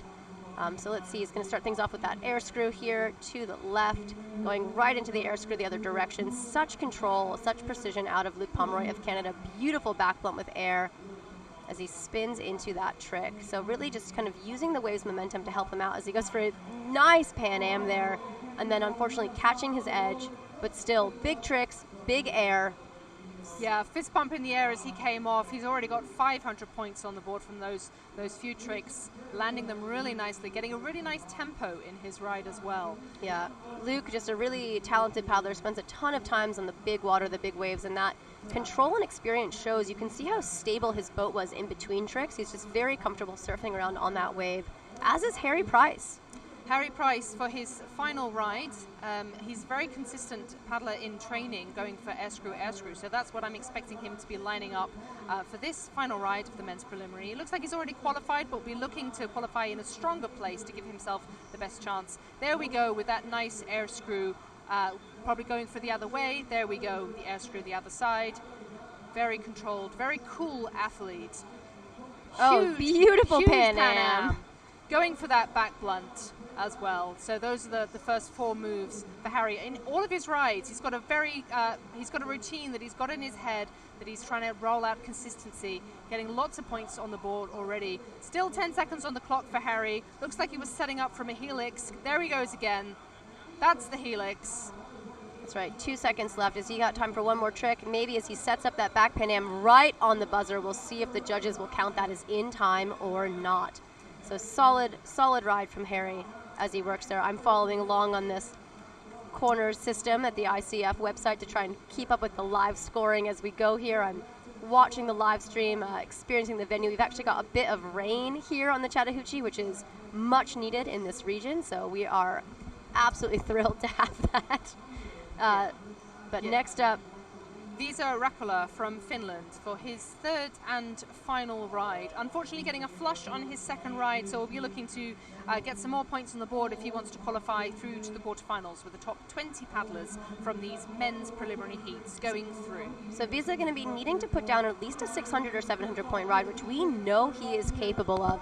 And so let's see if he can pull it together here. So going for that Pan Am to the left, starting things off nice and strong and consistent. So going to set up for his next pass, repeating that trick. He didn't quite like the first one. We'll see what they have to say about that. So going for an air screw, maybe a donkey flip to one direction. going for that nice back blunt, getting beautiful air on that trick. Oh my God, Visa catching that curler. Can he stay in the feature? He does. He does. Wow, it's great boat control, moving his way back onto the center, going for that helix. Still 10 seconds on the clock. It's getting a blunt there on the surfer's left. Looks like he's setting up for a big back Pan Am just on the buzzer. Going again just after the buzzer. I don't think he's going to score that last one, but he's already got 800 points. You said he needed a big ride to qualify. That was the big ride. I think he's done it. I think there's a very good chance that he has put down the ride he needed to secure himself a spot in the quarterfinals. Yeah, nice ride from the Finnish paddler Visa Rakola. As these paddlers now lining up for their final rides in the men's. Do you see that? I saw Nick blowing kisses to his wife Emily in the stands there, a little I love you mouth to them. So great to see all of the people and families that come out to support these events, and the community that really is out there supporting the athletes, whether online, sending comments, sharing posts, or here in the stands. So yeah, Team Canoe done a wonderful job of cheering on their paddlers. Nick Troutman here getting a big cheer. Big cheer from Team Canada as he drops in for his third and final ride. He's already qualified from his first 2 rides, so let's see what he can do for his third ride. Wow! Huge air screw to start things off there, and then somehow retaining the feature as he works his way back to that sweet spot on the wave. Air screw the other direction, pulling the boat straight to make sure that trick can score. Going for a massive air blunt, maybe a Pan Am to the left, following it up with a nice back Pan Am to the right. Nick, no stranger to big waves, and it is showing here as he goes for that blunt. Looking like he was trying for that blunt McNasty, but not quite getting the bow down. So as he goes for the helix to the right, surfing it over. He's got 5 seconds left. What are we going to see? One more big trick, a blunt, going for the McNasty, but that wave just surged and crashed right on his bow. Still strong ride from Nick Troutman. Strong ride, and that air screw, and then Pan Am back blunt. That's the same first 4 moves as Harry Price. Maybe that's the winning selection. The winning secret. There's so much to think about in a ride like this because you've only got 45 seconds to put together the biggest score possible. And so the athletes are thinking, how much is this trick worth? How much is that trick worth?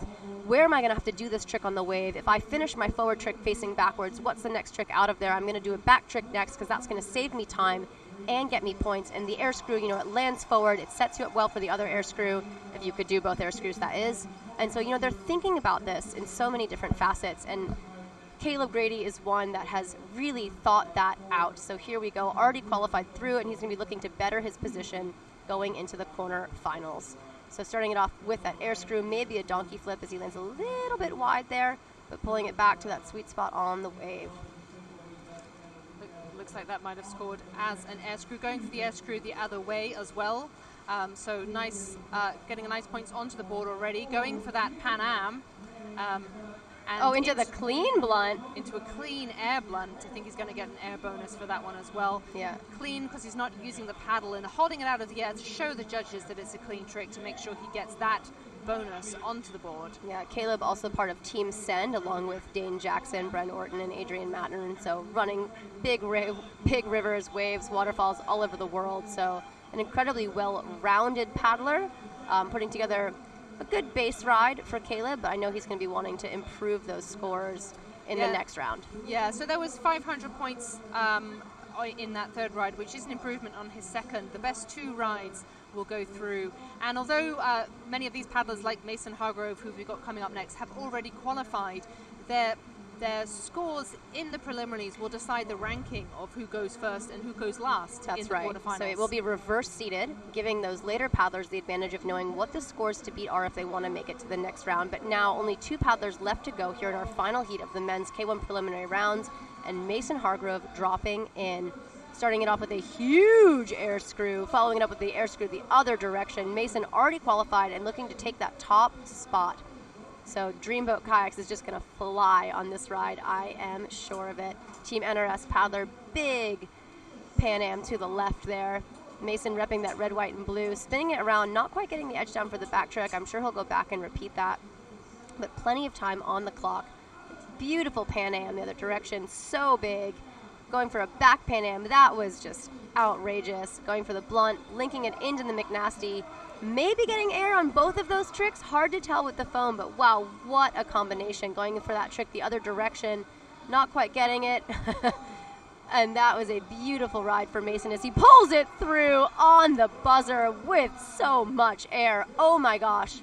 I think he wanted that blunt McNasty on both sides. He but did. He did a really great ride there. And even though he was quite far over on surface left, showing such skill to retain, because that is a very difficult but very high scoring move. It is. And you could see how long Mason had to wait on his bow edge to wait for that boat to catch, to pull through, and then he knew the exact right moment to kick it out of the water for the maximum amplitude.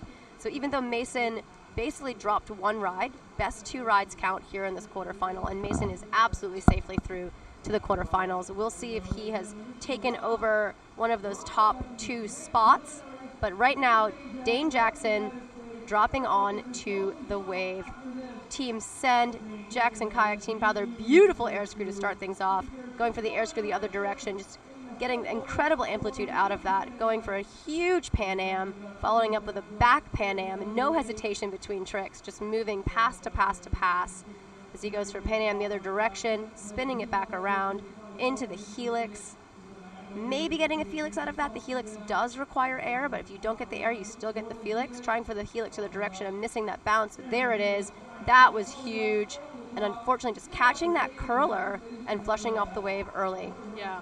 But another solid ride from Dane Jackson. He's already had 2 rides of over 1,000 points, so easily qualifying through to the quarterfinals.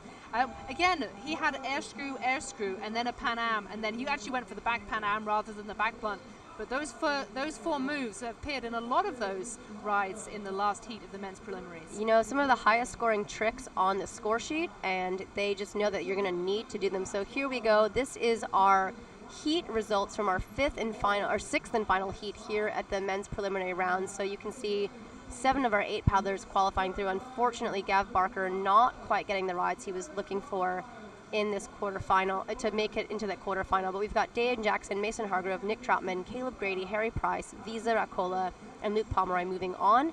And I believe we're about to see, here we go. So Tom Dole still sitting in that top qualifying spot going into the quarterfinal by 1.67 points. Oh my goodness, that is tight.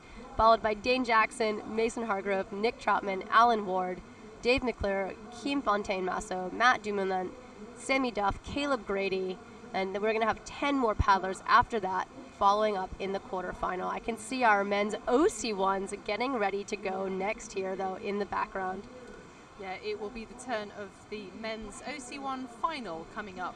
You can see the rain's actually settled in here in Columbus, which is just as well because we have had drought conditions. So it's good to have the river topped up for the rest of the competition. There's only going to be a short break before we continue on here. So all of you watching, we've just concluded the men's preliminary rounds here in the Chattahoochee River. Massive thank you to the cities of Columbus, Georgia, to Phoenix City, to all of those working to get water for this amazing event. I'm following along on the live feed to follow where the results are to see those top 20 paddlers. I'm Anna Bruno. I'm Dino Rock.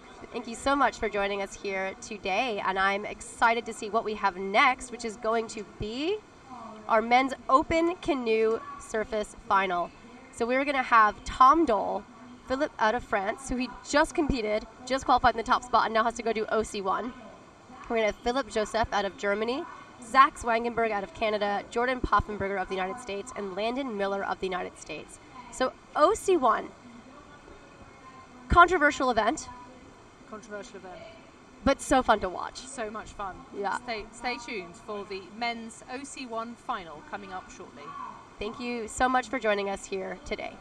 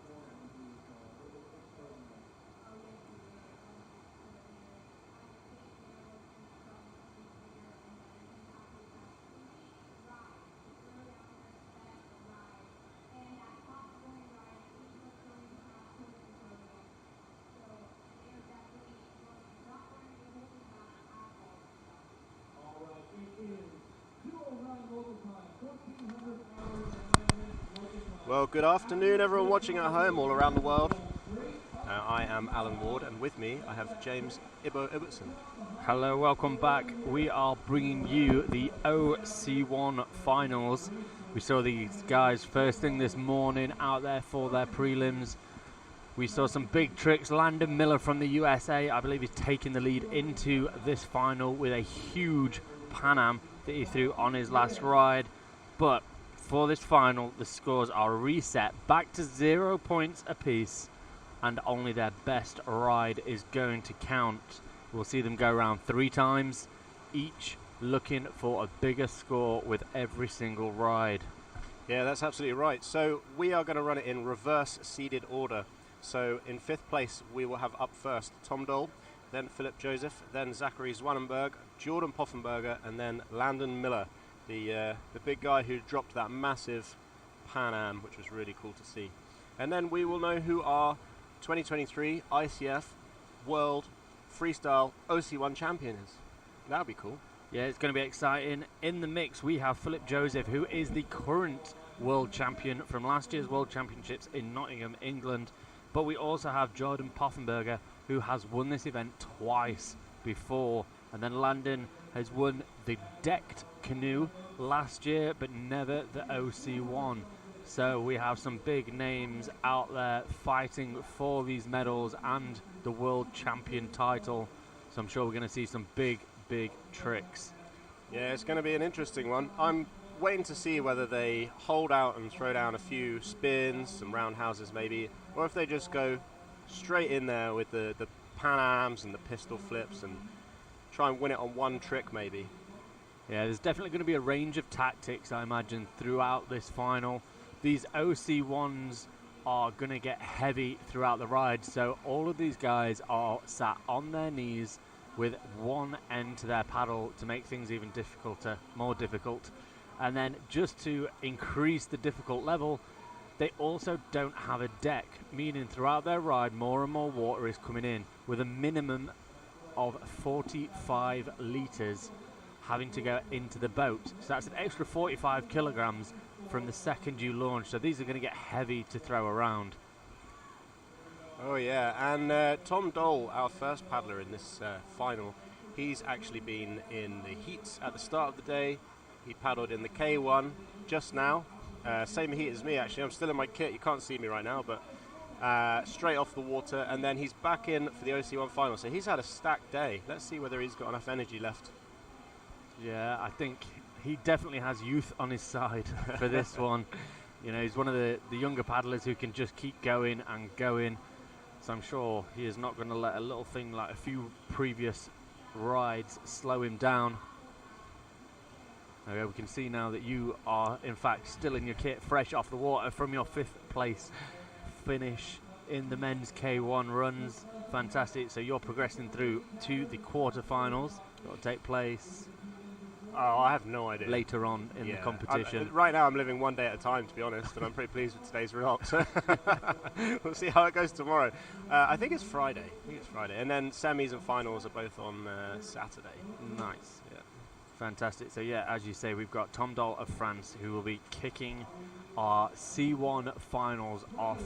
I think this might be the first time he has competed internationally in OC1.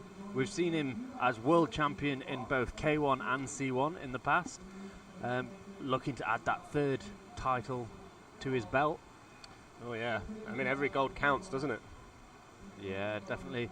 Oh, got Jordan doing some warming up down there on the start ramps. Looks like these guys are getting psyched up and ready to go. I'm sure we'll only be a few more seconds here, probably maybe only a minute or so. The judges are trying to run it back to back throughout the day because we don't have a huge amount of water spare, so they're really cracking through the competition today. Yeah, we can see our running order there. We have 4 different countries represented in this final, which is great to see. Multiple medalists from the past. I think there is potentially only Tom Dole and Landon Miller from there who haven't had any coloured medal from OC1 in the past, but they've both also medalled in the deck canoe. So everyone in this final has experience of being up on the podium, paddling in these big finals and performing when it counts. So I think it's going to be one of the most exciting OC1 finals we've ever actually got to see. Oh yeah. It looks like they're nearly ready. Tom is absolutely ready to go. We're just waiting for the thumbs up. And there's the thumbs up from Chief Judge Shep. So Tom is dropping down into the eddy now. Bit of a paddle switch to start. He's going to fight his way across that eddy line. Here we go. Dropping in, Tom Dahl from France. He's getting across as far as he can into the meaty part of this wave, catches it nicely, looks to go straight for that back roundhouse, trying to kick some points off early as he looks for a roundhouse to the front, sticking this move nicely.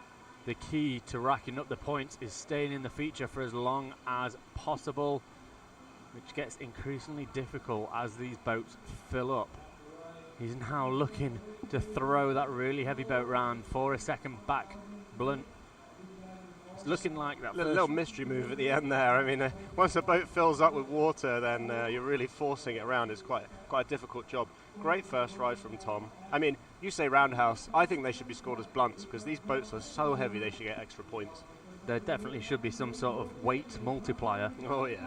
So that first run there for Tom Dahl came in at 26.6 points for him, as now we look to our current reigning world champion Philip Joseph of Team Germany coming down, hitting the shoulder. It didn't look like that was his plan to get in there, but it's worked nevertheless as he spins it round, now looking to try and make it a clean spin. These moves have to be in one nice fluid motion. Oh, and he's right up there in the danger zone up on that shoulder. Looks like he's trying to go for maybe a clean back blunt. Quite a bold strategy, but I like it.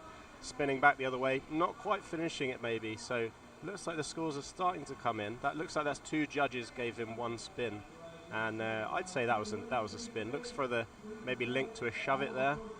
He's got 10 points, he's only got a few seconds left to go, and just flush off the back, unfortunately. That was a great ride though.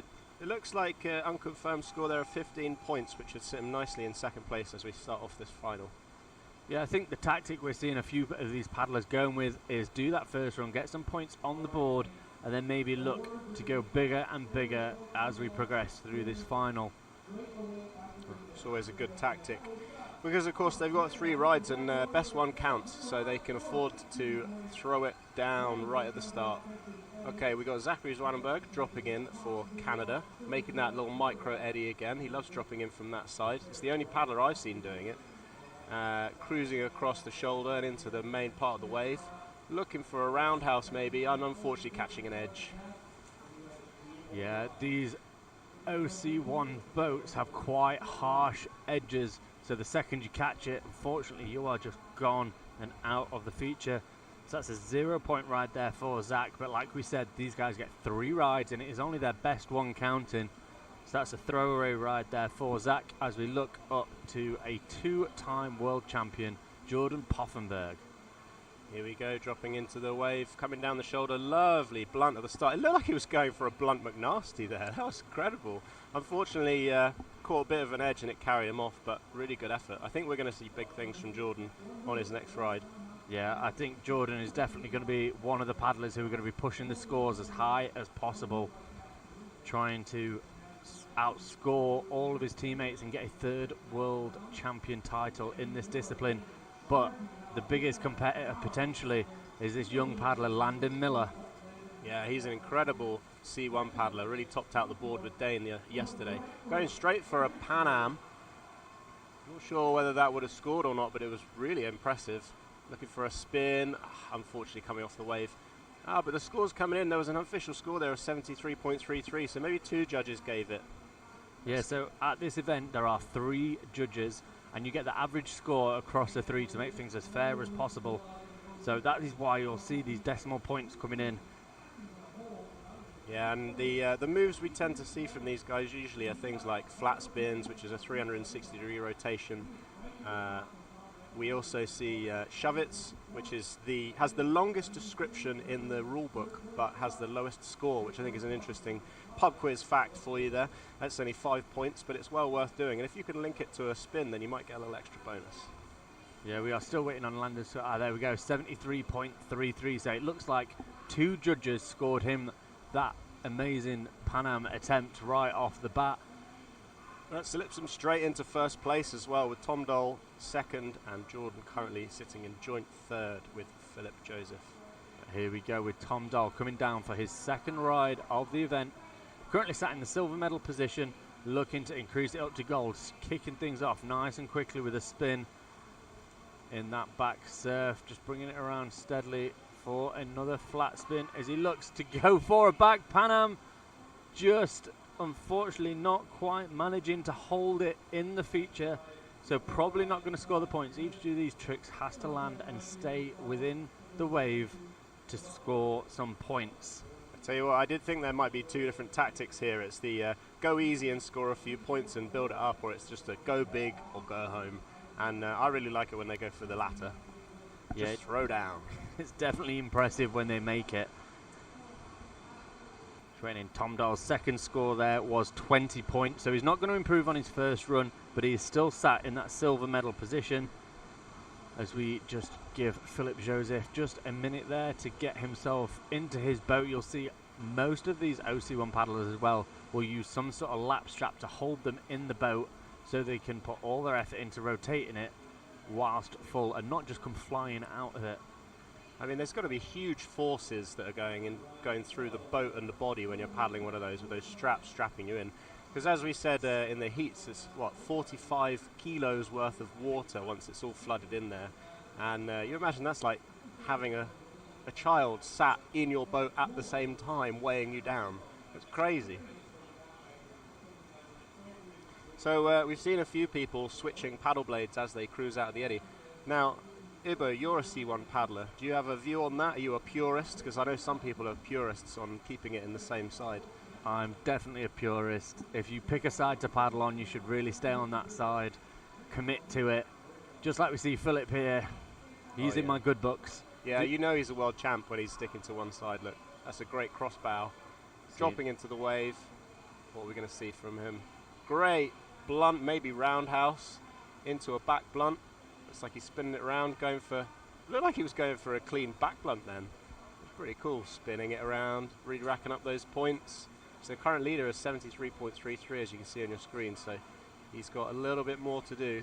It looks like he's hit 30 points now, which would be enough to put him into the silver medal position, but Philip is the reigning world champion. He will want to keep hold of his title, so I can't wait to see what big tricks he's got to pull out the bag. But right now, 10 seconds left, his boat has to be getting full of water now. Whatever he manages to do now will take a lot of power and strength. As he looks for that second spin, he started it just before that buzzer went, meaning it will count if he completed it. Looks like he might slide straight into second place though. We'll have to wait and see what the confirmed score is, but that was a great ride from Philip. But you know, once a champ, always a champ. He's going for first place, isn't he? So 2 solid starter rides. Yeah, it's 40 points there for Philip on his second run. So that slides him up into second place, pushing Tom Dole of France down into third. But right now we have Zach Zwamberg of Canada making that micro eddy, one of the few paddlers to go for that. Absolutely. This is the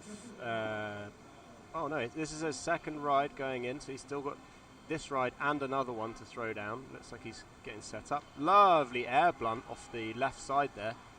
Really cool, going cross bow, moving it around, trying to work his way up, going for the next move, not quite catching it, didn't really like that pass. Little side surf there, getting ready for something big hopefully. Looks like he's going for a shove it maybe, and then going back round the other way, shove it to spin. We love a good shove it to spin. We do. He is experienced in this competing, so he will know exactly what he needs to do. If that spin goes, it looks like we are provisionally going to have a new leader of the event so far. Last couple of seconds, he just catches a flush there, but unofficially right now it looks like 81 points for Zach, which would be enough to catapult him from 5th to 1st place. We're just going to have to wait for the judges to confirm that score before it can be official. Tell you what, 0 to hero in the literal sense. Great ride, great ride. Yeah, we saw most of them points come from a lovely air blunt right at the start of his run. Like straight off the bat, he got them big points in and then just started topping them all up. So we see his score did come in officially 81 points, so we have a new leader right now. But here's someone who's going to try and change things up. It's Jordan Poffenberger. We've seen him throw some big tricks in the past. Let's see what he's got. It's like he was going for a flashback. Unfortunately, it looked like he kind of maybe caught a bit of a carve and carved off there and bubbled out. But if you're wondering what a flashback is, it's where you start from forwards, you spin round to backwards into a back blunt. It's one of my favourite moves. Yeah, when it's done right, it looks incredible. But I think potentially the weight of the water in his boat there catching up with him and just not quite able to flip it up, get the nose in the air. Oh, yeah. So next up we've got Landon Miller, looking to improve on his last score of 73.33, currently sitting in second place. He was in first. He was in first after that first run, dropping in, just catching an edge. Unfortunately, he's not going to be able to improve his score on that run, but he's still sat in second place with one ride to go. Yeah, currently sat in the silver position. And I tell you what, the C1ers out there, it's a lot tougher when you're doing OC1 because of that water sloshing around. But when you get caught on your offside, they only have one paddle blade, so they can't support on that side. So it's unfortunate to see him catch that offside and it carry him off the wave. But let's see what he's got on the next ride. Yeah, we are coming now into the final ride, so the medals are going to start to be decided. Tom Dahl sitting in fourth place. What has he got on this last ride? Is it going to be enough to challenge Zach for the lead? Yeah, this is the first of the final rides. Oh, an unfortunate flush power flip from Tom. Looks like Tom is going to stay with his score of 26.67 in fourth place currently. But we'll have to wait and see whether Jordan Poffenberger slides him down that list at all when he has his final ride. Yeah, so coming up next we have Philip Joseph of Germany. We can see that he is currently sitting in third place, his second run at 40 points. He's going to need to improve it by a fair bit to move up those medals. 73 points for the silver and 81 for the gold. But he is current world champion for a reason. He's been here, he's done it before, and he knows that it's going to take something big right now. But I think word is, during training, he was landing a couple of big pistol flips and McNasties, and they score big. So I would love to see that. I would love to see that on this ride. I think if we're going to see it at any point in the competition, it is going to be now. He's sitting in bronze, and he knows he needs something big to move up the rankings. Is it time to see it? Here we go. First pass. Looking for a McNasty or maybe a pistol flip straight off the bat. Oh, unfortunately not quite making it through, but I tell you what, go big or go home. That was incredible. That definitely was the case. You and I know what I need to do. Here we go. And he really committed to it. Potentially scaring Zach off. I think he's scared off the rest of the oh, no, there's a competitor. Here we go. It takes them a while to get back to the side when they're full of water. They've got to empty out, carry those big old boats back up to the start ramp. So it takes them a little bit longer than the C1s and the K1s normally do. But it looks like we've got a couple of guys coming up now. And the rest of the competition that we've seen so far has been 10 in each heat, whereas this is only 5. So the guys really are running around trying to catch their breath before their next ride. Looks like Landon's paddling in socks. And also getting his weekly bath. Yeah, yes. Stay clean. Keep it clean. There we go. So we can see Zach just starting to get into his boat. Zach is currently our gold medalist. He's in gold medal position. Currently, but not confirmed yet. Not confirmed. There is still Landon and Jordan to go. So he knows right now he has a medal. The worst he can do is bronze. If both Landon and Jordan beat him in their last rides, he's got a bronze medal. So he's on the podium, but he is going to look to improve that score and try and put it out of reach of the Americans. Absolutely. He's had some incredible rides here.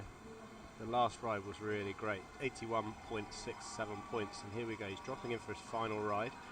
Third out of 3, and only the best score counts, so he's going to go for that micro eddy again. Let's hope he makes it better than I did in training earlier in the week. There we go. Yeah, beautiful. Well, he is in a canoe, so it's a lot better than a kayak. Of course. Dropping across into the wave. Here we go. What's he got for us? Didn't quite like that pass, but he's coming over, setting up, pulling up high, dropping down, cruising around the wave, looking for, I think he's going to, yeah, go for a roundhouse to the right, clean roundhouse. and back to the left. This is a much more solid ride rather than the big go big or go home strategy. He's right on that danger zone there, right up on the shoulder, working his way back down. Very good. Coming over to this safer but a little bit dumpy side. Oh, and unfortunately carrying him off. I don't think that's going to improve on that second run score for Zach. So all he can do now is sit back and wait, see if the Americans are going to knock him off that top spot. It looks like Charlie's taking selfies down on the Eddie's side there. Yeah, we can see just sat behind Jordan is Charlie, one of our judges who at the minute is taking the start pull duties, making sure people are there on time and know when to go. One of the many important jobs that goes on behind the scenes of this competition to make sure it all works and sticks to time. So a big thank you to all those volunteers doing those hard jobs.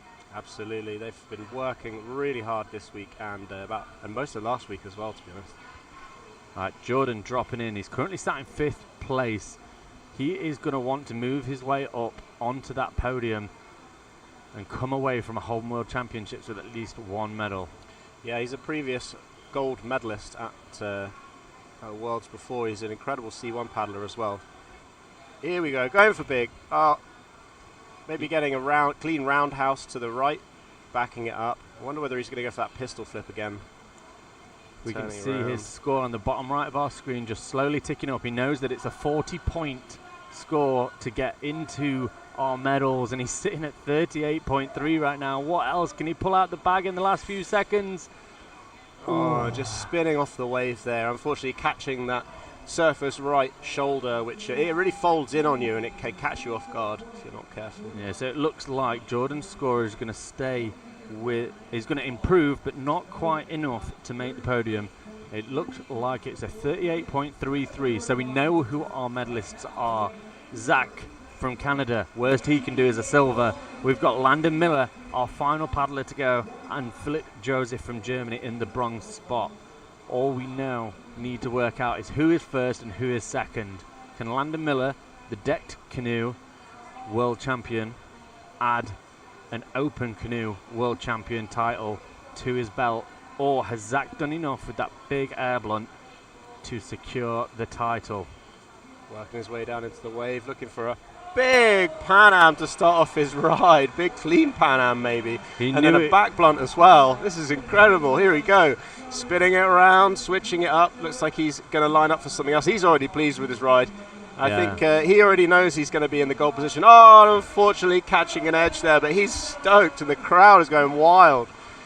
Yeah, he knew the second that Pan Am landed, he had definitely thrown his hat in the ring, and it was just down to the judges. It looks like he was going to score somewhere around 133 points.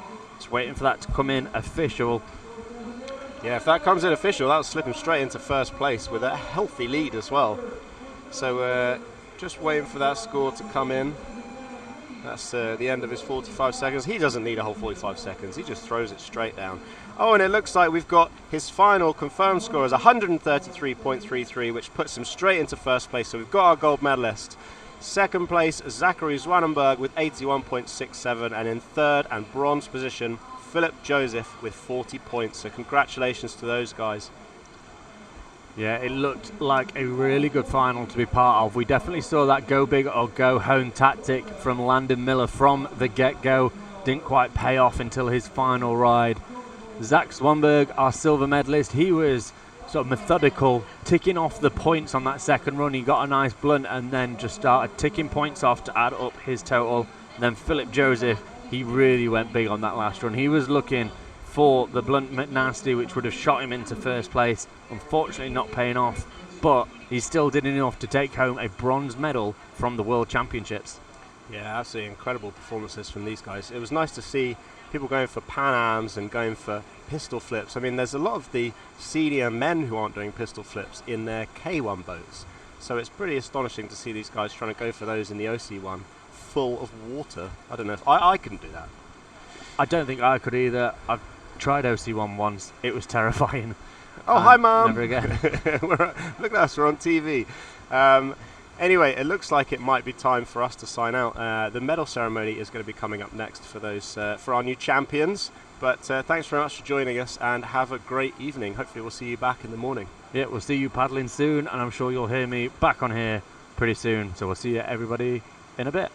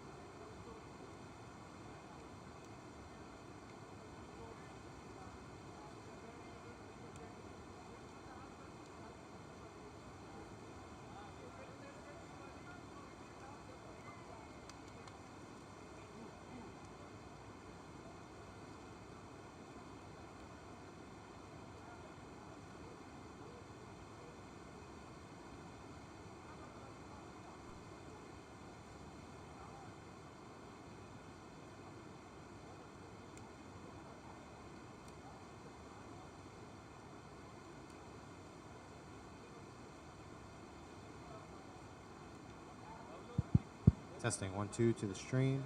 1, 2, 3 to the stream. Testing 1, 2, 3 to the stream. All right.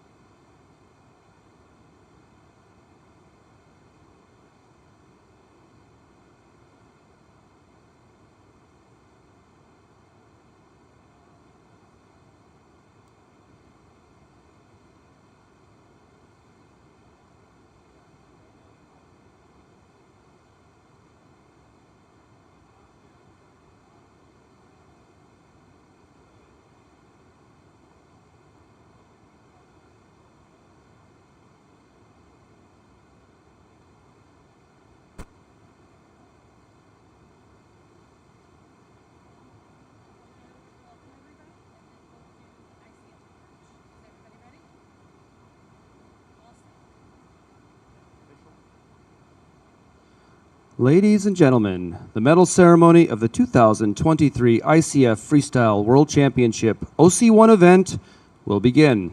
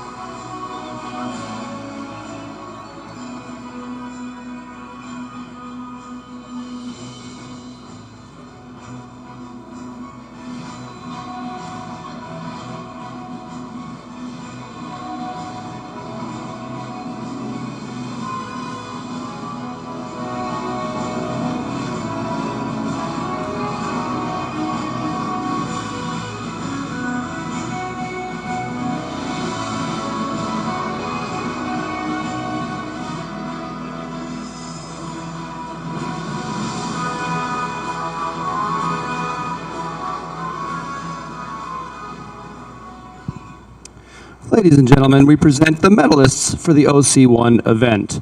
The medals will be presented by Anna Levesque, representing the American Canoe Association, accompanied by Andy Jones, USA Team Manager. The bronze medalist is Philipp Josef of Germany.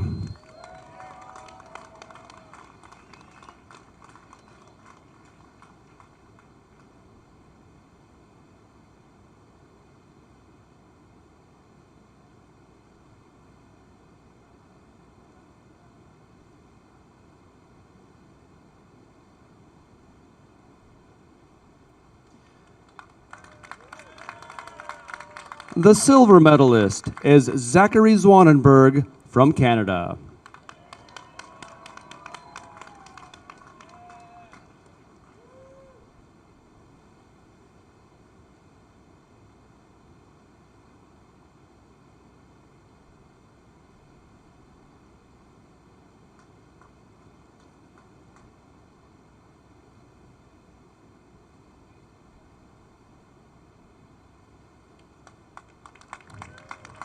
The gold medalist and world champion is Landon Miller from the United States of America.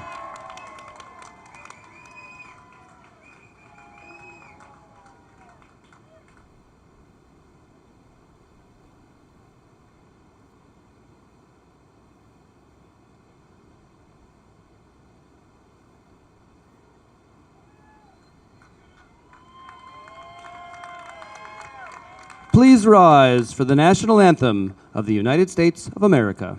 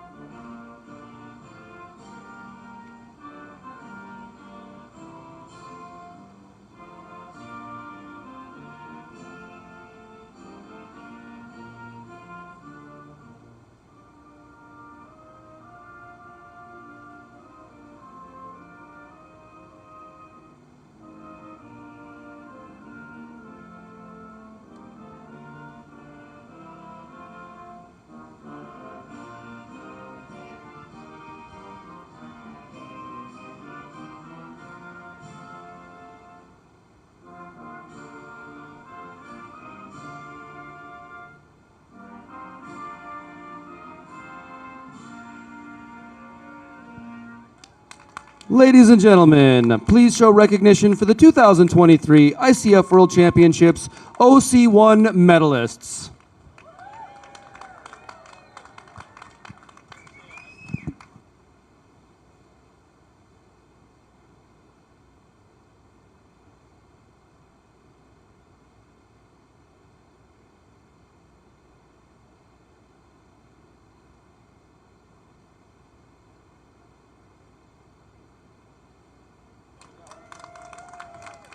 All right, ladies and gentlemen, please join us tomorrow on Good Wave. 10:15 competition resumes right on time when the water comes up. So please join us 10:15 Eastern Time tomorrow on Good Wave.